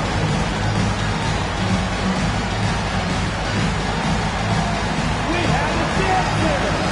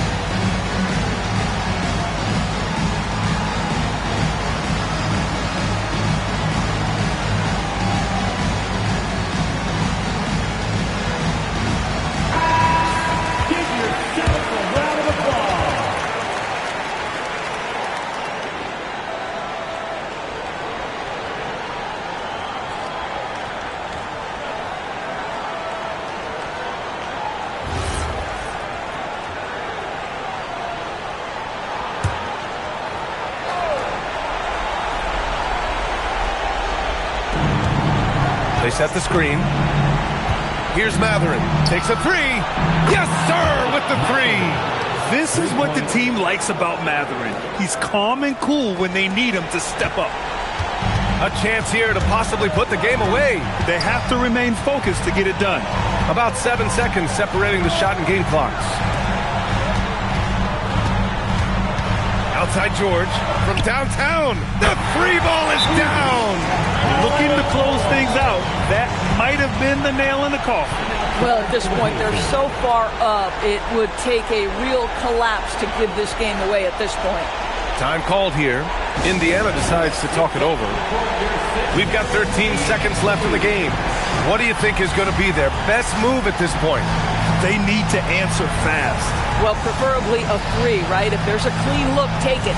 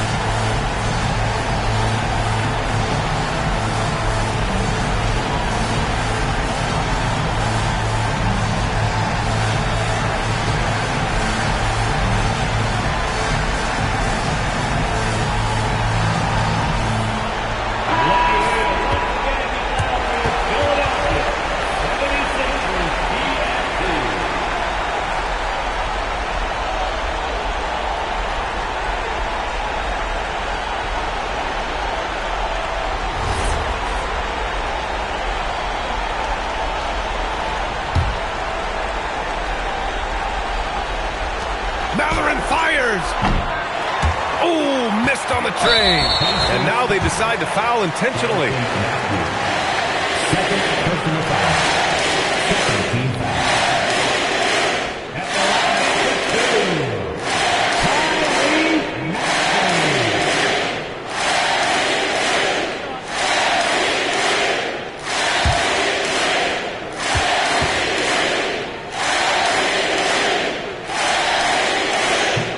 And that hurts as he doesn't get the first one to fall.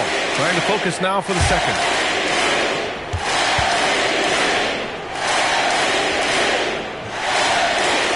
And he ends up making the second. And that makes it a 7-point lead.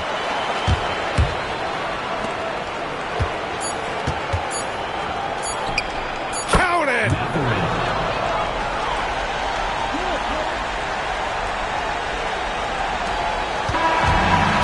this one belongs to the 76ers.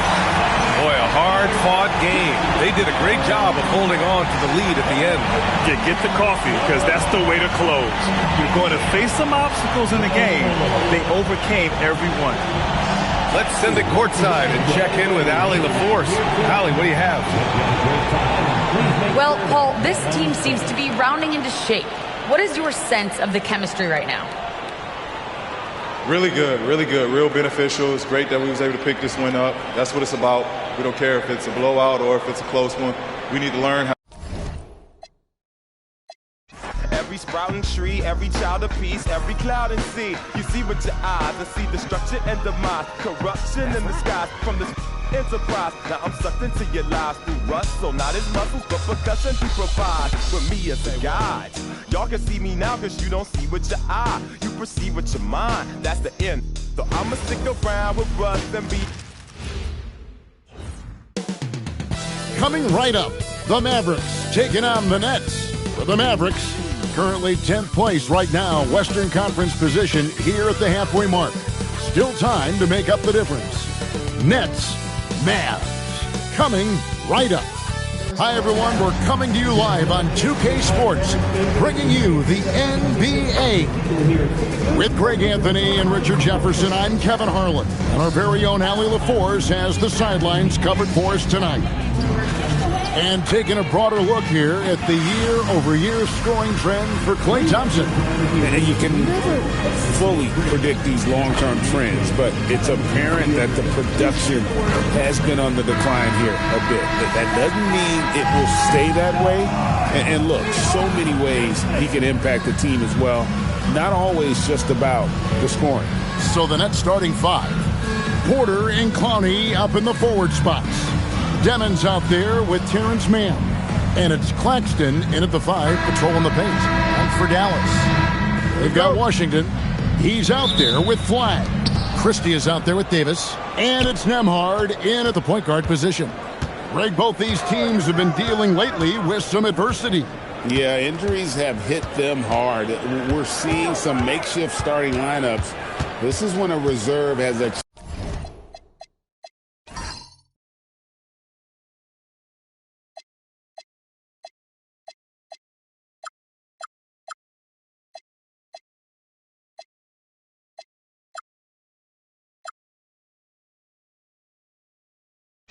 chance to make an impression.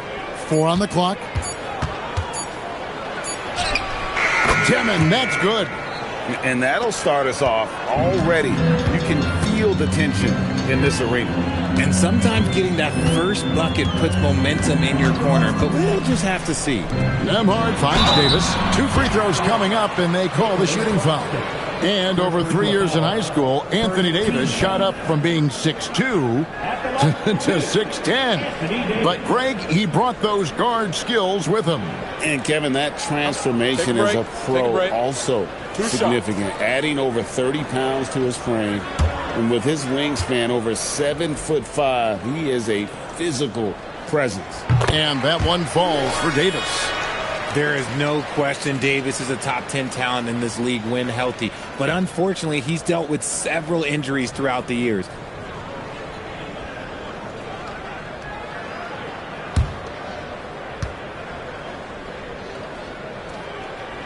And both free throws good for Davis. And now we're being joined by our 2K insider, Shams Charania, who's calling in with a good story. Shams, what do you have? Well, the Nets trading this summer for Michael Porter Jr., and after playing a complimentary role in Denver with Nikola Jokic and Jamal Murray, he now becomes a focal point. He said he's not really a big city guy with all the traffic, but listen, he can expect plenty of crowding every time he touches the ball. He can heat up in a hurry, that's for sure. Hey, Shams, thank you very much. Here's Flag after the basket by Brooklyn, and he drives in. Good on the shot.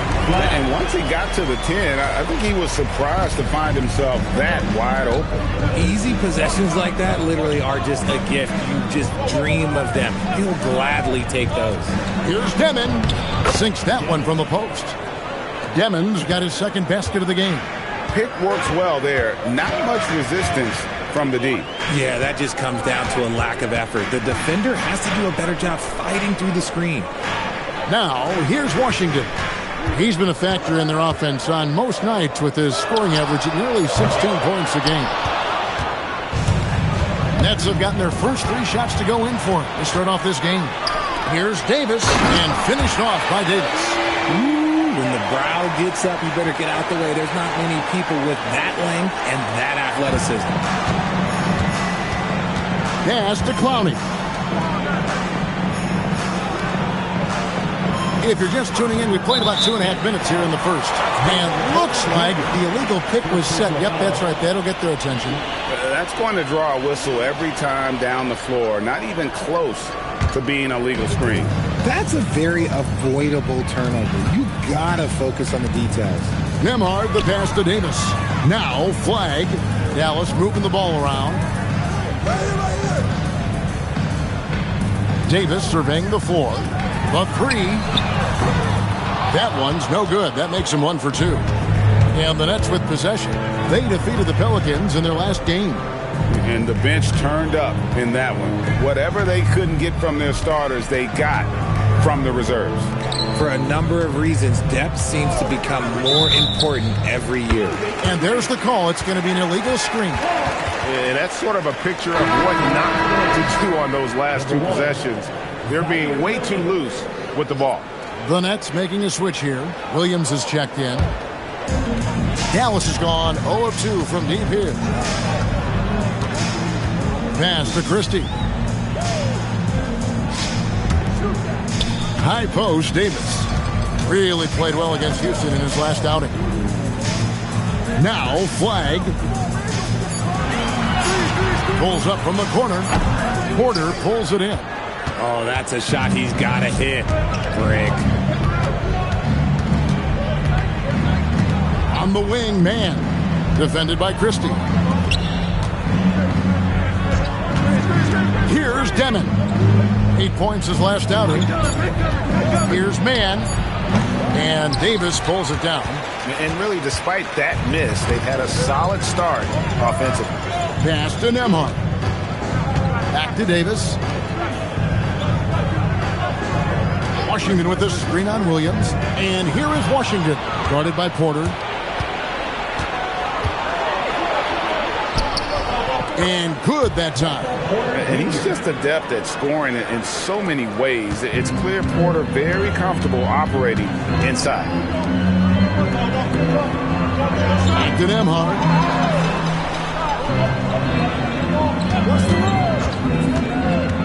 Down low, Davis, and finished off by Davis. He gives up a bit of size at the center position, but his leaping ability, well, let's just say that makes up for it. For Brooklyn, they've gone 4 of 5 from the field so far. Here's Demon. Nembhard covering. Inside. And Davis throws it down. That's a double whammy, guys. That's right. A great defensive play, then the emphatic stuff. Once he poked it away, you knew what was on his mind. Count the basket. Demon's got 6. And they've done well at taking advantage of some late defensive rotations and getting the ball in the paint. Nembhard with it. Scoreless thus far. Lets it go with the 3. And with the rebound. For Brooklyn, they've gone 5 of 6 so far from the field to start out the game. To the paint. Takes it off the glass. Just a textbook lead pass right there, putting it right where it needed to be. Pass the flag. No good on the 3. The shooting numbers just aren't there yet in the quarter. Here's Demon. He's got 6. Williams for 3. Gets the 3-pointer to fall. When he has enough space, he's more than comfortable letting it fly from outside. It's Davis on the wing.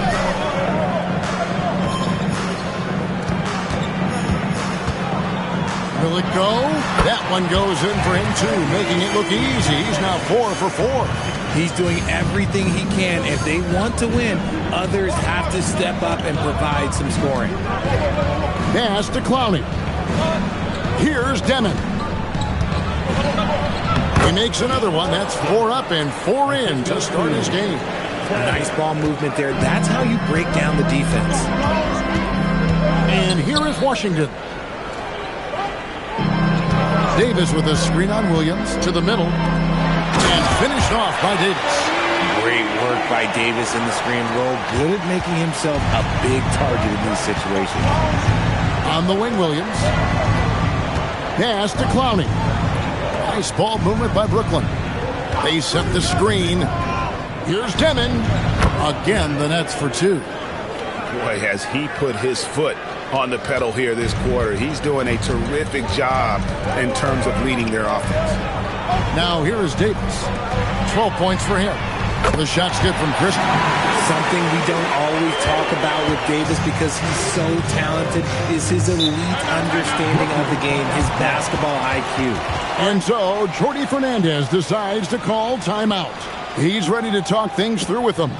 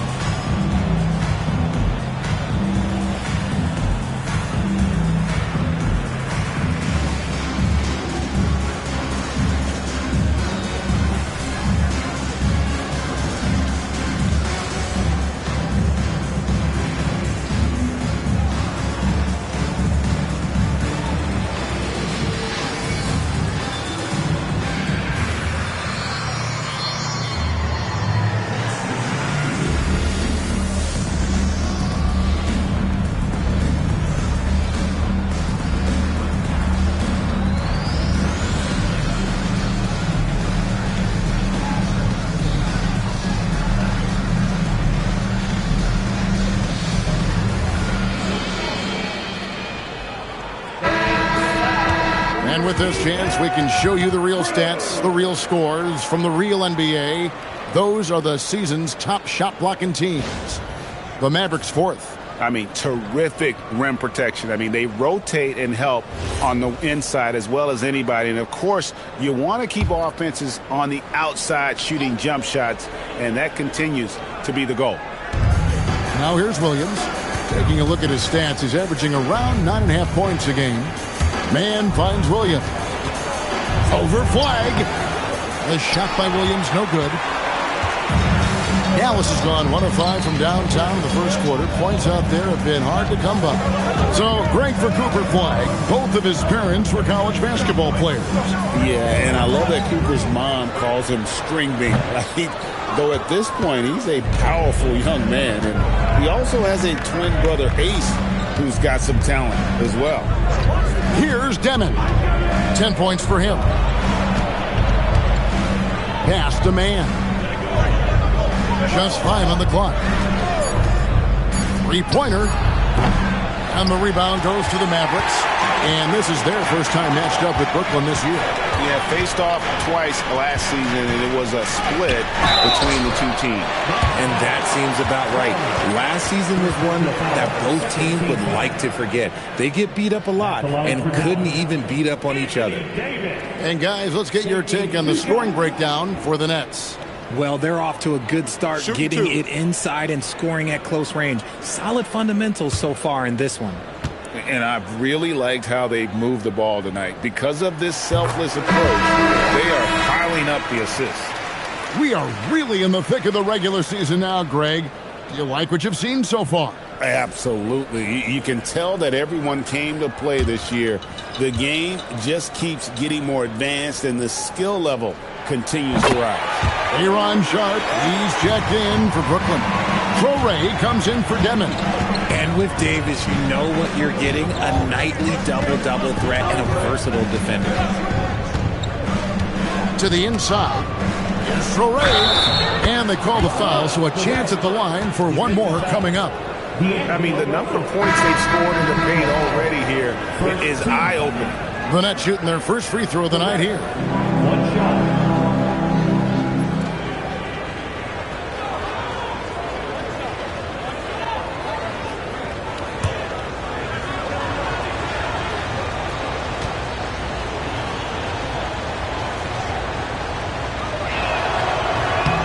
And that one falls for Troray. And so it's Russell with it. He brings it up for the Mavericks. It's a three-point game. And here's Washington outside. Wolf grabs the miss. Brooklyn's gone 1 of 2 from long range in the first quarter. Here's Mann. Makes a fantastic move and nails the shot. Mann's got his third basket of the night right there. He's good enough where it takes a lot to bother him at the rim like that. Davis setting the pick for Thompson. And Davis throws it down. In case you haven't been watching his entire career, it is tough to contain Davis when he is on a roll. He's got a physicality and an expansive all-around skill set. Here's Troray. And here is Williams.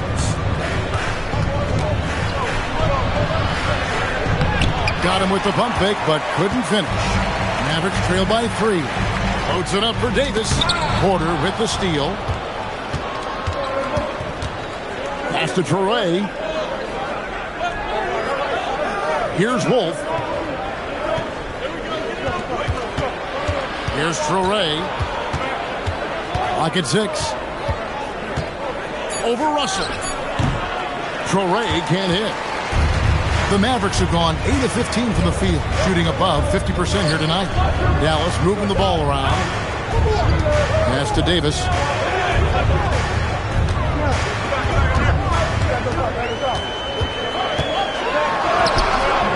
He misses his first shot of the contest after making his first 6. Here's Troray. He's guarded by Russell. 43 seconds left in the first quarter of the game. Porter finds Mann. And it's good with time running down on the shot clock. Mann's got 8 points. Look, they are in front right now because of him. He keeps draining these shots at a ridiculous clip. Lets it go from 11. And Davis with the basket on the assist by Russell. And that's 18 points for Anthony Davis. Nets leading by 3. Just 1 second between the shot clock and game clock. Now, Mann. This game he had 10 points. Williams, a screen on Thompson. Here's Mann. Got it off in time to beat the shot clock, but it's no good.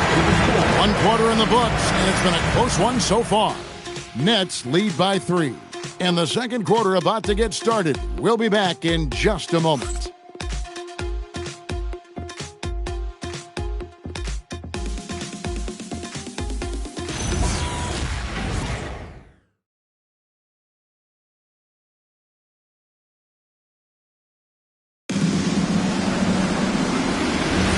And some good action in the books as we get back to the game that's been pretty close here so far. And guys, what stands out to you from the Nets in this one? Well, in that first quarter, they were intent on just pounding the ball down low. And let me tell you, when you establish a physical edge, it gives you a mental edge too. So for Brooklyn now, Wilson out there with Zaire Williams. Then it's Martin. Then there's Troray. And it's Wolf at the pivot spot manning the middle. Troray gets the bucket. Troray's got his second basket. That's just smart basketball right there, finding a way to get a high percentage shot on offense. Here's Russell with the 3. Hits it from three-point range. Russell's got the game tied up here for the man. Soft touch, Russell from range. Here's Troray. He's guarded by Russell. Troray gets the bucket. And boy, did he ever sell the pump fake. Worked to absolute perfection. Outside Russell. He takes it in. Bucket is good. Russell's got his second bucket of the night. Oh, there's Russell flashing that quickness. This is why his guys encourage him to attack the rack, because he does have that speed. Here's Wolf. Still yet to score. Inside. Shoots it. Another one falls for Brooklyn. Well, check out that assist. That's a pair of teammates that are clearly on the same page. Marshall with the bounce pass.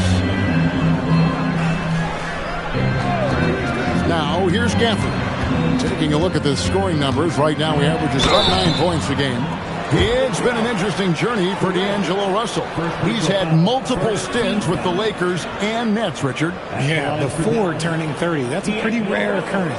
He's already been traded a few times, but give D'Lo credit. He is a professional and rolls with it. 2 shots.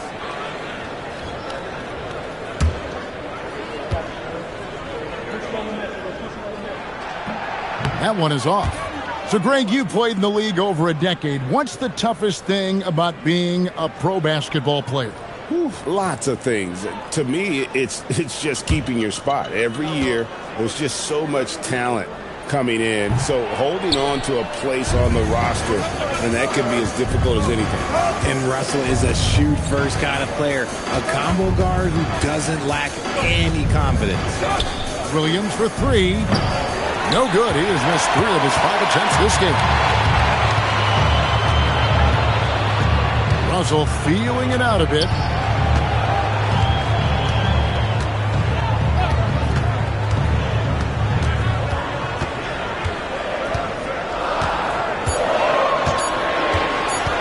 Shot from 16, and it's good for 2.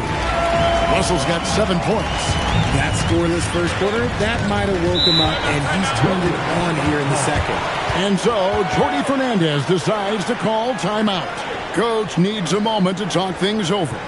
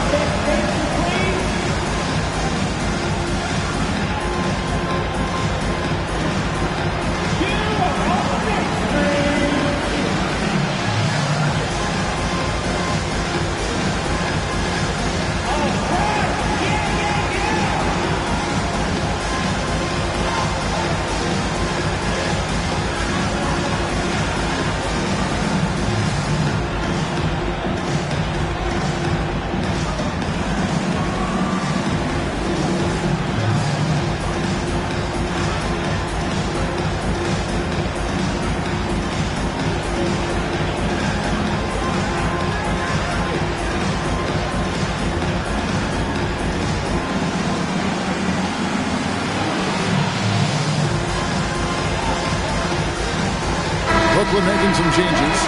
Bonnie's checked in, and Porter subbed in for Wilson. Substitution on the court.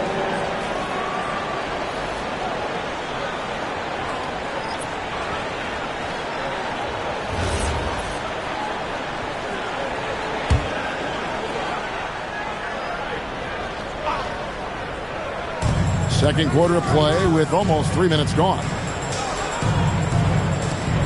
Nets passing it around. Christie against Martin. Shot clock at 6. Pass to Demon. Shoots over Nembhard. Demon, that's good. Demon's got 12 in the game. A quality pass, setting up a quality shot. It's just textbook basketball. Gafford sets the pick for Davis.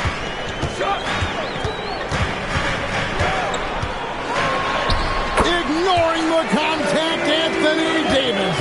A premier player in this league, Davis with another huge night, showing why he is an NBA champion. Martin against Christie. Here's Carney, and the rejection by Gafford. So it looks like the Nets will retain possession here. And now let's take a look again at that incredible rejection. Sharp instincts on D there. Just timing when to rise up and swat that one away.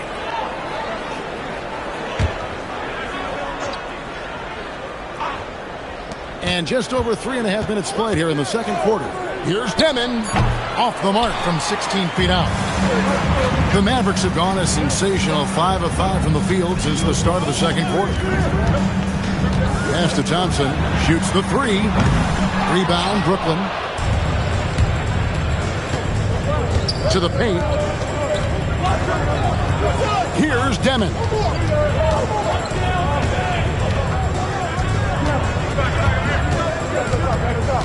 Down low. Out of bounds. Dallas takes possession.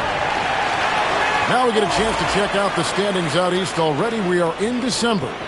Taking a look at Brooklyn, lurking in the basement of the conference for the time being. They're not pleased with their performance so far this season. P.J. Washington, he's checked in for Dallas. And a switch here for Brooklyn. Claxton's checked in. Dallas has gone 1 of 2 on three-pointers here in the second quarter so far. And they double up Davis. Pass to Gafford. Back to Davis. Williams against Christie. 5 on the clock. Nembhard for 3. Dallas again missing. And so it's Porter bringing it up now for the Nets. Next up on the docket, the Bucks following this one. That's the first game in a string of 3 straight at home. Pass to Demon. Williams kicks to Porter. Back to Williams. Over Christie. And again, it's the Nets missing. Last game for the Mavericks, they picked up the W against Houston. It's time to send it over now to our reporter, Allie LaForce. Thanks, Kevin. This is the 4th and now longest coaching stop for the Mavericks' Jason Kidd. Kyrie Irving said he's learned from the past head coaching jobs that he's had and being with different players and seeing them improve. Now he's mastering his coaching philosophy and being an originator. Back to you. He has definitely seen it all. Allie, as always, we appreciate your reporting. And so, Jordi Fernandez decides to call timeout. This now will give him a chance to discuss some potential changes.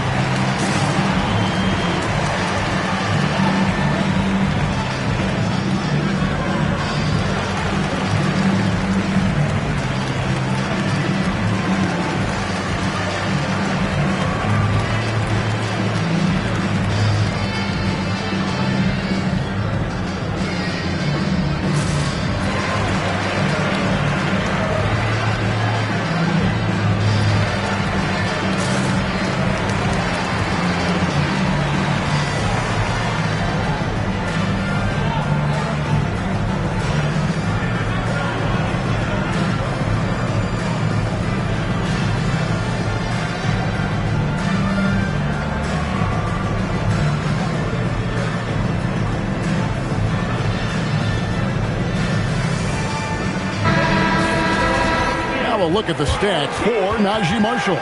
In the last 5 games, you can see the trend upwards for effective field goal percentage.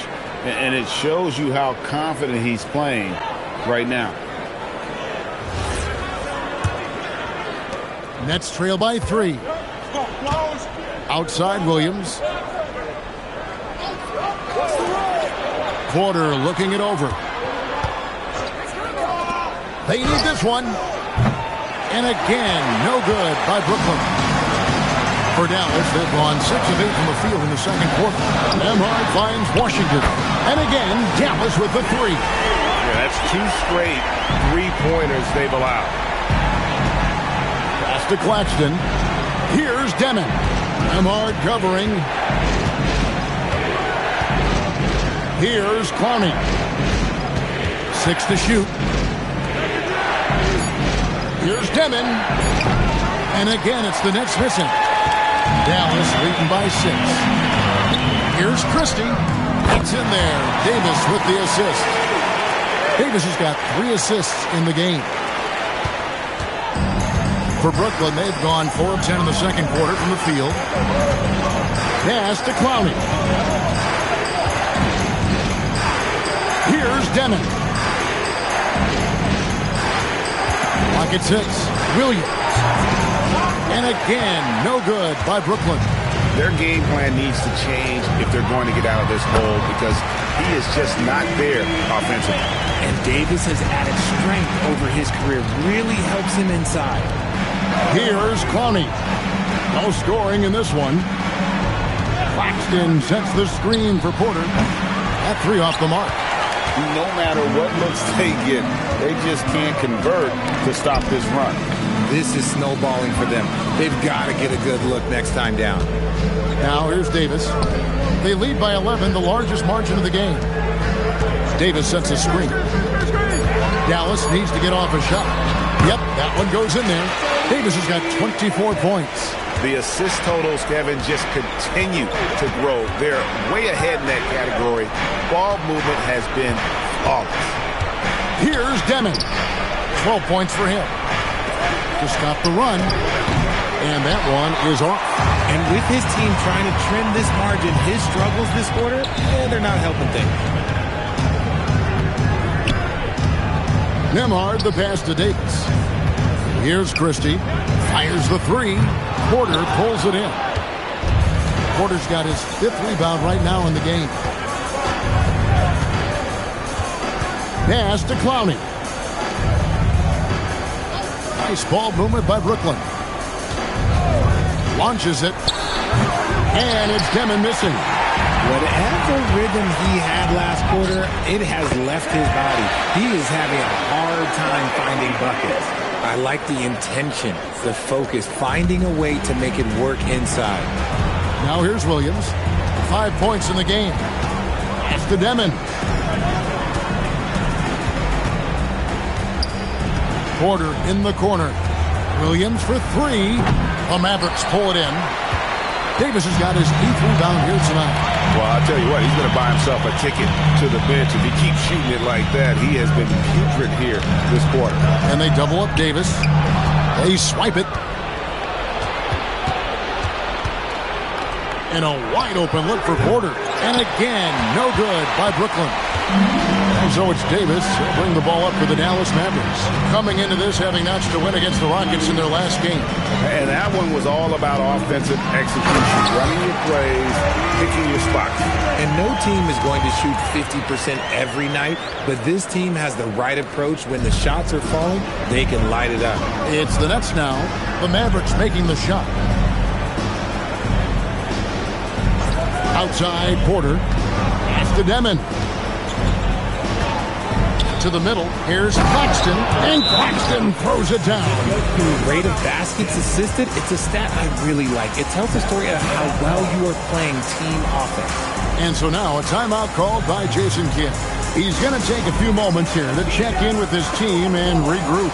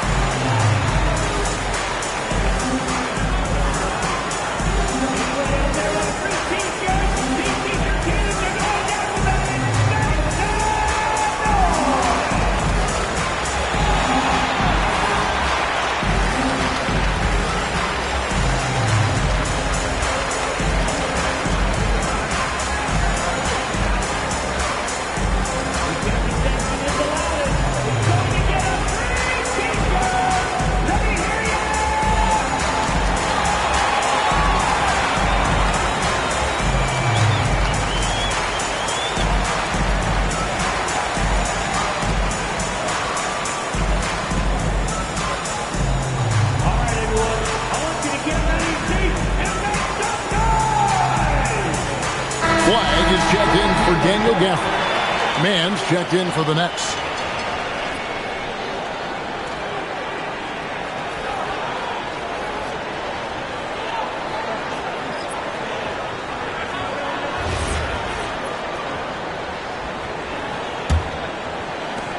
Mavericks leading by 15. Pass to Christie. Now Washington offline with his 3. Porter against Christie. To the paint. And Claxton throws it down. He just punched the ticket on that one. That'll get the job done. Powerful two-hand jam. Dallas has gone an even 50% from three-point range in quarter 4 for 8. A shot by Nembhard and nobody around. Off the mark there with the three-point shot. Pass to Clowney. Now Porter. Here's Demon. Nembhard covering. Here's Clowney. Here's Mann. And a miss there on the triple. There's some defense for you. For someone who's as good at shooting the three ball as he is, you need a defender who's equally good at guarding against him. Oh, inflicting some punishment with the two-hand flush. They're going for the throat. And they call an illegal screen here. That's a second, and I think they'll keep him in, but he's got to be careful. A third, and he'll sit for the rest of the half. Mavericks leading by 15. Pass to Flag. Trying to find Davis. He's got it now. Dallas moving it around. A shot by Washington, and he's wide open. His three-pointers off the mark. The net shooting in the second quarter has been pretty iffy, down 32%. Here's Demon. And the Nets miss again. More than a few bad breaks for him this quarter. He's struggling, and the team is following suit on the scoreboard. And it's Davis with the jam. And it's just so beautiful. The timing of that play is exceptional. Davis just gets there right on time and puts it in. Porter, no luck. And usually that's a bucket for him, but look, nobody's perfect in the mid-range. And so it's the Dallas Mavericks feeling good about their 17-point lead heading into the break. They've kept the tempo quick and the defense on its heels, and it's gotten them up big. Well, we've got a moment now. Let's go courtside to Allie LaForce. Allie. I'm here with P.J. Washington. P.J., what will be the key for you guys defensively in the second half? Not letting them get easy routes to the basket and contesting their shots, rebounding, and not letting them get second chance points. Comes back to the fundamentals, guys. Terrific, Allie. Thank you.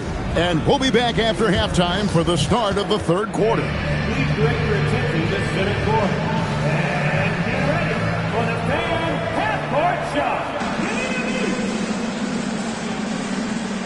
Okay, they're thinking about the shot.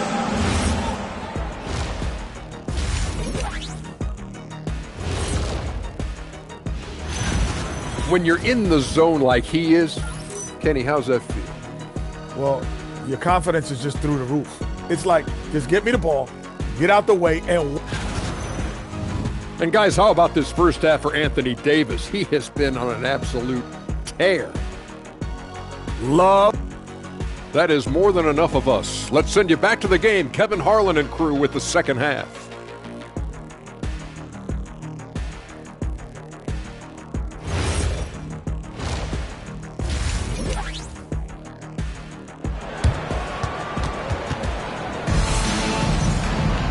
And there wasn't too much drama in the first half, but maybe things will tighten up here in the second. You look at Anthony Davis in this game, he's been everywhere. Well, with a double-double in hand through two quarters, you can just imagine what his stat line will look like at the end of this one. But I don't think that that's the most important thing to him. Sure, putting up big numbers doesn't hurt, but he's all about getting the win over everything else. P.J. Washington is out there with Anthony Davis. Then it's Flag. Then there's Christie. And it's Nembhard in at the 1. That's the lineup in the game for Dallas.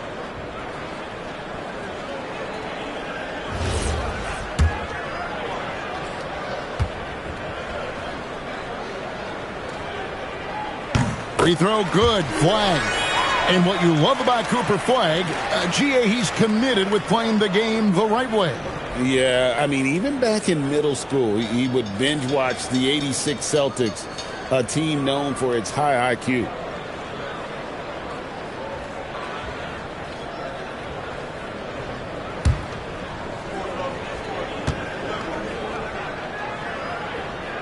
That one is no good. Nets trail by 18. That's to Demon. Back to Porter.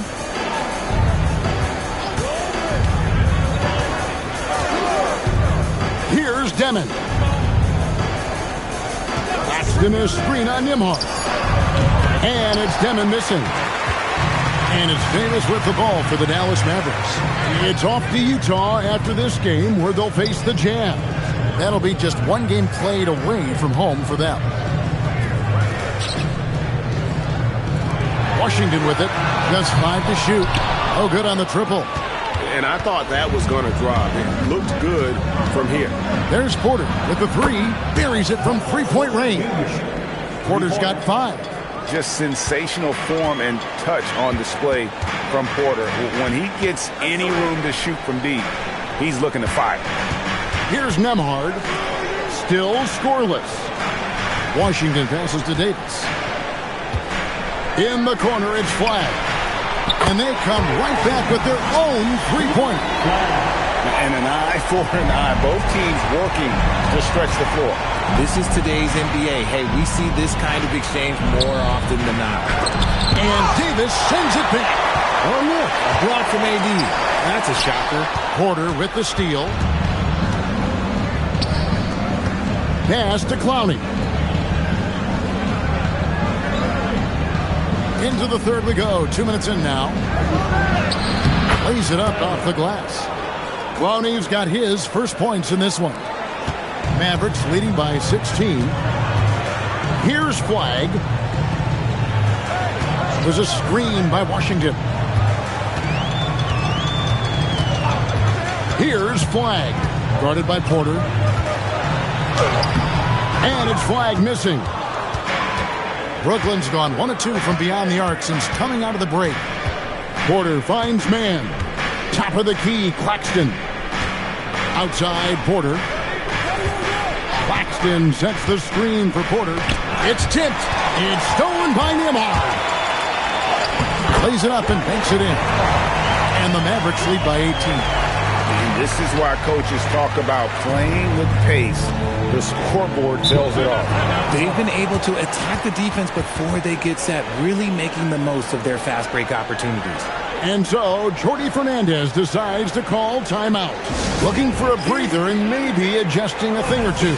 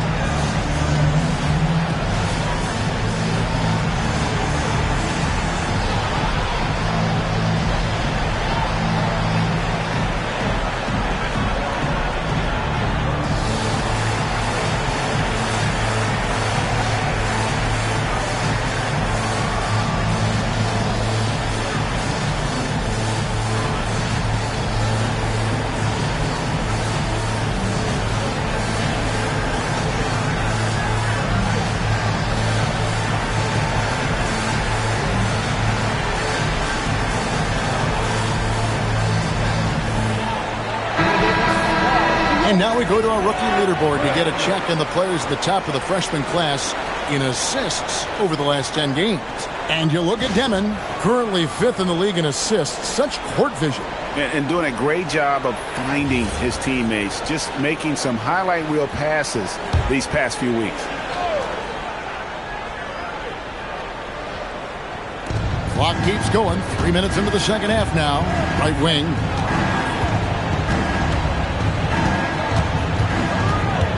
Pass to Clowney. Nice ball movement by Brooklyn. Just 5 on the clock.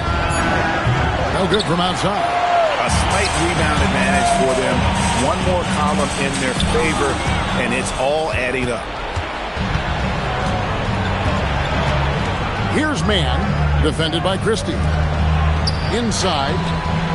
And there's the slam dunk to finish it off. That's a double whammy, guys. That's right. A great defensive play, then the emphatic stuff. Yeah, once he poked it away, you knew what was on his mind. Let's go to the sideline and see what Allie LaForce has dug up for us. Allie, take it away. Well, Anthony Davis talked about what motivates him. He said championships. The things I do in the community, being a good teammate, playing hard, all that stuff matters the most to me. Don't get me wrong, money is amazing, but my legacy will win that battle every time. Back over to you guys. Priorities straight. All right, Allie, we thank you very much. Now, Nembhard, following the miss by Michael Porter from deep.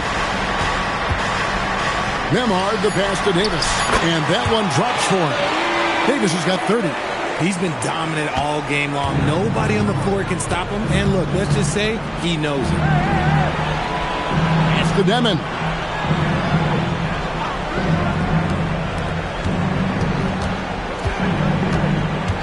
In a screen on Nembhard. Bangs home the trifecta. Demon's got 17. Didn't get a 3 in the first half, but now he's on the board with his first triple of the game. Nembhard, the pass to Davis. Trying to find Washington. Gets it to him. And then Washington with the dunk. He may not have that traditional power forward build, but his bounce, well, that kind of levels the playing field. To the right side. Claxton, the pass to Porter. Here's Clowney. Pass to Demon. Misses the 3.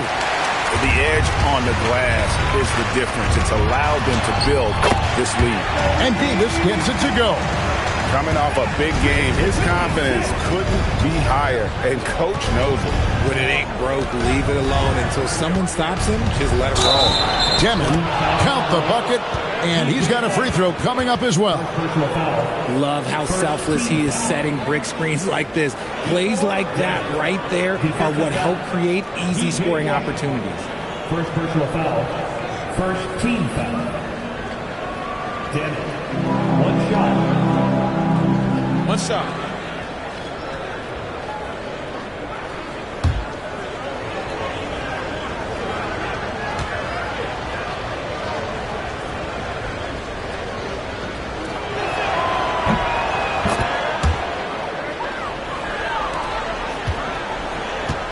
Dallas leading by 19 points. Pass to Flag. Now Davis. Claxton covering, and they double up Davis. Here's Nembhard. And the 3 off target. Well, he better buy his teammates dinner tonight because they've covered him for what has been a terrible, absolute terrible shooting display. Here's Demon. They're outside. A rebound by Washington. Washington's got 4 rebounds now tonight to the inside. And contact on the shot, so he'll be shooting free throws here. It's on Nick Claxton. He's just so savvy at drawing fouls. Davis gets to the line almost as much as anyone. So far, he's hit all of his shots at the foul line, going 4 for 4.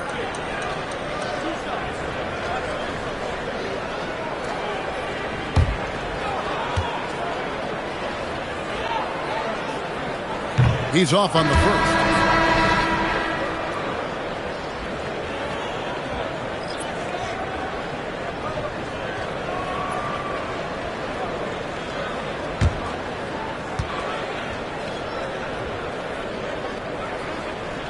And he sinks the second. Nets trail by 20. Pass to Williams. Here's Demon. Nice ball movement by Brooklyn. Now, man, 8 points for him. Shot clock at 5. The Nets need to get a shot off here. No good from outside. Got the defender off his feet with the pump fake, but couldn't knock it down. Flag sets a screen for Nembhard. Again, the miss by the Mavericks. And, you know, he's a threat from deep, no doubt about it, but it just has not been there for him tonight. You might want to change your game plan a little bit offensively. And it's still a rare sight to see rebound numbers like the ones he's had tonight. He is totally in the zone, showing his incredible focus when it comes to attacking the glass. Man can't hit. And it's Davis with the ball for the Mavericks. Pass to Nembhard. Here's Christie. Nailed from three-point land. Christie's got 11 points. And guys, guys, there are some you can give that shot to, but let's be clear, he's not one of them. Terrible job there by the D. Williams, a screen on Christie. Stolen by Washington. Here's Flag. Off target from three-point range. And imagine how good they'll look if he can start to chip in a bit more offensively. Yeah, just solid work on the back end of that play. Yep, you're right. Finish hard with two hands on that stuff. And so now a timeout called by Jason Kidd. He's going to take a minute here to get things straightened out. Adjustments are a part of the game, and the coach sees something he doesn't like here. Yeah, this is a good opportunity to get your group together and make sure everyone is on the same page.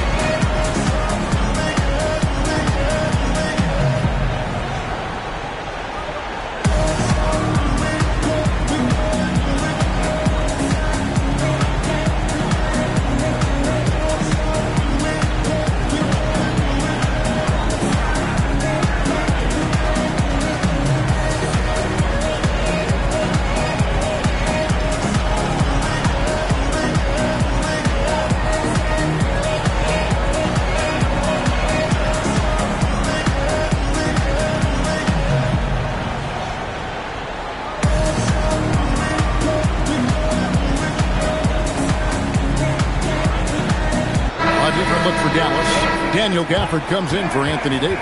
And it's Marshall in for P.J. Washington.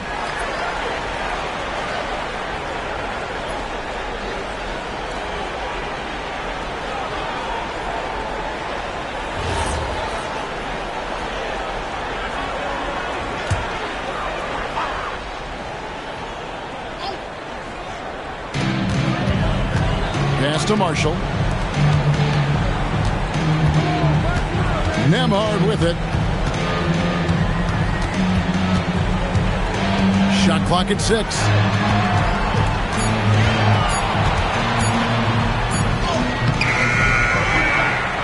And a lot of contact on that one, so he'll shoot 2 here.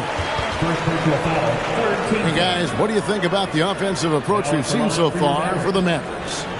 They're moving the ball around so well, guys. Quick passes, letting the next guy do the work if you don't have a look. And another thing, guys, they dominated on fast breaks tonight, outrunning their opponent the entire game.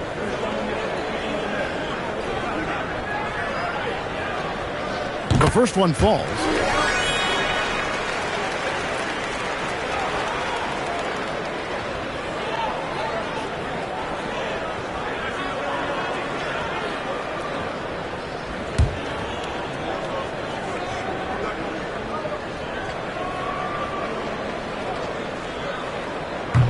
And that one goes in. 2 from the line that time. And it seems, Richard, sometimes the best player on a team isn't necessarily their leader. You've been on a lot of teams. A lot of great players. Do you agree? Well, at the very least, you need your best player to be the tone setter. They don't have to be very vocal, but their work ethic and their accountability has to be the highest. I mean, even from over here, you can see that one pretty clearly. First trip to the line for him here.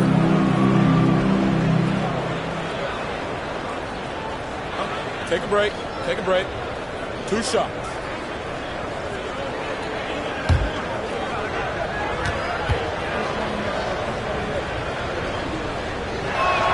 And he makes the first. Wilson, he's checked in for the Nets. Traore comes in for Demon.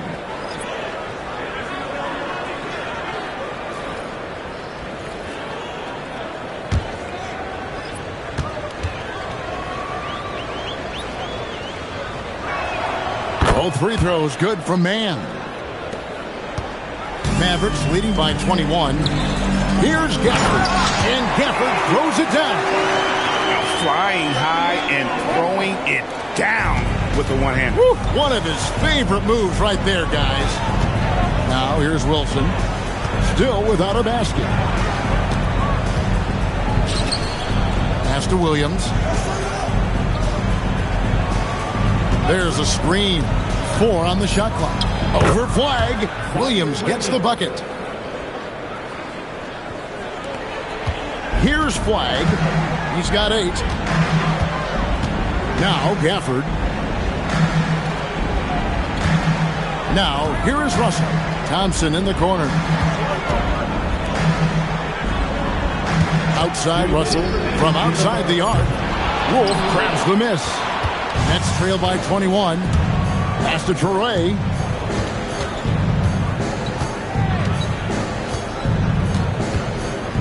Outside Williams. Launches a 3. The Mavericks pull it in. Takes a step back. Russell finds Gafford. And it's in there. Big miscommunication on defense. He recognizes it and quickly takes advantage. Yeah, they're going to do a much better job of putting a little bit of pressure on him on his way to the hoop. Here's Wolf. Looking at his point production, he averages almost 8 points a game. Pass to Torrey. Over Russell. Nice D from Russell. And so it's Thompson with it. He'll bring it up for the Dallas Mavericks. They lead by the biggest margin of the game, 23 points. Marshall gets the bucket. That's their 3rd straight make off an assist. 54 seconds left here in the 3rd quarter. Here's Mann. He's covered by Thompson.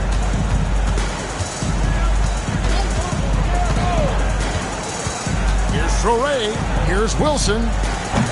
And again, no good by Brooklyn. Down low. And stolen by Williams. Here's Torrey. 7 points in the game. Pass to Wolf. Here's Torrey. Over Thompson.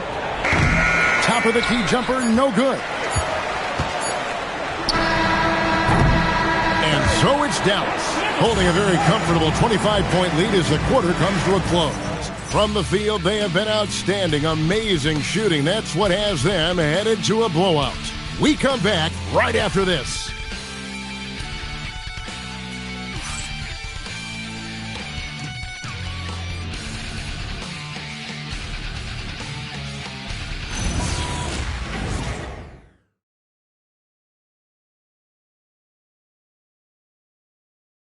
A chance now to hear Jason Kidd talking to his team moments ago. We got some great looks. Great looks. Defensively, we're getting stops too. Now the words of Jason Kidd in that huddle moments ago. Happy with the way his team is performing, hoping they can maintain the momentum they've captured. Well, I mean, they're working together on both ends of the floor and doing a great job of playing at their pace. And with the 4th quarter upon us, time is running out for this game to become competitive. And Brooklyn looking who they've got. Sharp out there with Michael Porter. Then there's Torrey. Then it's Zaire Williams. And it's Martin in at the shooting guard position. A shot by Thompson and connects again from distance. And would you believe he's nearing 4th place for most three-pointers of all time? I cannot believe it. Not only does he have the talent, but he never stops working on his shot. This guy is something else. The kick out to Williams. Marshall with the steal. Pass to Davis. Outside Russell. GA in recent seasons, we've seen the MVP debate get a little contentious.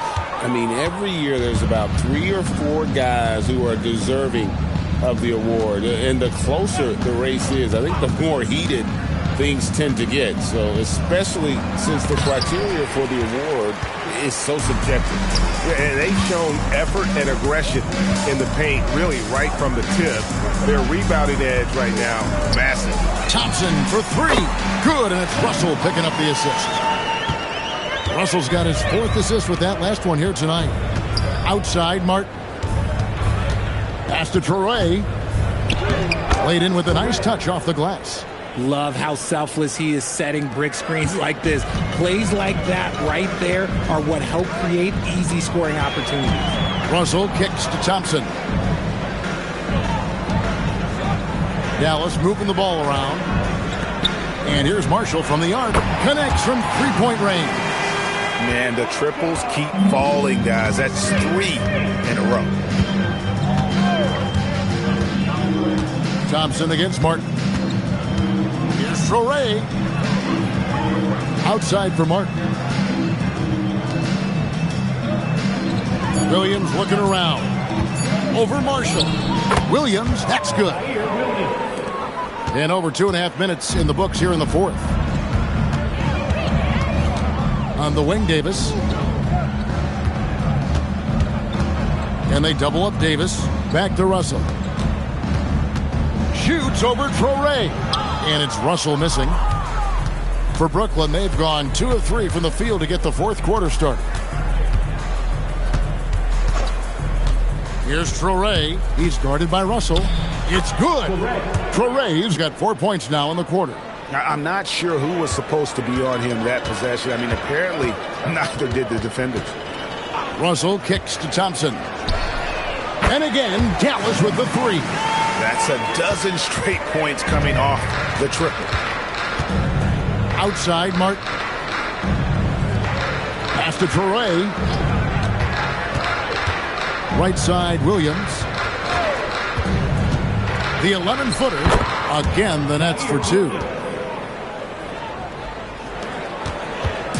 And it's Russell with the ball. He'll bring it up for the Mavericks. Now Davis. Thompson outside. Gafford sets the pick for Thompson. And there's the foul. It's on Nolan Traore. That'll be his second foul of the game. And we keep seeing franchises' values going up, Greg, including the Boston Celtics last season selling for over $6 billion.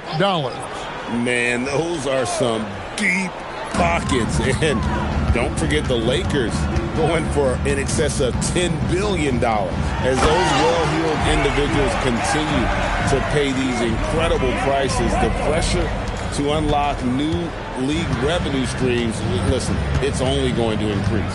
Here's Traore following the score by Dallas. Porter in the corner. Claxton. And the rejection by Gafford. Tries again. And he finishes nicely on the layup. Traore's got 6 here in this quarter. Pretty much all of their buckets coming from inside the paint now. And here's Russell. They set the pick. There's the 3. Cracks in the tray. And they're getting their points now almost exclusively from the triple. 4 of their last 5 makes are from beyond the arc. Here's Traore over Russell. Traore can't hit. And physically, there's no doubt they've been the stronger team. A +10 rebound advantage tells you all you need to know. Williams sets a screen for Russell to the paint. Wants to get it to Gafford and does. 5 to shoot. There's Williams with the 3. Rebound by Williams. The Nets have gone 5 of 8 shooting as we've come down the home stretch in this final quarter. Screen by Claxton. Back to Porter. Outside Williams. Claxton, a screen on Russell. Williams can't get it to go. He hit 1 3 in the first half, but he hasn't had anything since. Marshall dishes to Russell.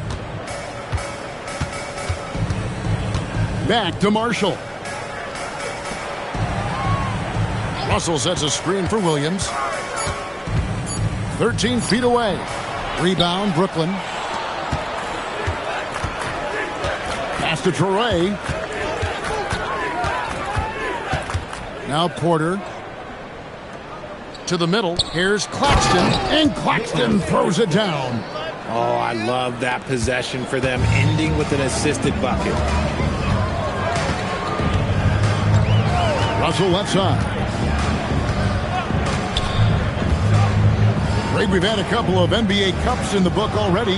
What have you thought of it so far? A little added excitement and interest early in the regular season, and I'm all for it. Between that and the play-in, I think the NBA's done a great job to kind of make every part of the calendar relevant.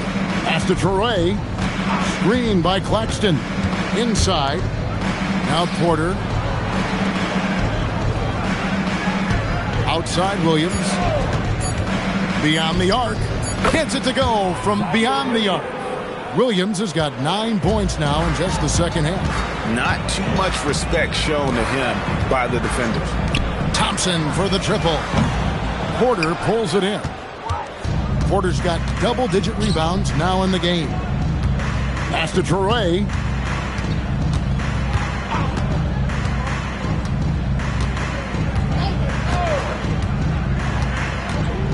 Outside Porter. Offline with his three. Gotta find easier shots when you're already struggling.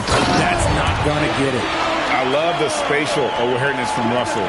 Saw how much room he had and just took it aggressively. Pass to Williams to the middle. Claxton with the bucket. Claxton's got 4 this quarter. His shot has been on point from the opening tip. He's pretty much kept them in the game. Down low. Outside Williams. And here's Russell. And he hits the jump shot.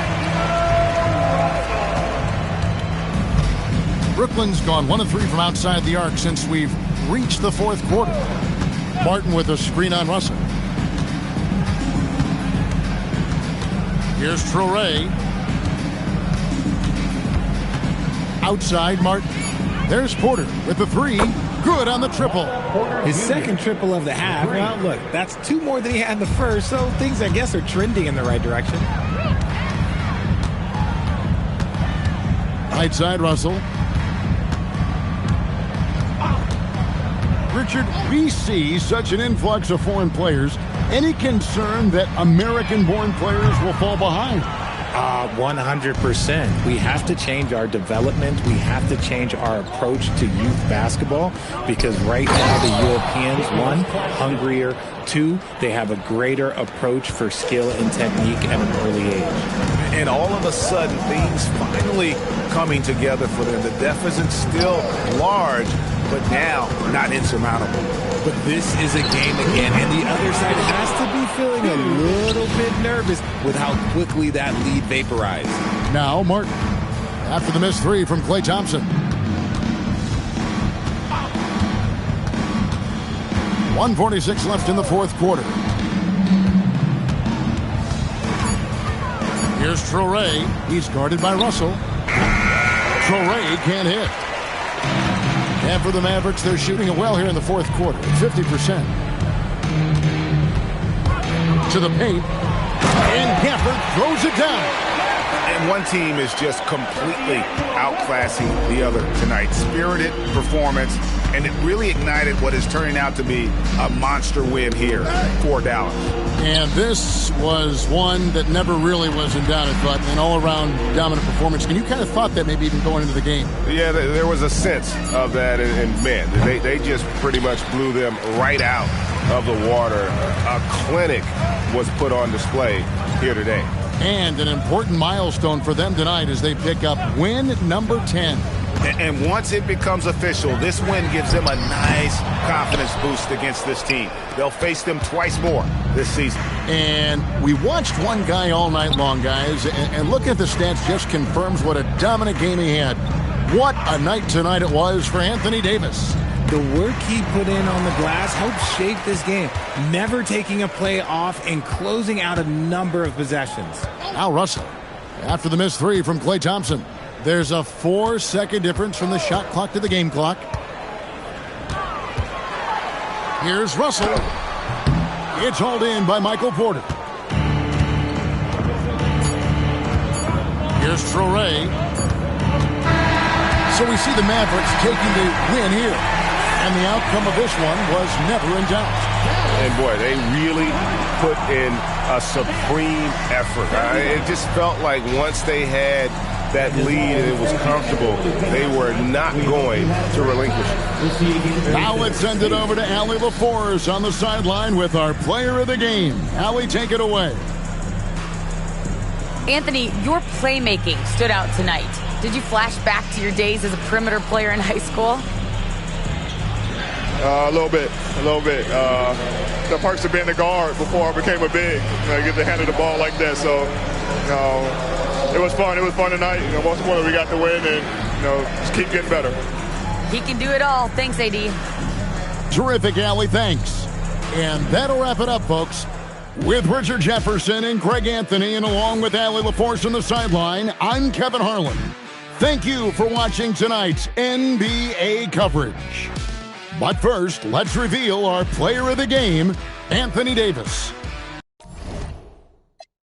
Lone Star, cross the border, we like Dallas. 21, salute, we been savage. Tag 'em up, add 'em up. Savage, fly 'em in, fly 'em out, only the baddest. If I had her, then you had her, she never mattered. Wish upon the stars of my roof, they all scattered. Ain't no more Neptune, so peace Saturn. Off the first, it's a pattern, like middlemen, they, you know what happened. This is culture inappropriate. So be it, so be it. Smoke. So be it. You cried in front of me, in front of me. Calabasas took your pride in front of me. Her utopia had moved right up the street, and her lip gloss was popping, she ain't need you to eat. The net gon' call it the way that they see it, but I got the video, I can share and AE it. They wouldn't believe it, but I can't unsee it. Lucky I ain't TMZ it. So be it, so be it. This is culturally inappropriate. Smoke. So be it, so be it. Smoke. So be it, so be it. Yo, remember back on the bully when cats used to harmonize like, yo, my men and my women, don't forget about the dean. This is not the most the king, yo. It's about a thing, yo. Feel real good, wave your hands in the air and lick 2 shots in the atmosphere.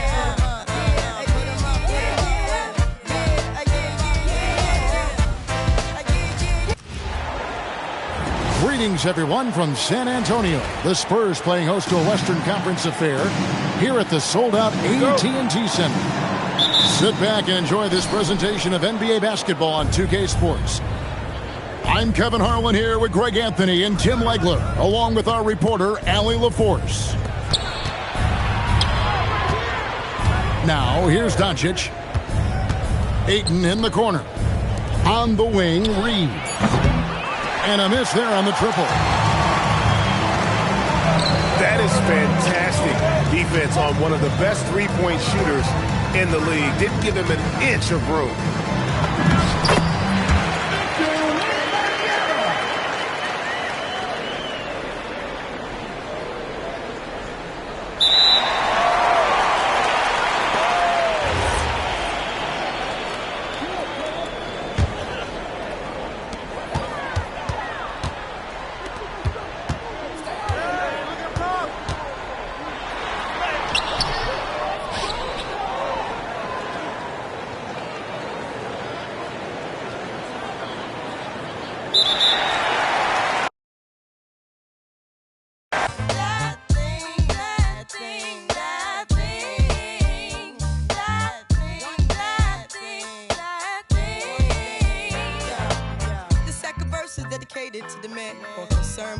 And his Timbs and his women, him and his man. Come in the club like hooligans, don't care who they your fan, Papa Yang. You got yeah. Let's stop pretend, the one by your waist, man. Still the name of this basement, the pretty face man, claiming that they man need to take care of their 3 and 4 kids. Been the facing when the child support late, money taking, heartbreaking. Now you wonder why women hate me. The sneaky silent man.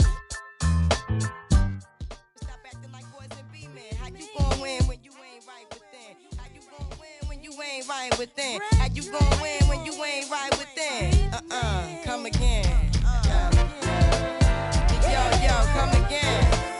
The red drink, come again. And 6 drink, come again.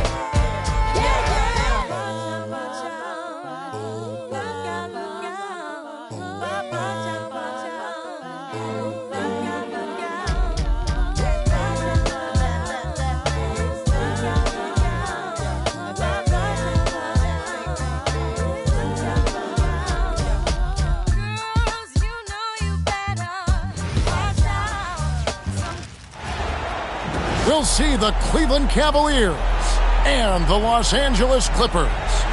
Welcome to 2K Sports, bringing you the NBA.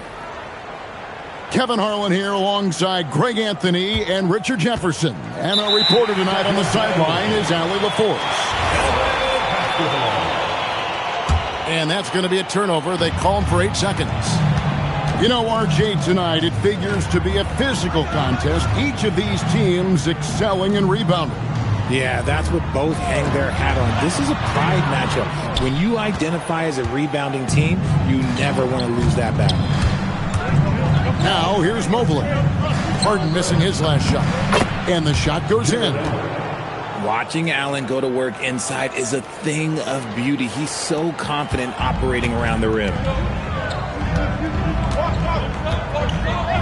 In the corner, Collins with it.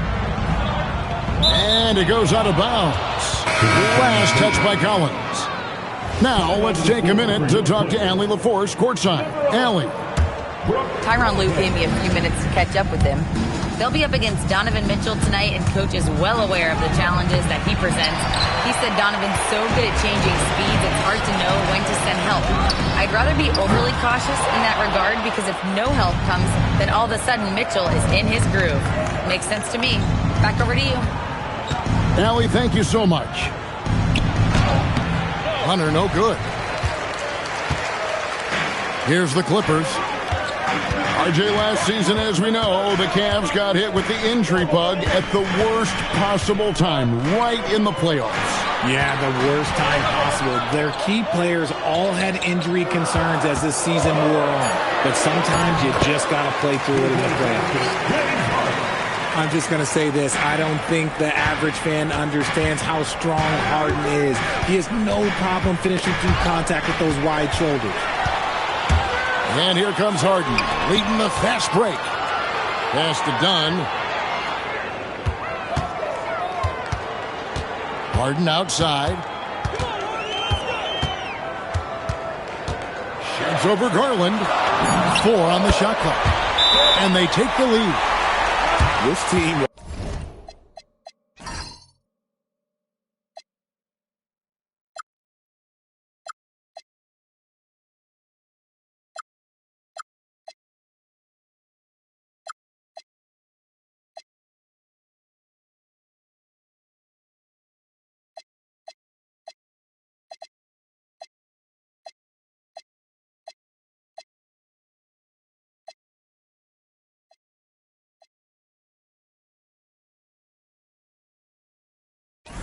relies on that shot from Kawhi. And timeout call by Kenny Atkinson. Coach is going to take a few minutes to regroup and go over the strategy.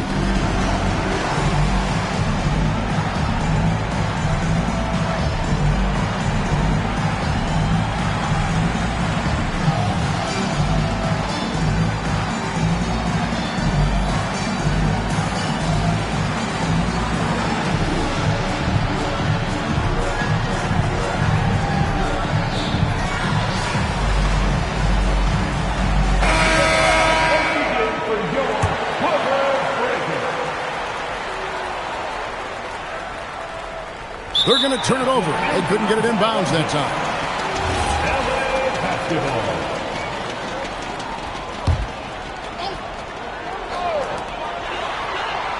Here's Harden on the wing.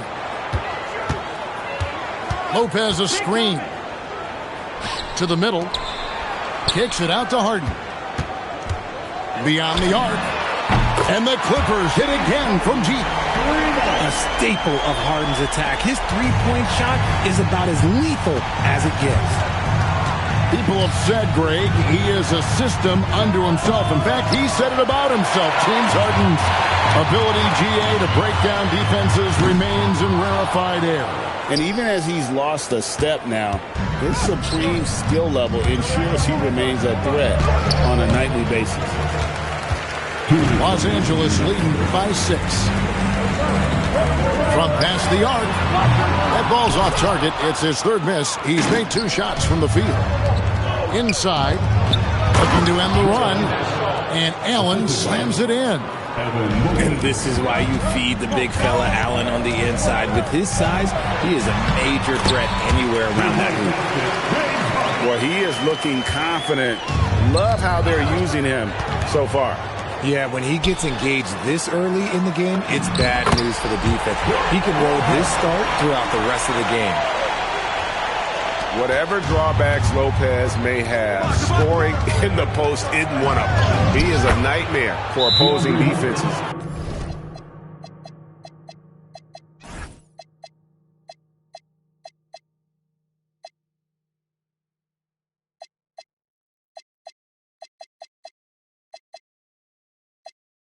To deal with down low. And once he got to the 10, I think he was surprised to find himself that wide open. Easy possessions like that literally are just a gift. You just dream of them. He'll gladly take those. And Tyronn Lue wants a timeout. This now will give him a chance to discuss some potential changes.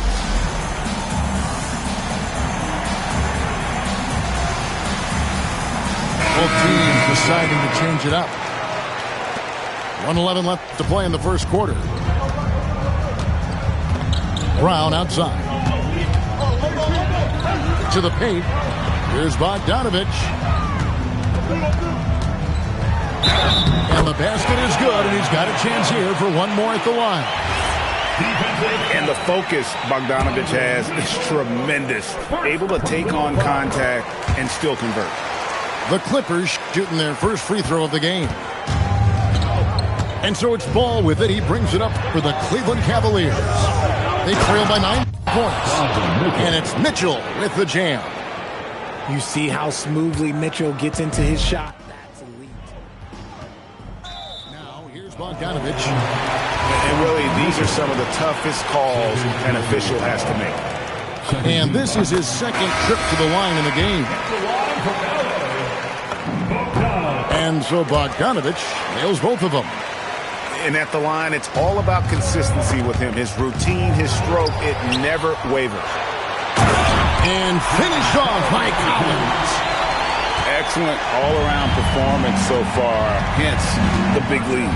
They got off to such a hot start, and that can keep you energized throughout the whole game. And he's not going to miss that sort of an opportunity from deep. Here's Harden. 7 points in the game. Outside Leonard. 4 on the clock. Shooting foul as the whistle blows. He'll shoot 2 free throws. First personal foul. And I like the fact that the defense is looking to protect the rim at all costs. Both shots good from the stripe. Just 4 seconds left here in the first quarter. Tyson. James Harden getting it done for the Clippers.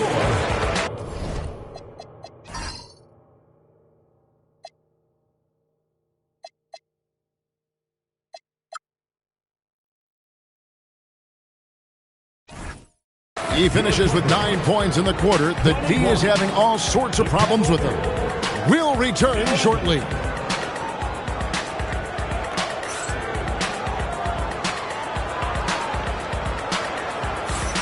And if you're just tuning in, we've got a wide margin on the scoreboard, but plenty of time left for a comeback. And guys, what's your take on the Clippers so far? I mean, offensively, I thought they did a good job of protecting the ball. And defensively, boy, were they disruptive. Winning the turnover battle is so important. They've been sharp so far, and it's showing up on the scoreboard. Now here's Harden. And Leonard has it in the corner. Leonard, so dangerous from deep. When you set him up, more often than not, Leonard will knock him down. One thing you can say about this, the Clippers organization, GA, resources will never be a problem. Yeah, passionate and deep-pocketed leadership. You throw in the market size, and even if they're not the glamour franchise in L.A., they're no longer resigned to second fiddle. And so here's Cleveland after the basket by Los Angeles. Mitchell is double. Home, and he draws the foul. A chance for another point at the free throw line. First personal that one on Collins. He finds a shooter in motion and is confident he can thread him with the lead pass. Well done. Hard to put into words, RJ, the impact Donovan Mitchell had on last year's 64-win Cleveland Cavaliers team.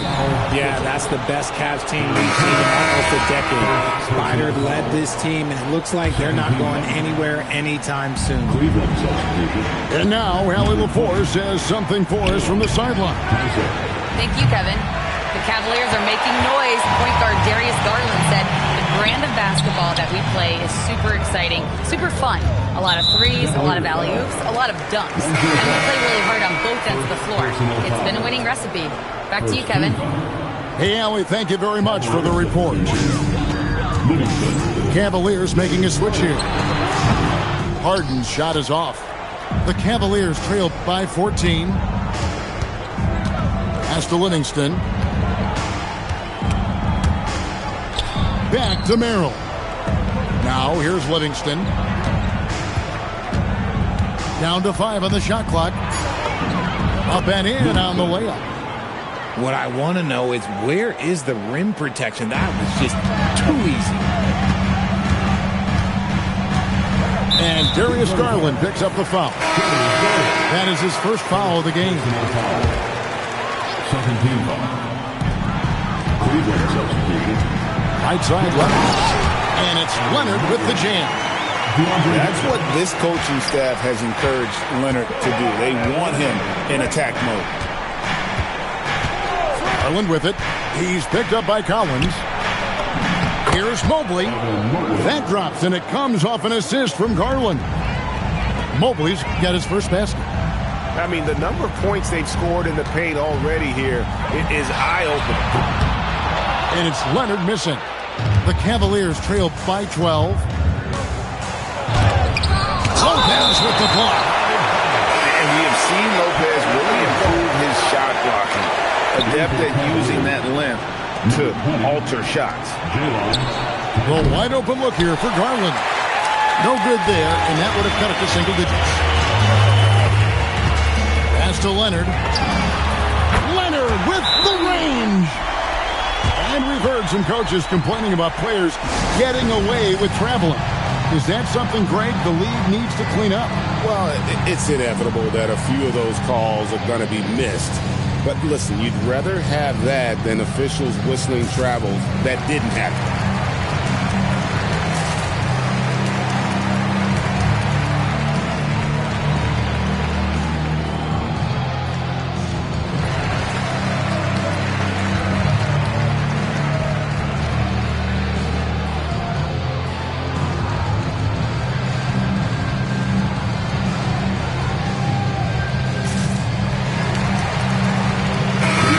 Cavaliers making a switch here. It's Garland with the ball for Cleveland. 15-point game. Here's Mobley. And it's off from three-point range.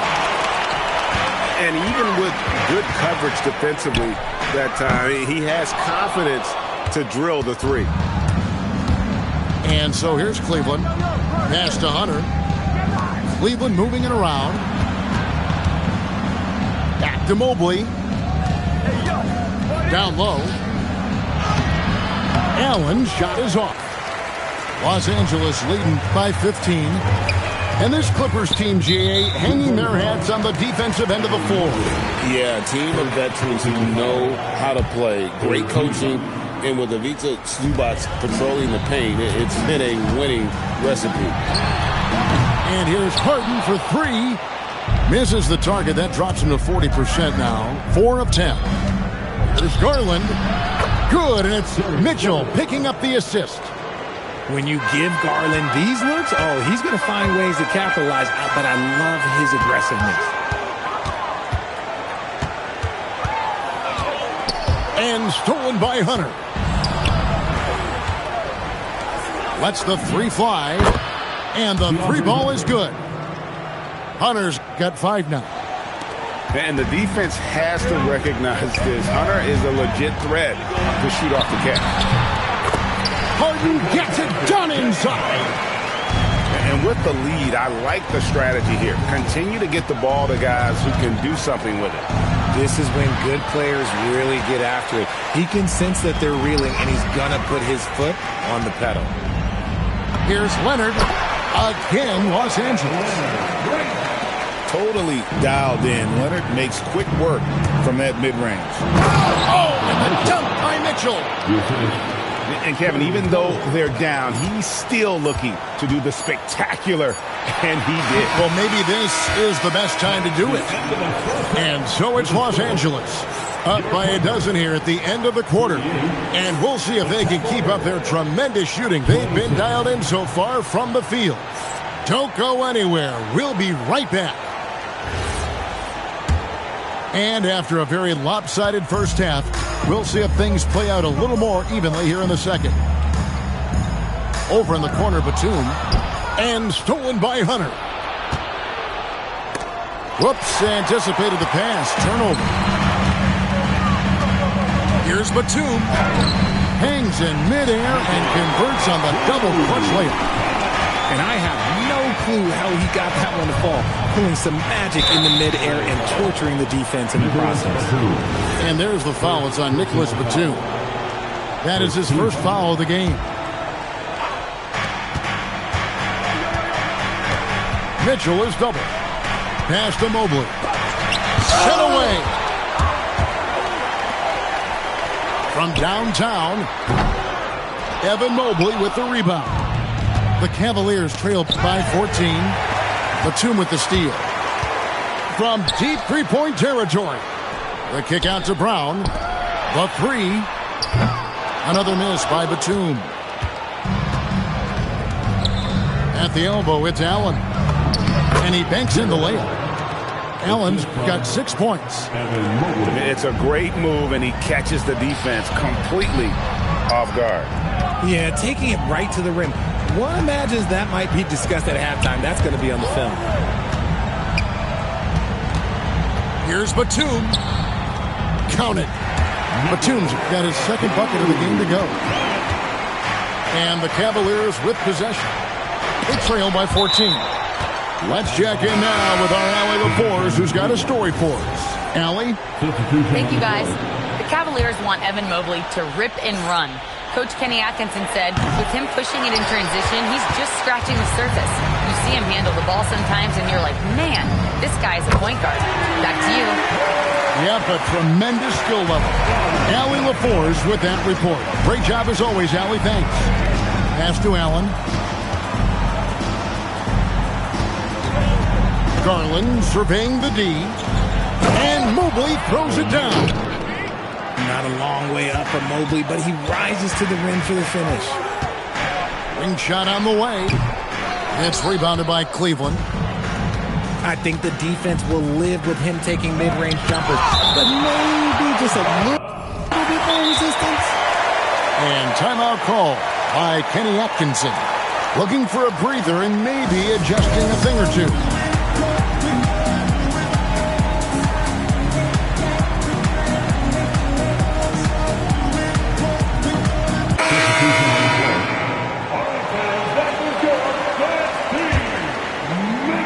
Second half of play with just under 2.5 minutes gone.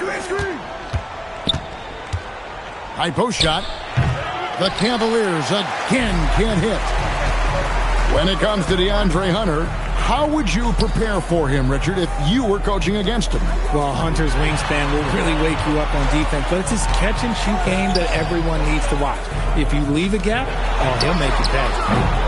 Bogdanovich, no luck. The Cavaliers trail by 15. Pass to Mobley. 2 minutes remaining. And here is Hunter. He's got 5. The Cavaliers again can't hit. Bogdanovich wide open. Drills the three-pointer. Bogdanovich has got 6 here in this quarter. And this is why Bogdanovich has a permanent green light from the arc. Frankly, the team expects this from him. And that's an example of playing big, adapting to the situation. Also relying on his skill there. That's a nice move against length. When it comes to Garland, RJ, what do you like best about his game? I I love that he's a multi-skilled player at the offensive end. He's fast off the bounce and can pull up or kick it out. He creates all sorts of headaches for the D. And stolen by Bogdanovich. Takes it inside from 20 feet out. And too long on the shot. And if you ask me what percentage of the time he's making that shot, my answer would be in the single digits. And those are the type of shots that just drive coaches crazy. Look, I wouldn't be shocked to see him sitting on the bench if he tries that bad boy again. It's good. And the Clippers lead by 19. When you allow good scorers to get uncontested shots at the rim, no wonder you're losing. That's a great possession. Put your best players in a position to succeed. And we're...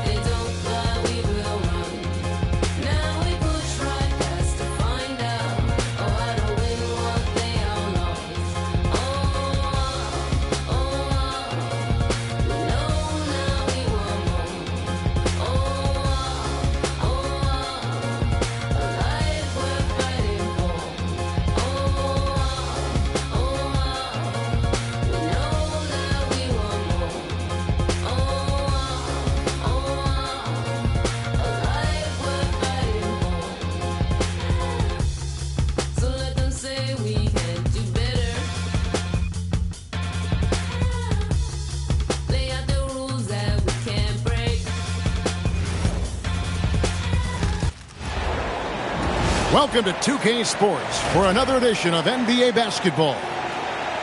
This is Kevin Harlan. I'll be joined by Greg Anthony, Tim Legler, and we'll be hearing from our reporter, Allie LaForce, in the sidelines as well.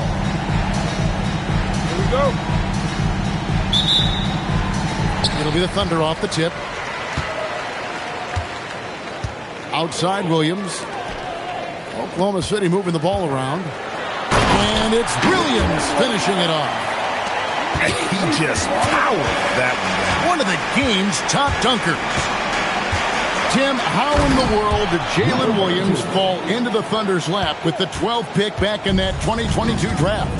Well, Kevin, he played at a mid-major, so he was a bit of a late bloomer. A lot of people saw him as high floor, low ceiling type, and he was an awful fast riser as the draft got here, but still a steal in that late lottery.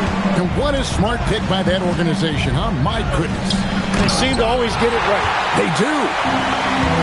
Long 7'1" with that 7'6" wingspan. Holmgren can alter or block just about every shot in his vicinity. Pass to Williams. And just tacks a few more points onto their lead with the tomahawk. That's bringing it down hard.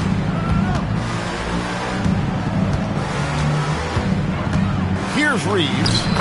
A shot goes in. First shot, first basket. Uncovered at the rim, finding cracks in the defense here early on. Well, with that kind of success, I imagine they'll continue to be aggressive inside. You got to keep an eye out for LeBron. He may be lurking. What a block that one was. And running with a full head of steam, but completely under control. In this league, you run whenever you can. It's so much easier to score in transition. SGA, that's a two-pointer. Nice jump shot. Good. This is why SGA is a focal point of this offense, because of that ability to score. And there's the whistle. Illegal screen. When a pick like that is questionable and creates that much of an advantage for the offense, you have to blow the whistle. Well, oftentimes illegal screens fall into a gray area, but that time he got called for it. Takes it inside. Nobody near Williams. Good on the triple. Williams has got 7 points. And he likes to get in a rhythm early. Nice triple. Greg, last season, the Lakers exceeded expectations by winning 50 games and finishing 3rd in the West. They went on quite a run after acquiring Luka Doncic, but they were eliminated in the first round of the playoffs. And as we know, this is an organization judged on championship success. The feel LeBron has for the game, unreal. Whatever situation he finds himself in, he always seems to have an answer. Lakers trail by 4. Let's check in now with our Allie LaForce, who's got a story for us. Allie? Mark Dagnall gave me a few minutes to catch up with him. Coach was enthralled by the court awareness of LeBron James. He said, quote, very few guys know where all the players are on the court at all times. Very few players have the skill and the ability to take advantage of any slip-up. LeBron falls in both of those categories. There's a reason people talk about him as the GOAT. Guys, back to you. And Allie, thanks so much. And give credit to Holmgren for jumping all over that opportunity, putting his length to great use. So it's both teams making substitutions here. And that one's good. Doncic. Well, he is looking confident. Love how they're using him so far. And now they are just going to keep riding that momentum with the hot hand. And the whistle blows. It's going to be on Luka Doncic. That is his first foul of the game. First quarter of play and just over 3.5 minutes in. And a wide open look for Gilgeous-Alexander. That shot off. As tough as they get, Smart, a bulldog out there, does a good job of drawing contact, oftentimes by initiating it. Lakers shooting their 3rd and 4th free throw shots of the night. That one drops. He ties it up. And one of the responsibilities with being a great player is making free throws. Inside. And the dunk by Holmgren. I mean, sneaky. When he moves around the floor, Holmgren takes you out of the play, slips past, and just rolls to the hoop. Now, here's Doncic. And denied. He sends it right off the glass.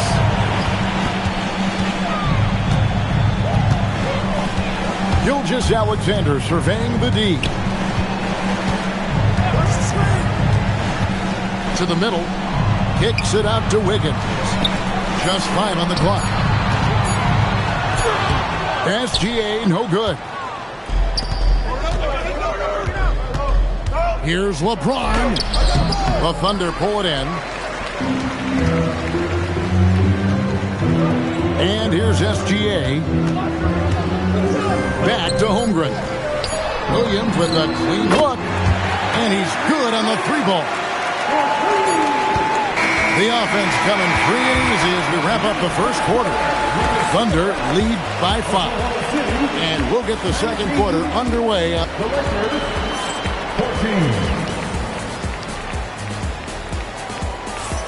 And hope you've enjoyed the broadcast so far. Halfway through the first half in this one.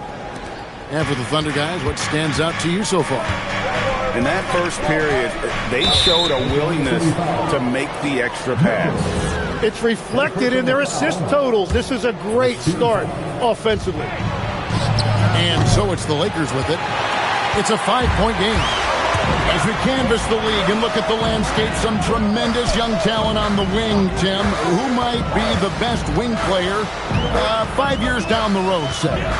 Well, I'm looking at Anthony Edwards right now because of the skill, the athletic ability, and then the competitive desire. I think he wants to be great. You'd also look at guys like Jason Tatum and Jaylen Brown, certainly. And then you've got a guy like Cade Cunningham in Detroit who hasn't even started to scratch the surface. Well, you've made a great list of guys right there, for sure. Mitchell wide open. The three-pointer, no good. Smart on the wing. Back to Hayes. And Hayes throws it down. And he's an automatic finisher when he gets into that area. He is, and he picks the simple one-hand stuff to get the 2 points. Joe in the corner.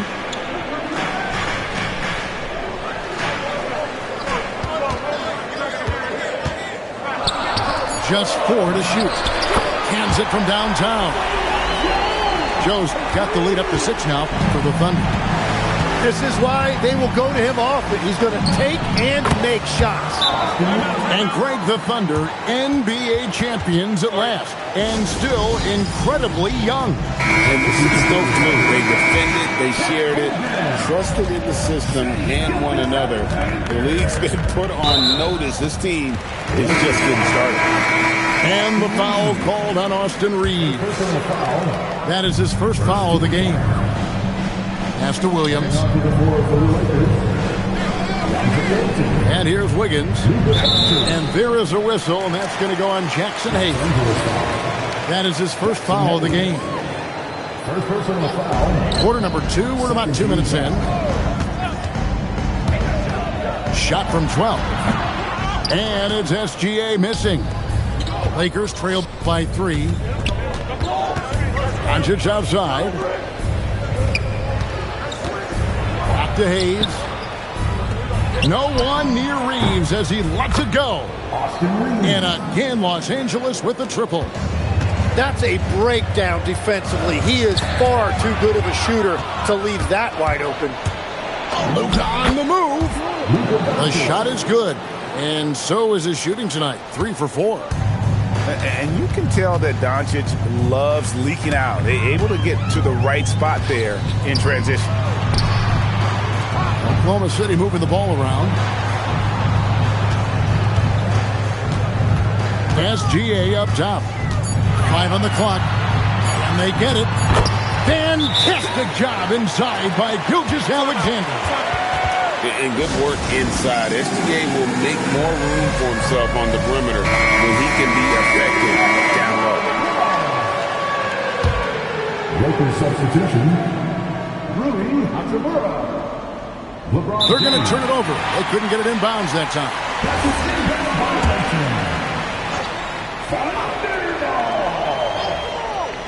And for those of you just joining us, we're in the second quarter with about 3 minutes gone by. Holmgren the screen. Outside, SGA. Beyond the arc. Shea hits from outside. The classic combo guard. Gilgeous-Alexander is effective in the two-man game, especially on that first option, taking it himself. Master Smart fires from way outside. It's Chet Holmgren with the rebound. The Thunder leading by 3. We know about Holmgren's exceptional play defensively, but Tim, talk about his offensive game. Well, he's incredibly versatile, Kevin. He can score down low. He can handle the basketball, shoots the 3, and I'm not talking about standstill shots. He has the mobility to even come off screens. And so Mark Daigneault calls a timeout. Coach is going to talk some things over with the team. Might be seeing something to adjust. 1:06 left to play here in the second quarter. And here's Gilgeous-Alexander outside. Lakers trail by 3. Too much strength. LeBron powering his way inside. And making it look easy. LeBron overwhelms the defense inside. Holmgren can't hit. And even without that 3-ball dropping for him, the defense should have done more on that last play. That's a big part of his game. He's going to fight you to get inside, and then he will finish around the rim. For 3, Holmgren. It's rebounded by Doncic. And you could tell he thought that triple was going to fall. Pass to Ayton. And a miss there on the triple. You take your time. You don't give them another possession. Clock management is everything right here. Time and score are paramount. SGA from outside. And that's it for the first half of action. What's been a very close game here. Lakers on top, up by 1. Time now for the halftime break, with the third quarter soon to follow, right here on 2K Sports. We've got second half action for you, and if the next couple quarters are similar to the first, this one could go down to the last possession. And the rejection by Holmgren. Pass to Wallace. Dort, left side. The kick out to Williams. From deep, Gilgeous-Alexander. Outside, Dort drains the three-pointer. Dort got the first points of the second half here for the Thunder. And when you have Dort on your side, this is what he brings on the offensive end. Great off the catch and fire.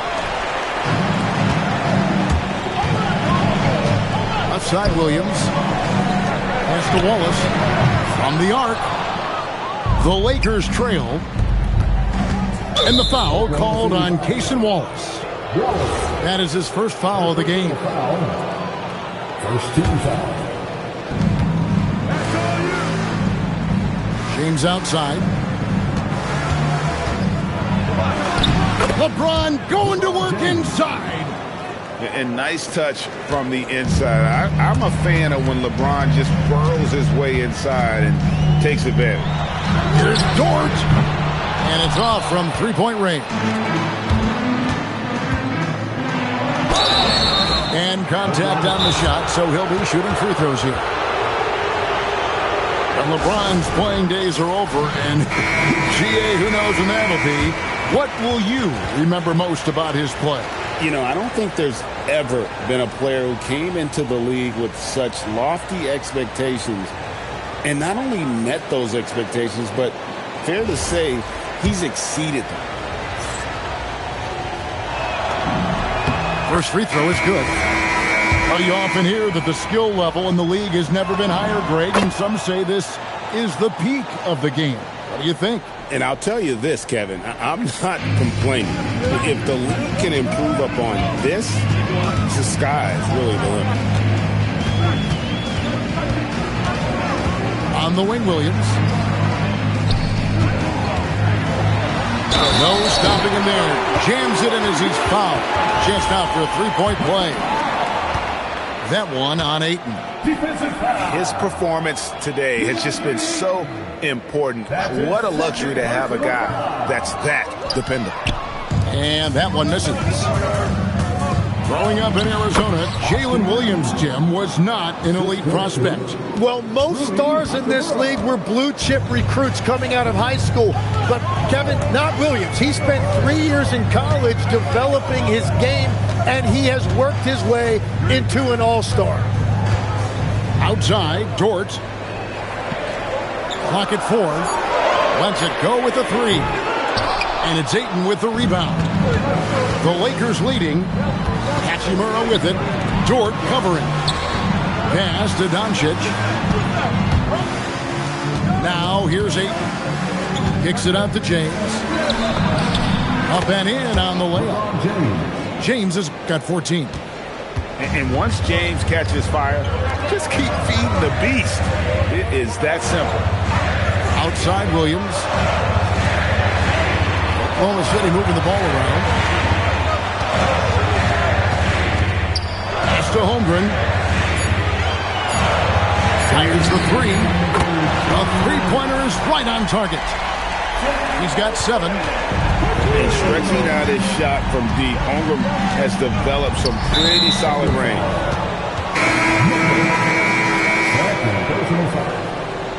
13 foul. Substitution on the floor. Doncic outside. And the Lakers with another miss. And that was a little bit of a range check for him. Yeah, I mean, he's a very good shooter, but from that distance, his percentages go down.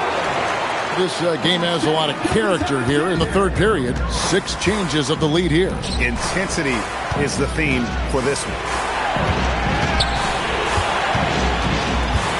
Here's LeBron. Good D by Holmgren. And even though he didn't get a piece of that shot, you love the pressure he puts on the shooter. And sometimes that's all you need to do to force that miss. Here's James. And it goes down 2 points. James has got 8 here in the quarter. Man, you gotta respect Luka's passing skills. Just a multi-talented player who is all about sharing the basketball. It's been this way since halftime. Tremendous production from beyond the arc. They have found a weakness in the defense, and it's on their ability to defend the three-point line. Substitution on the court. There's 47 seconds left in the third quarter. SGA on the drive. Here's Wallace. Reeves with the rebound. Well, he wants to shoot his way out of this cold spell, but the struggles continue. And he doesn't have to do it alone. He's got 4 teammates on the floor. Whenever he gets that close to the hoop, he finishes with authority. Outside, SGA.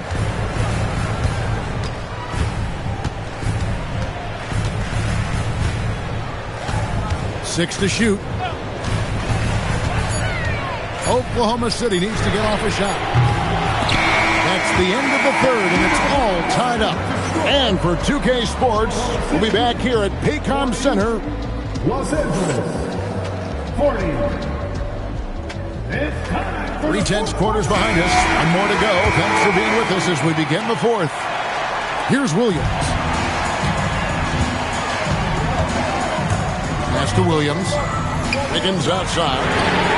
Buries the long-range jumper. Wiggins has got the fourth quarter going with the first basket of the period here for the Thunder. Boom! He jams it straight down. Go into the rack with energy, and the D afraid to cut him off. Yeah, gotta chalk that one up to some shaky defending. Well, defensively, you can't allow that in a game this close. LaRavia inside, and he drops in the layup off the glass.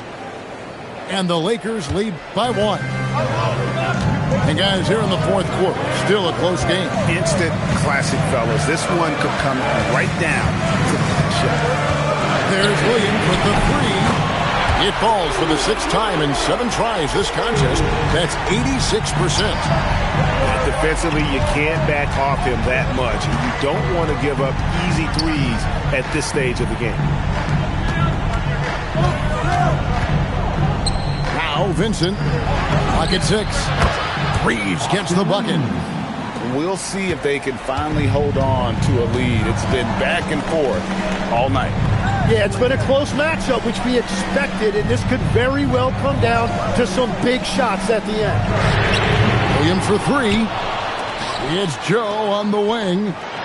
Wiggins from outside. Drills the three-pointer. Well, the defense was a little soft right there, and it made it a practice shot. And J.J. Redick calls timeout here. Wants to make sure everybody's coordinated and intent. Right now, let's take a moment here to catch up with Allie LaForce on the sidelines. Thanks, guys. I got a chance to hear what J.J. Redick was saying to the team. He told the guys to stay after it inside. He said our play inside is terrific right now. He said don't lose any of that intensity. Stay strong down there. It's always nice to hear a coach enjoying his team's play. Back to you. All right, Allie, thank you so much for that. Well, if you take low percentage shots, you are going to have difficulty making them. Ayton. Holmgren rips down the rebound. And Gilgeous-Alexander's got the ball here for the Thunder. The lead is 2. Here's Dort. Now Holmgren. Up top, Gilgeous-Alexander. Launches it. And it doesn't go. And just about 3 minutes through the fourth quarter here. And they double up James. Now Reeves.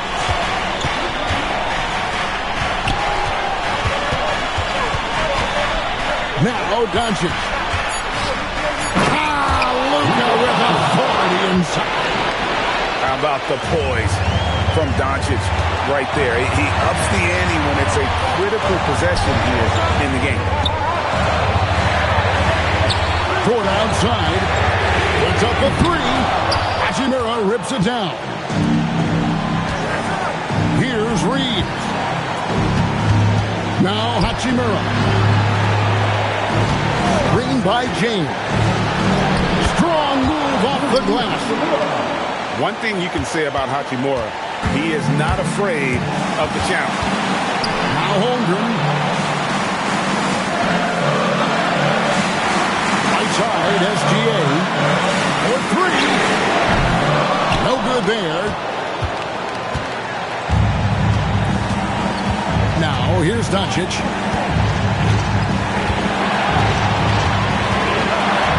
There's 48 seconds left to play in the final quarter. It's the drive. Doncic explodes off the drive. What a slam! That is world class. What a huge shot at this point in the game. Gilgeous-Alexander. Off target from outside. And so they foul intentionally. And that's an intentional foul.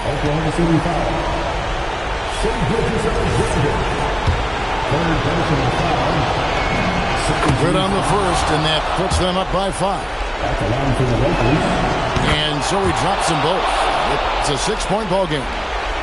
And he just garnered a little bit more insurance there. Very confident as he's able to go up and knock those down. Doncic for the rebound. Here are the Lakers. They're on a 15-6 run. And this is right around the time when one team might start to pull away.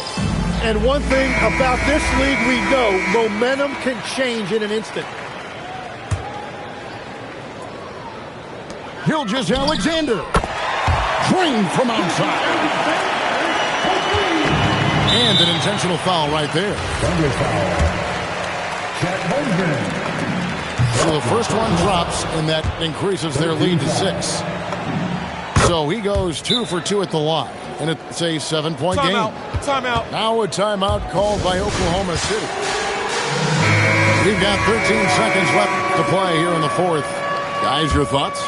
Trying to keep hope alive, but I don't see them making a comeback.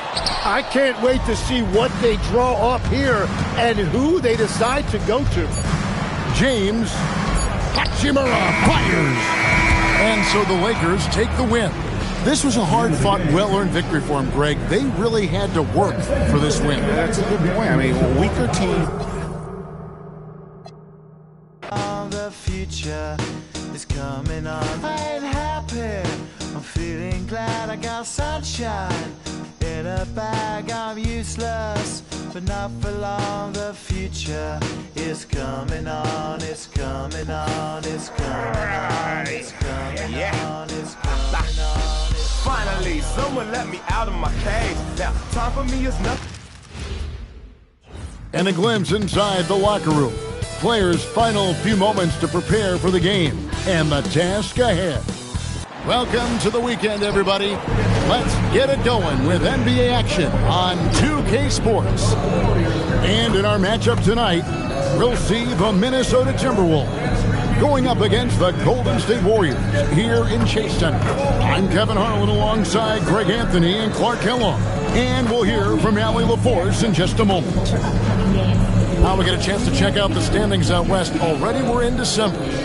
You look at the Timberwolves, they're 6th best right now, looking to make a move up in the standings. And, of course, the Warriors, they find themselves in the 8th spot. And seeing where the Warriors are, they had the kind of hot and cold start that we've kind of come to expect. Nothing that would indicate they're in for any kind of a breakout season. And, you know, perhaps with a roster move or two later on, they can start to break out of that pattern. And the starting lineup for the Timberwolves, guard and off guard, filled by DiVincenzo and Edwards.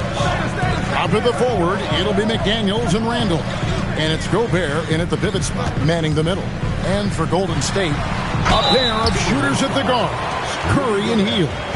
Butler is the 4, and Green operates as the small ball center. And Richard, this is his first free throw of the game. And, of course, we'd all like to see his percentage at the line improve. Take a break. But he just does not have the touch right now. He's in the 60s. And I don't think there's any question about it, guys. He's got to bring that percentage up. I mean, those are the kind of free throw numbers that will get you in a coach's doghouse and get your teammates a little mad at you. And guys, hold on now. I'm getting word we have Shams Charania calling in. Shams, what do you have for us? Well, the Timberwolves this summer signing extensions to keep their elite front court intact. In bringing back Julius Randle and Naz Reid, they maintain a team strength, one that seems more necessary than ever in the loaded West, guys. You got it, making the commitment. Okay, Shams, thanks for the report. What a matchup we have tonight, Greg, in the front court. I know everyone, you and I included, have been waiting for this one. And when you got two of the best bigs in the league going at it tonight, it's must-see TV. I can't wait to call this one, guys. Here's Minnesota. They're getting their first look of the season at the Warriors in this one. They take on a team they knocked out of the playoffs last season in the conference semis. Would you suspect a little bad blood or bad feelings from the opposing side? They better be ready to scrap. And the lack of effort to fight over the screen there makes that an easy shot. Well, I'm going to credit the screen. I mean, that's a good, strong pick he lays there. Now, here's Butler. We saw him with 19 points his last outing. 5 to shoot.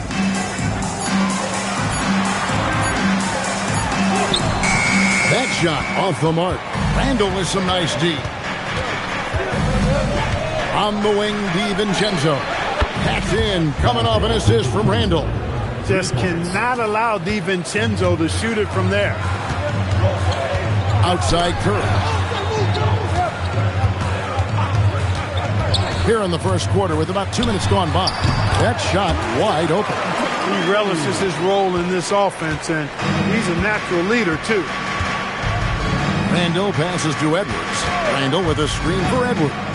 Launches it. And again, Minnesota with the triple.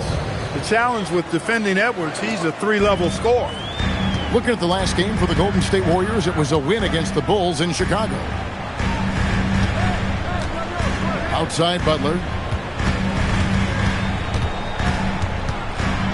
Over Randle, and it's Butler missing. And not allowing the shooter even an inch of breathing room on that one. And guys, that's exactly the kind of high-impact defense they want to see out of him. Now here's Randle. Right now he averages nearly 23 points a game, a relentless offensive force.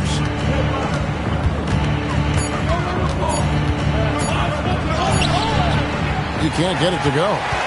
Warriors trail by 5. Down low, here's Butler.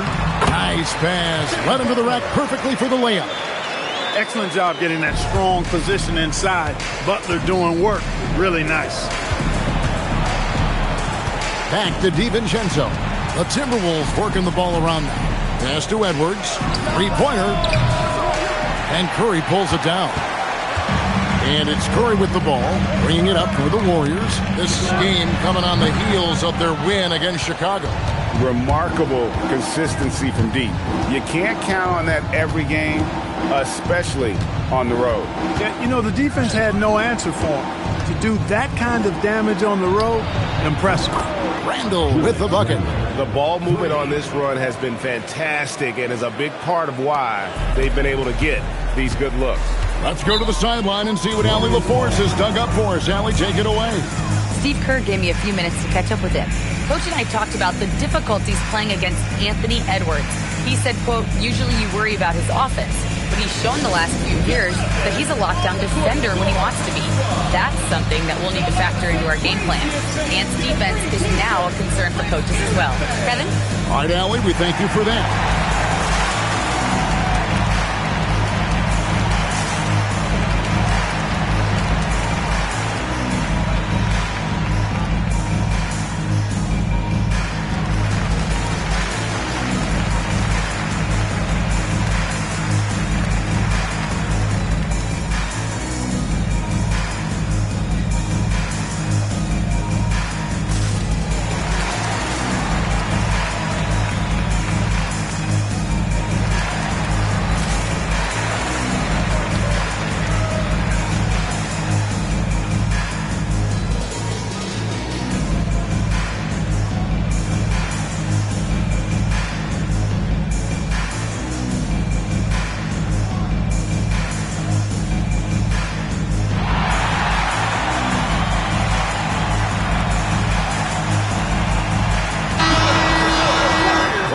some numbers for Jaden McDaniel.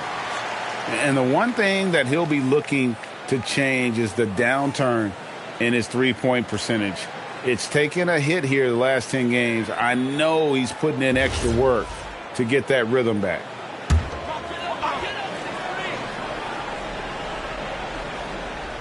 Pass to Hield. Now Green. He gives a bit of a scoring lift to the team, averaging 8 points a game. And again, it's the Warriors missing. Minnesota leading by 6. You know, Clark, Rudy Gobert is often the victim of unfair criticism. Yeah, I couldn't agree with you more there. I mean, that's just what people tend to do, the talking heads, if you will. I think too many times folks focus on what he can't do instead of appreciating all that he does. I mean, he excels as a rim protector, a screener, a physical presence in the paint. I mean, I think he's going to go down as one of the all-time outstanding defenders in league history. 4 on the shot clock. It's Curry outside. That one misses. And he didn't punish them for the weak coverage there, but they can count on him to continue missing. And Gobert kicks to McDaniels. Randall surveying the D. Pass to DiVincenzo. For 3, Edwards. And the rebound goes to the Warriors. The shooting numbers just aren't there yet in the quarter. Gobert pulls it in. And on an open look like that, he's very gifted at making the weak coverage pay. DiVincenzo passes to McDaniels. It's good from long range. All these threes they're giving up have really been the driving force on this run. Warriors trail by 9. Here's Hield. Hasn't made one yet. On its way from Curry for 2. He hits the back iron and sinks the shot. Off a pass, Steph Curry, that one is always going in, or almost always going in. Back to Randall.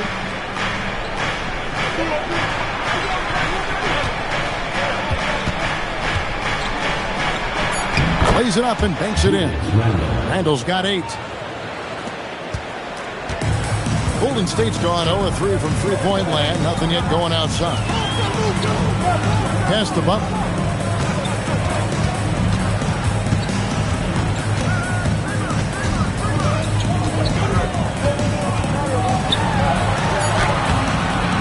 Rudy Gobert with the rebound. Give the defense credit there. Normally, that's 2 points. Knocked loose. It's stolen by Hield. Here's Green. Rebounded by the Timberwolves.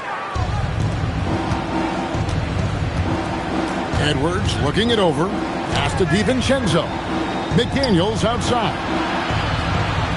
Gobert with the screen on Butler. Here's Randall. Green with the block. You see the defensive instincts there. That's what makes Green one of the best. Warriors trail by 11. Some tough offensive sets. They want to turn it around. Yeah, right now you just need a bucket to get some momentum. And the basket by Curry. 6 points for him. He's looking confident right from the opening tip. And timeout called by Chris Finch. He's going to have a discussion on the sideline.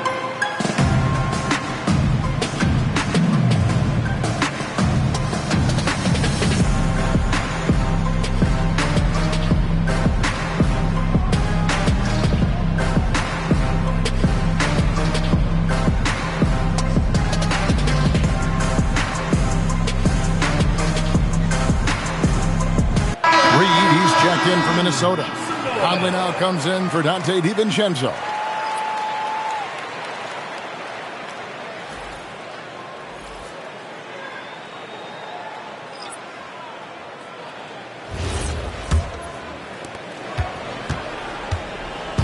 And so Conley will bring the ball up for the Timberwolves.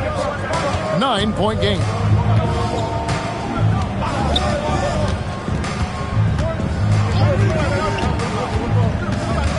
McDaniels, a screen on Curry. Reed finds Edwards. Right side, Conley. They get it again. McDaniels outside. Another miss by Minnesota. They've been sensational on the backboard to start this game. Yeah, sensational is a really good word for it. They're tearing it up on the glass. That's as easy as it gets for Kuminga. Defense has to bring more energy than that. It's Edwards on the wing.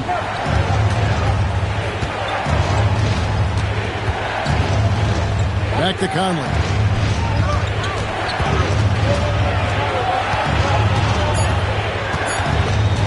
Over Curry. Conley's shot is off. Warriors trail by 7. Floats it up for Kuminga. An emphatic alley-oop jam. And how about when Kuminga just takes the initiative on offense? He has the athleticism needed to finish that alley-oop. And you look at the addition of Jimmy Butler. G.A., why has he been such a fit for the Warriors?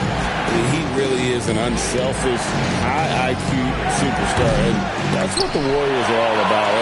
And his isolation, interior scoring has given them another look offensively. Double-digit boards, a regular occurrence for Gobert. Makes it easier to get those second-chance hoops, too. Outside, Kuminga. Reed with the block. Throws it up high and finished off by Gobert. One of the best lob partners in the business, Rudy Gobert. Golden State's gone 0-3 from three-point land. Nothing yet going outside. Conley against Curry. Pass to Kuminga. Back to Green. A second chance effort, and it's good on the way in. And that one gives them a +5 rebound advantage, Kevin. Pretty clear. They're dominating that area. They've come out with a lot more energy and effort so far. Now, here's Reed. No scoring in this one. And Brandon Pajemski gets the whistle that time. That is his first foul of the game. And some changes here for the Warriors. Al Horford, he's checked in for Green. And it's DeAnthony Melton in for Stephen Curry. The Timberwolves also changing it up. Miller's checked in for Rudy Gobert. Clark comes in for McDaniels. And Dillingham subbed in for Edwards. Here's Miller. Nice defense from Kuminga. Warriors trail by 7. 1:11 left to play in the first quarter. To the paint. It's deflected. And stolen by Dillingham. Pass to Miller. Now, here's Reed. He's guarded by Melton. Clark with a wide-open look. Off target from three-point range. The Warriors shooting 39% in the early minutes of this game. And here is Horford. Outside, Kuminga. Sinks the triple. And now it's just a 4-point Minnesota lead. And over the years, Kuminga's shown a lot of improvement with his ability to catch and shoot. 4 seconds separating the shot and game clocks. Reed kicks to Conley. And he converts the layup. And they've done well at taking advantage of some late defensive rotations and getting the ball in the paint. To the inside, Horford.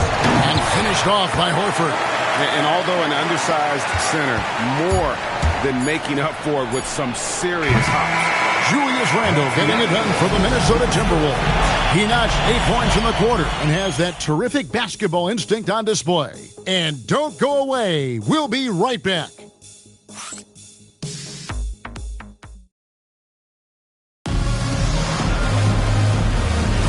And thanks again for tuning in. If you're just joining us, we've played through 1 quarter of action so far. And a moment here to take a look at the scoring breakdown for the Timberwolves. You know, right from the start, it seemed they got hot from three-point range, pulling apart the defense and racking up the points, too. And I've really liked how they've moved the ball tonight. Because of this selfless approach, they are piling up the assists. So with Curry sitting on the bench, here's the group that Steve Kerr has on the floor. Moses Moody is out there with Pajemski. Then there's Horford. Then there's Jimmy Butler. And it's Kuminga in at the 3 spot. And there's a foul that goes on Jimmy Butler. That's his first foul. First team foul.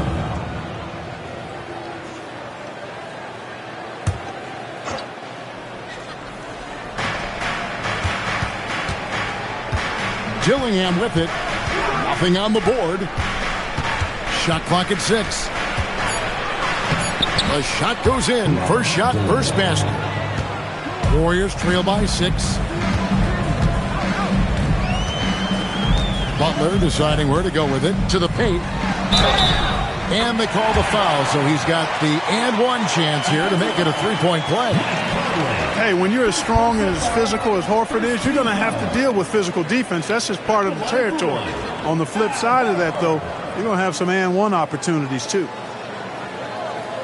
Mind the lanes. Mind the lanes. One shot.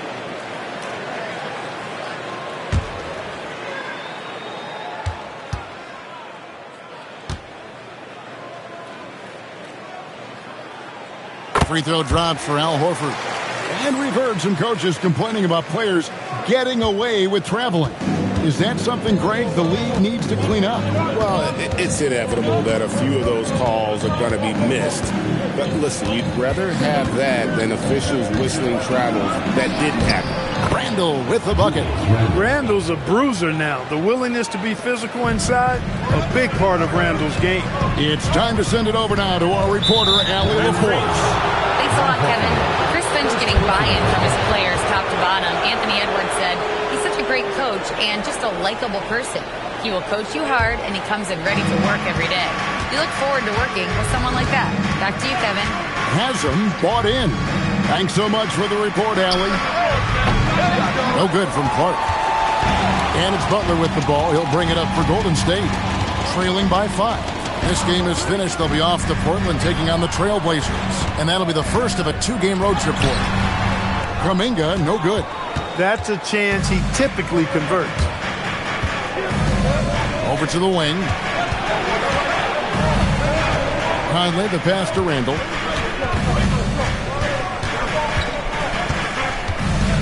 Just 5 to shoot. The shot missing. Some solid defense from Butler. Pass to Moody. Butler dishes to Horford. To the middle. There's Kuminga. The shot's good on the assist by Horford. And that's now 9 points for Jonathan Kuminga.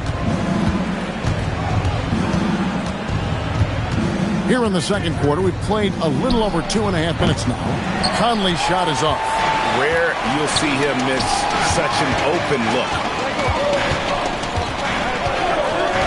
Butler passes to Moody. The kick outside to Butler. Horford dishes to Kuminga. From deep. Julius Randle with the rebound. Timberwolves leading by 3. Pass to Dillingham. Back to Randall.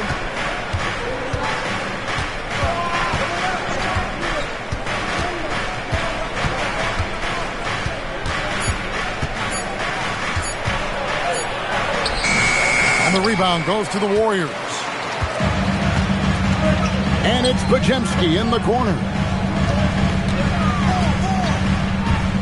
Outside Butler.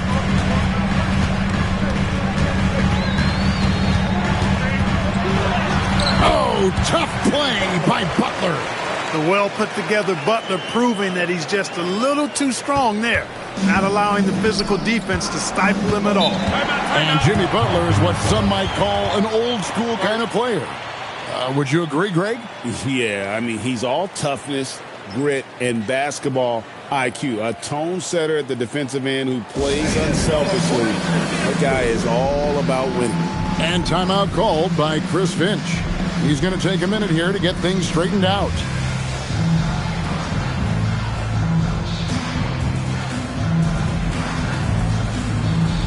Some changes here for the Warriors. Draymond Green comes in for Al Horford. And Curry subbed in for Kuminga. Timberwolves also changing it up. Gobert, he's checked in for Reed. McDaniels comes in for Clark. And it's Edwards in for Dillingham. Here's McDaniels. Misses the 3. The Warriors trailing. Down low. Oh! Thrown down by Butler. Love the force and focus that Butler plays this game with. That was reflected in the finish. triangle outside. And the basket is good, and he's got a chance here for one more at the line. A reliable option he's been tonight. He's their safety valve for sure. First trip to the free throw line for him tonight. And this season, he's maintained very good form at the line, shooting at about an 83% clip. You know, one thing about getting going at the free throw line like he has this season, it can continue to carry over.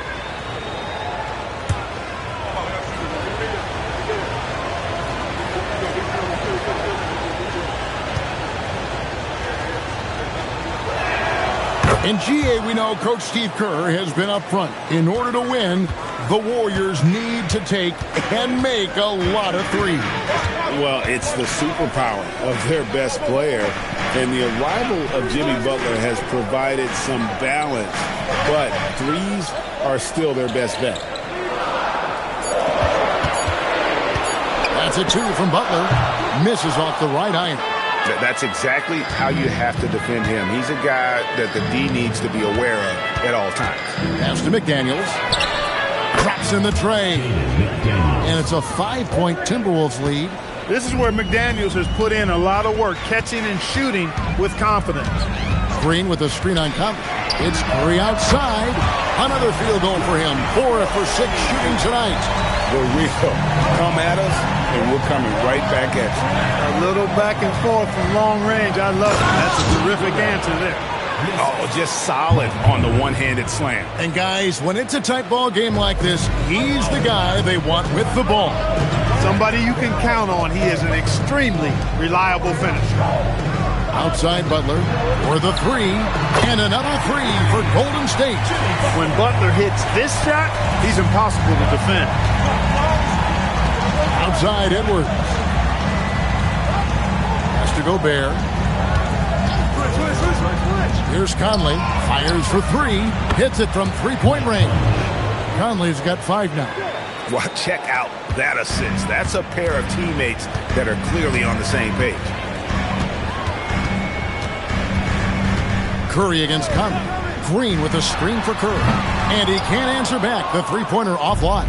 Timberwolves leading by 4. Conley kicks to Gobert.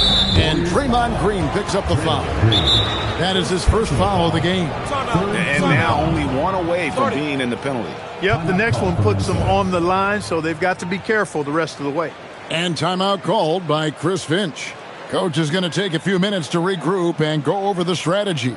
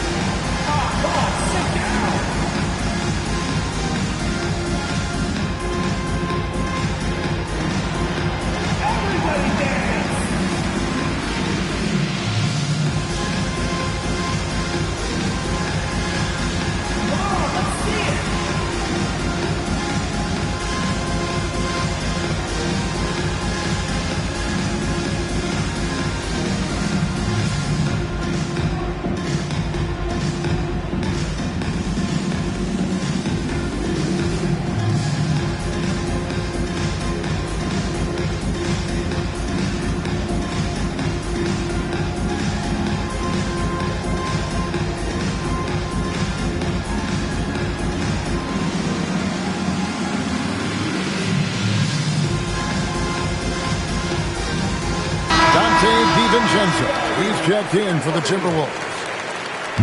Let's quickly bring up the 2K leaderboard for a look at the top free throw shooters among point guards. Second, Stephen Curry.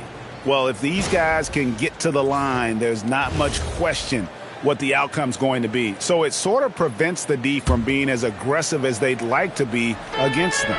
Yeah, because of their shooting ability, they get a little more space than the average point guard. Maybe they'll miss a shot from the floor, but if you send them to the line, those points are almost guaranteed. Step back shot. The Warriors pull it in. Butler's got his 4th rebound with that last one here tonight. Right side Curry. Pass to Pajemski. Green, the screen. Inside. And it's Green slamming it down. How about the execution inside by Green? He's excellent at knowing when to attack down low. Oh, that's an outstanding view from the AT&T Connected Cam. Minnesota's gone 2 for 5 from three-point land since the end of the first. Randall from outside, nailed from three-point land. Randall's got 16. It's first triple of the second quarter, third of the game. Pass to Butler.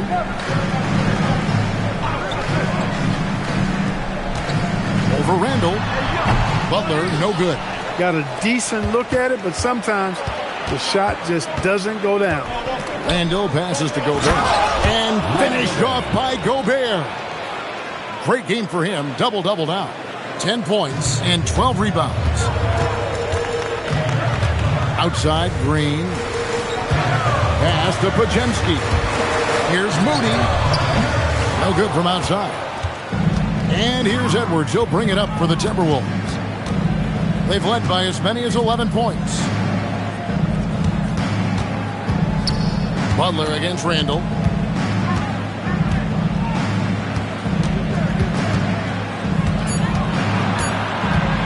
Fires, high post. And Moody pulls it down. Moody's got his 4th rebound with that last one here tonight. Murray finds Green. Here's Butler. He's defended by Randall.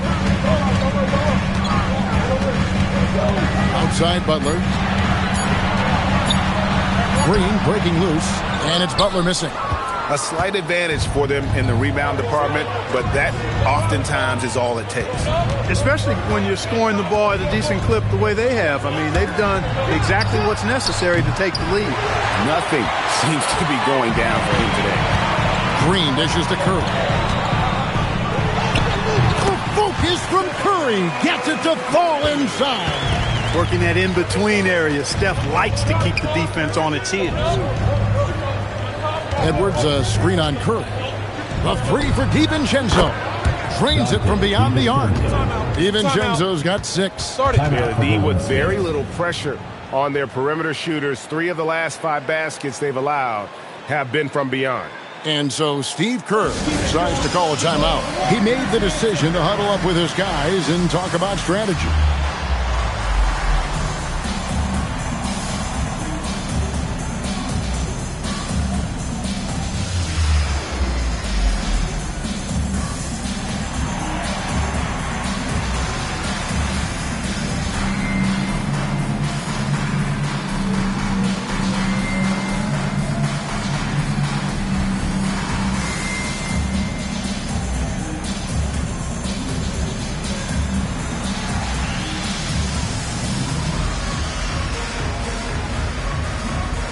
Minnesota making a switch here.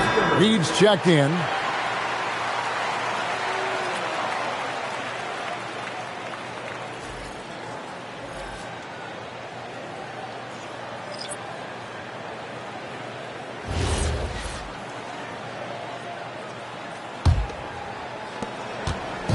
Minnesota comes into this one following a loss to the Suns. That was a difficult one for them to drop. A close game throughout and an opponent that they're going to beat more often than not. Well, it was self-inflicted, plain and simple. I mean, they just didn't play up to their ability, and it's cost them. Edwards against Green. Shoots a fader. Warriors with the rebound. Curry's got his 4th rebound in this one.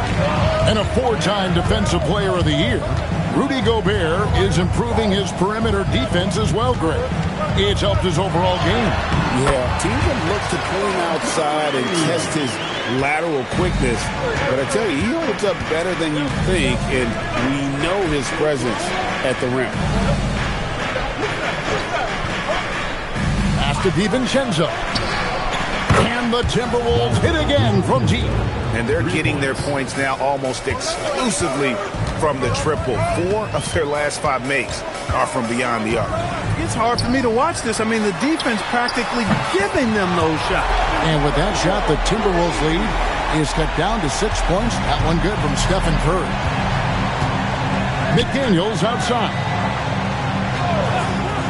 DiVincenzo kicks to Reed. Tried to come right back with the three of his own. It's no good. Here's Green. Horford against Gobert. In the corner, it's Hield. Down to 5 on the shot clock. No good there. Nice defense from McDaniels. Looking to get it going. Edwards finds Reed. Now here's McDaniels. The three. Reed gets the bucket. Reed's got himself on the board with 3 there. And that's how you move the ball, putting the defense in a really tough spot. Curry from deep three-point land. And no luck with that time on the buzzer beater. And so it's Minnesota ahead by 9 as the quarter comes to a close. They're pounding the ball inside, and that's where they've gotten their best production tonight. Now, all right, Allie, thank you for that interview. And we'll be back with more basketball in just a moment.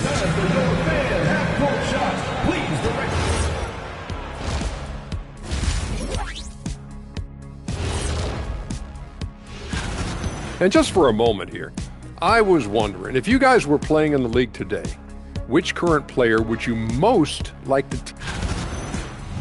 And now taking a look at that first half action, it was a less than ideal start for the Golden State Warriors. And that concludes...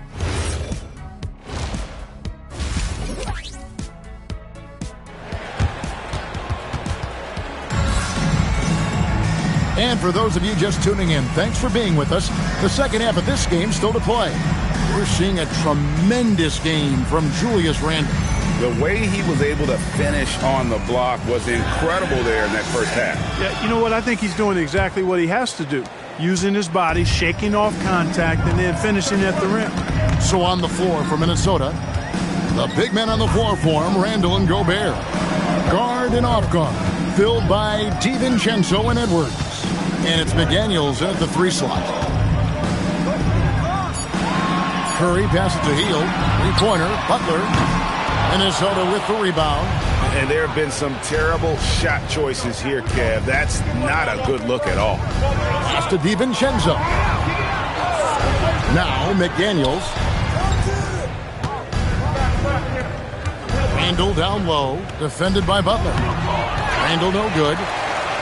Warriors trail by 9. Outside, Green. Richard. McDaniels defending. Curry nails the triple. Huge night for Curry and a great rhythm thus far. That's always bad news for the team he's facing. Gobert with a screen on Hield. It's tipped. It's stolen by Green. Hield kicks to Richard. Laid in with a nice touch off the glass. Good decision-making by Hield. Giving it up when somebody else was freer and in better position. Edwards against Hield. Randle right side. McDaniels on the wing.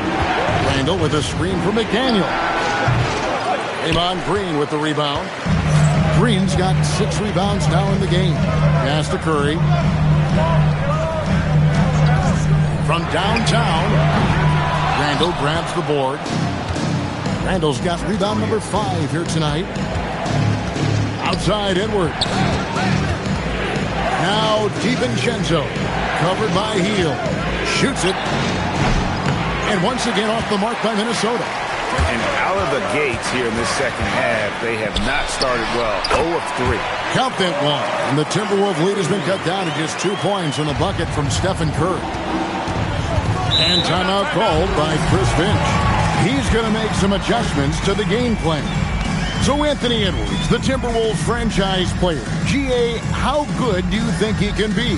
Well, some were ready to anoint him the new face of the league. But if they're to win the franchise's first title, there's another level he's got to reach.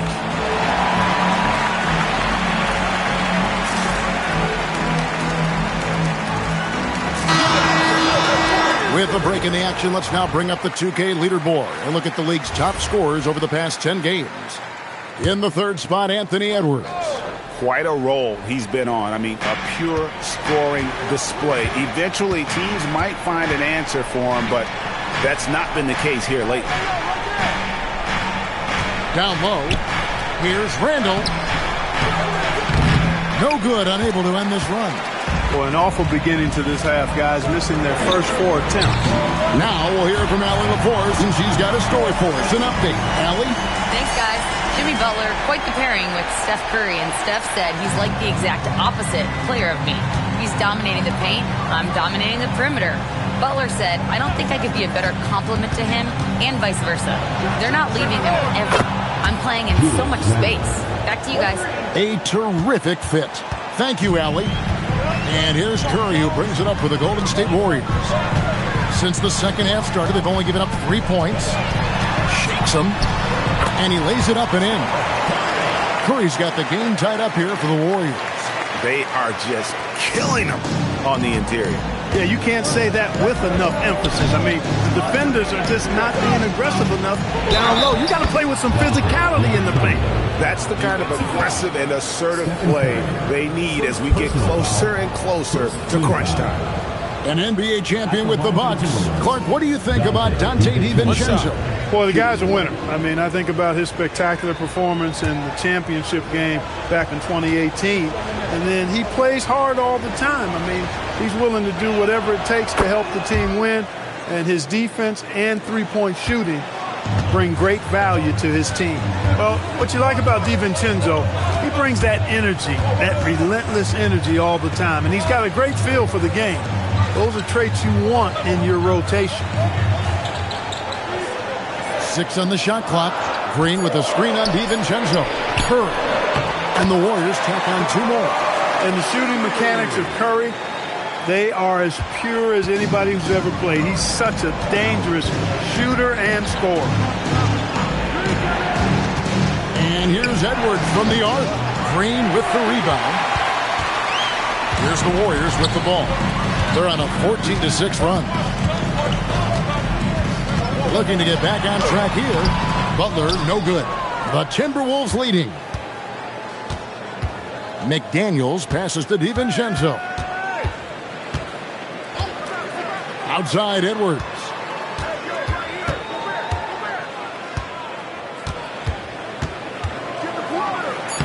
Inside Edwards finishes strong. A composed and cool effort from Edwards inside. Not rushing himself or forcing a bad shot. Taking what's available.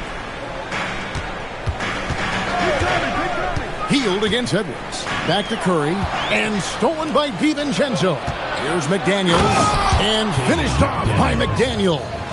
Well, that's why they're in front. Aggressive play at both ends. Nicely done. Outside Butler. Back to Curry.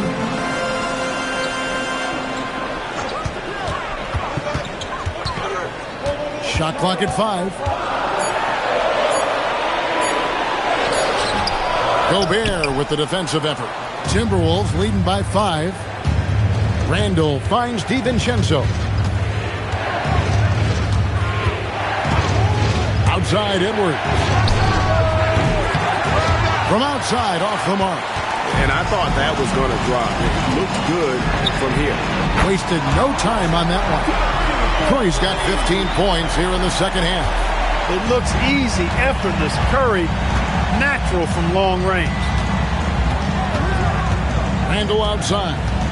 DiVincenzo with the screen on Butler. Butler against Randall. Over Butler. Randall no good. Golden State's gone 3 of 5 with the long ball since entering the second half. Curry against DiVincenzo. Curry deciding where to go with it. Golden State needs to get off a shot. And McDaniels with the block. McDaniels is perhaps the best wing defender in the league, guys. Showing us why right there. Moses Moody, he's checked in for the Warriors. Podziemski's coming in for Hield. The Timberwolves also with the sub. Conley's checked in. Randall down low, defended by Butler. Kept alive, and there's Gobert, putting it right back in. And the Timberwolves lead by 4. Gobert so good around the rim. Had that shot back before the defense could do anything with it. Up top, Curry, over by Conley. Curry passes to Green. Three-pointer, Butler. Rudy Gobert with the rebound. Gobert's got his 18th rebound here tonight, all over the place. McDaniels finds Conley. And here's Gobert. Pass to McDaniels. There's the three. Paczynski grabs the board. Just not there from a rhythm standpoint right now. It's really eluding him. And here is Moody. Still scoreless. Curry's shot is off. Now here's Randall. Outside Conley. Back to Randall. The Warriors pull it in. Butler's got rebound number 7 for him tonight. Here's Green, and Green slams it in. Those plays can make a difference in a game like this. Well, you know it's going to fire up, Greg, everybody on that bench. Making a statement for sure. I mean, we'll see if they can maintain that aggressive approach, guys. One made three formed for the game. Does he focus closer in? Let's see. For the tie, Curry crashes inside. You cannot shoot the ball much better than he is right now. And so it's Randall bringing it up now for the Timberwolves. They host the Kings after this game, and that will be the first game of 5 straight at home. Conley, the pass to Randall. It's in there. Conley with the assist. Conley's got his 4th assist in this one. You know, guys, every year Randall seems to improve as a scorer. You know, he's looking more and more confident, more comfortable out there scoring the ball. Green with a screen for Butler. No luck that time on the shot that would have put them on top. And I don't know if he needs a rest in this quarter or what, but he needs something to get off the snide. Boy, what a throwdown by the well-built 6'9" Julius Randle with power. And so Steve Kerr decides to call a timeout. This now will give him a chance to discuss some potential changes.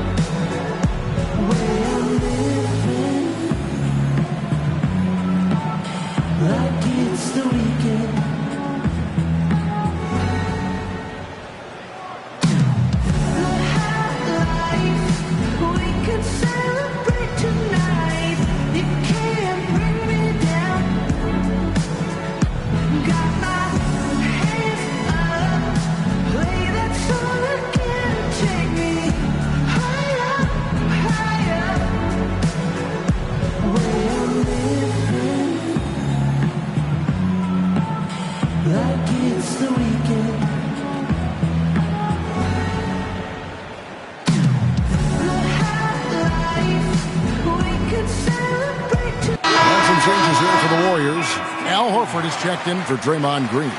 And it's Jonathan Kuminga in for Butler.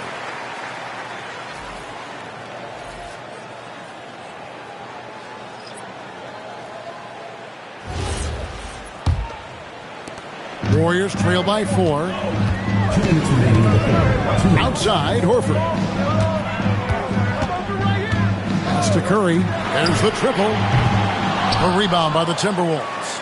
Something that's kept this game close is the fact that the rebound stats for both teams are almost identical. The battle to a standstill on the boards has really been something to watch. And the game's not over yet. We'll see if one of these teams maintains more energy than the other going down the stretch. 1:24 left in the third. Pass to Horford. To the inside, and Kuminga throws it down. Boy, it doesn't get much better than that. Curry with a really nice screen. Minnesota's gotten 1 of 6 three-pointers to drop since coming out of the locker room at halftime. Now Conley. 5 points in the game. Reed gets the bucket. Off-ball preparation paying off for Reed. He was just waiting for that pass. Curry with the bounce pass. To the paint. There's Kuminga. The dunk and the foul. A powerhouse move, and he's got a chance for one more at the line. It's going to go on Naz Reid, and he's got his first chance at the line here. And 74%, so-so. We probably wouldn't mind seeing it a little bit higher. And it's clear that's a change for the better from what he was able to do at the free throw line a year ago, guys. D'Anthony Melton. He's checked in for the Warriors.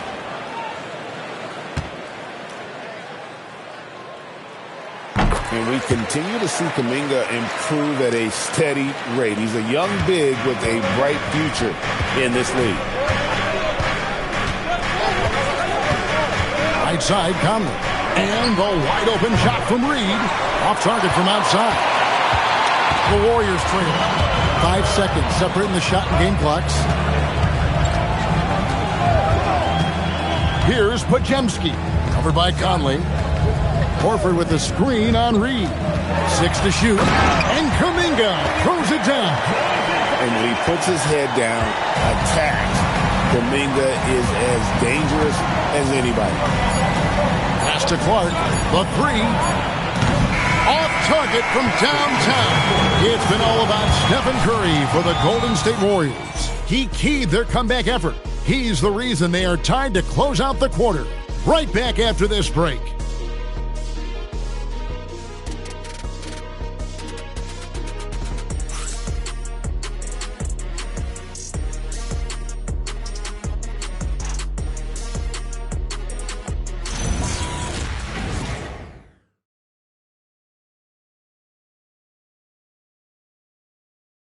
Now let's listen in to head coach Steve Kerr.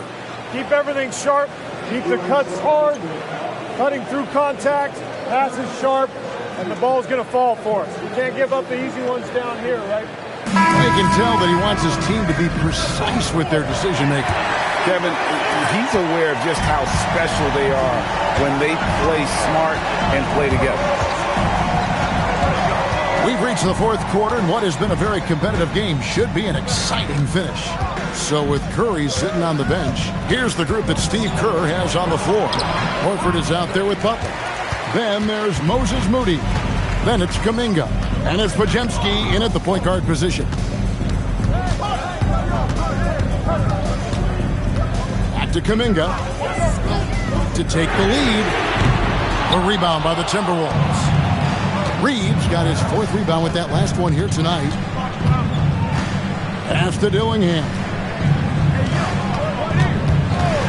And play stops. Whistle on what looks to be an illegal screen. And guys, point of emphasis for the league is to really crack down on illegal screens. Yeah, he might have gotten away with that a few years ago, but not anymore. No way.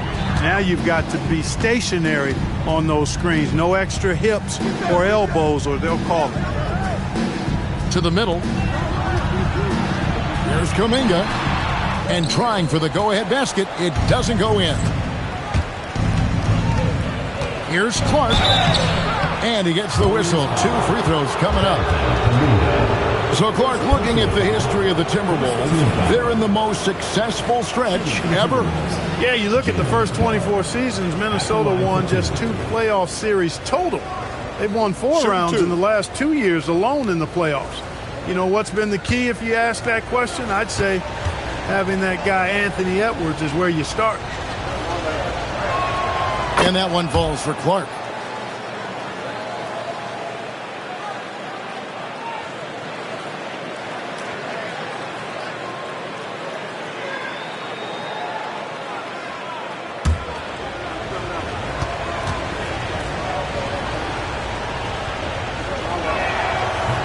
And so Clark nails both of them.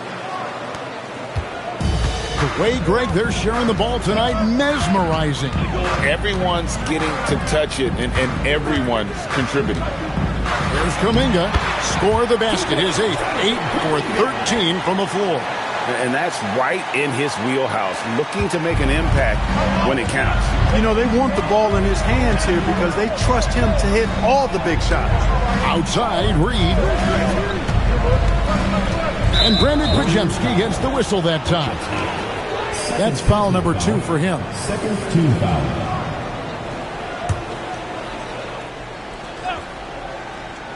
Here's Dillingham. And Reed has it in the corner. Buries it from three-point range. And the Timberwolves lead by 3. Reed has a pretty proficient three-point shot. He's a big guy who loves to stretch the floor, too. Pass to Kuminga. Over Clark. Kuminga, no good. Timberwolves leading by 3. We're in the fourth quarter here, just under 2.5 minutes gone. Reed against Horford. Just 5 on the clock. That's a 2 from Randall. Warriors with the rebound. Outside, Kuminga. Horford finds Pajemski. Here's Kuminga. Outside, Butler. Horford sets a screen for Butler. Looking to end his cold spell, and he sinks the layup. Quick on the roll there. The speed of Butler makes him a problem for the defense. And Randall has got the ball here for Minnesota. Here in the fourth, they've allowed just 4 points. Conley the pass to Clark. Randall outside.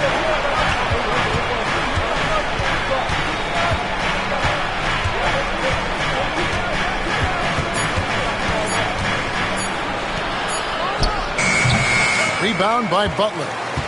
Butler's got rebound number 9 now. What an effort here tonight. Right side Horford. And the dunk by Horford. Oh, you can't afford to give Horford that type of advantage inside. As soon as you do that, you're cooked. Here's Randall.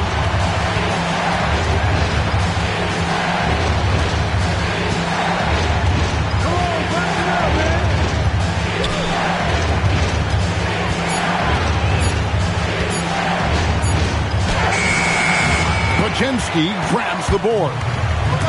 Pajemski's got his 4th rebound in this one. Pass to Horford. Outside Butler. Mark against Kuminga. Back to Butler. Horford sets a screen for Butler. No good on the triple. Not quite enough defense that time around. Just lucky he was off. And the shot goes in. Randall's got 9 points now in just the second half. Boy, down low, Randall can throw those 250 LBs around and create havoc. Tough for the defense to slow him down. And so Steve Kerr calls for the timeout. He knows every possession is critical now.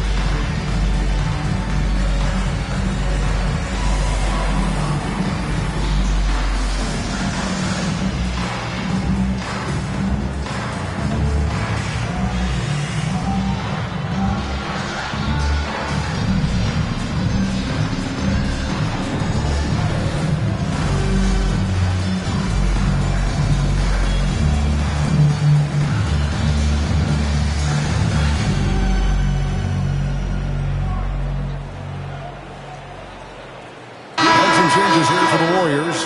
Green comes in for Al Horford. And Curry subbed in for Kuminga. The Timberwolves also changing it up. Gobert's checked in for Reed. McDaniels comes in for Clark. And Anthony Edwards subbed in for Dillingham. And now Allie LaForce says something for us from the sideline. I was able to listen in on what Steve Kerr had to say to the team. He told his guys not to lose hope, saying to them, it's a long game, fellas, and we're in this one, but I need each one of you to step up your intensity right now. Let's see if Coach's message resonates, guys. Allie, thank you so much.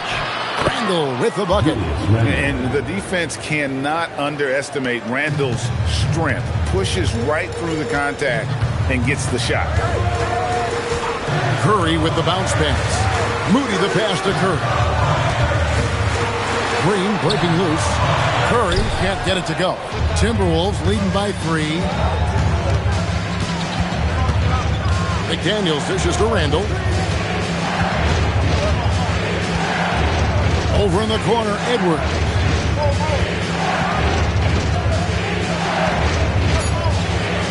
Goes up and lays it nice and easy. And the Timberwolves lead by 5. How about the grit and determination in the post? I mean, essential qualities to have late in a close game. And again, no good by Golden State. Timberwolves have gone 4 of 8 in this fourth quarter, shooting at even 50% from the field. Nice play, and you can see they're gathering momentum. You know, they need to stay aggressive here. Build the lead up while they've got the chance. Don't waste this opportunity. Pass to Butler. Outside Curry.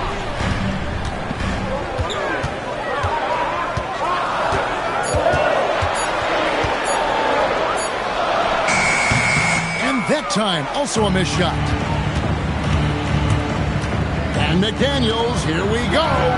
Randall with the bucket. And he's on his way to putting up a big three-point total. Warriors trail by 10. Outside Curry. Green with a screen on Randall. Here's Butler. And slam dunk by Butler. And not the prototype power forward, but he has tremendous athletic ability. Outside Conley. Back to Randall. McDaniels gets to Randall.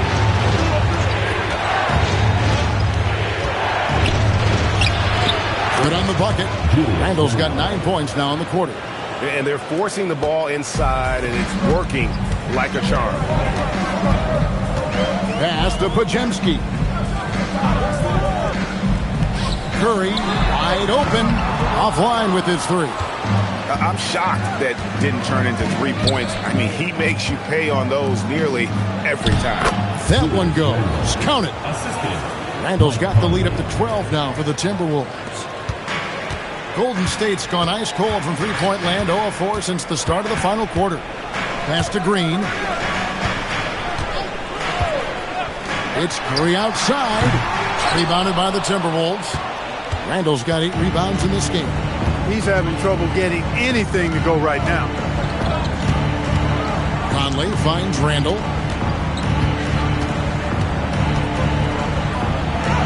Takes it off the glass. Randall's got 36. Forcing his way in is Randall.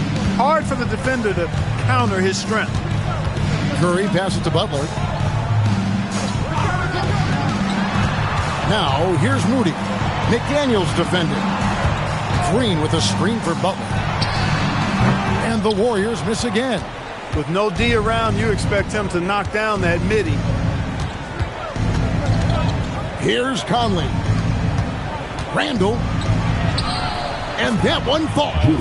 And they're beginning to just flat out fall apart defensively right now, especially on the interior.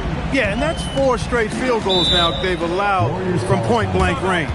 Can't happen. And so Steve Kerr calls for the timeout. He's not taking any chances and wants to huddle them up right away. Some changes for Golden State. Richards is checked in, and it's Buddy Hield in for Brandon Podziemski. And the Timberwolves also making a change. DiVincenzo's checked in. Outside Hield. Now Curry.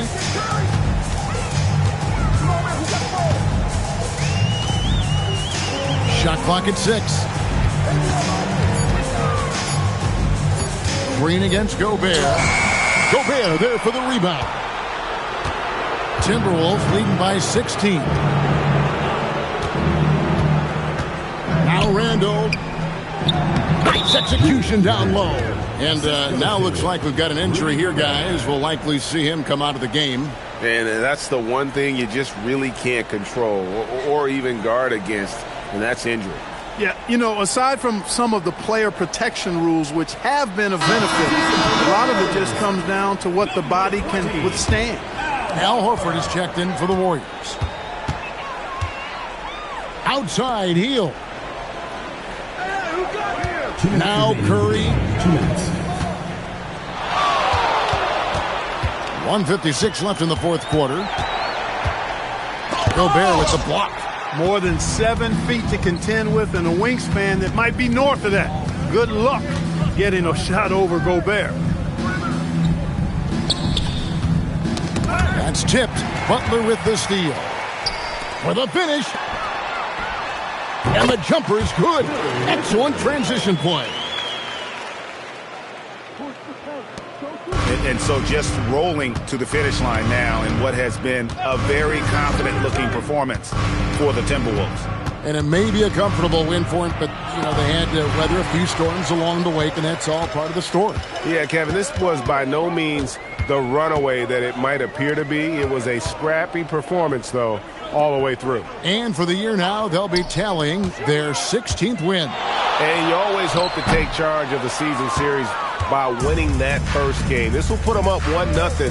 3 games left still to play this year against the Warriors. And we watched one guy all night long, guys, and looking at the stats just confirms what a dominant game he had. What a night tonight it was for Julius Randle. Boy, I loved his approach. Businesslike, methodical, highly productive. When they needed points, he was the one that got them. Outside heel. Here's Curry. Healed with a screen on DiVincenzo. Good work there as it goes down. And here's Edwards. He'll bring it up for the Minnesota Timberwolves. It's a 16-point game. 16 seconds left in the fourth. DiVincenzo. And get the three.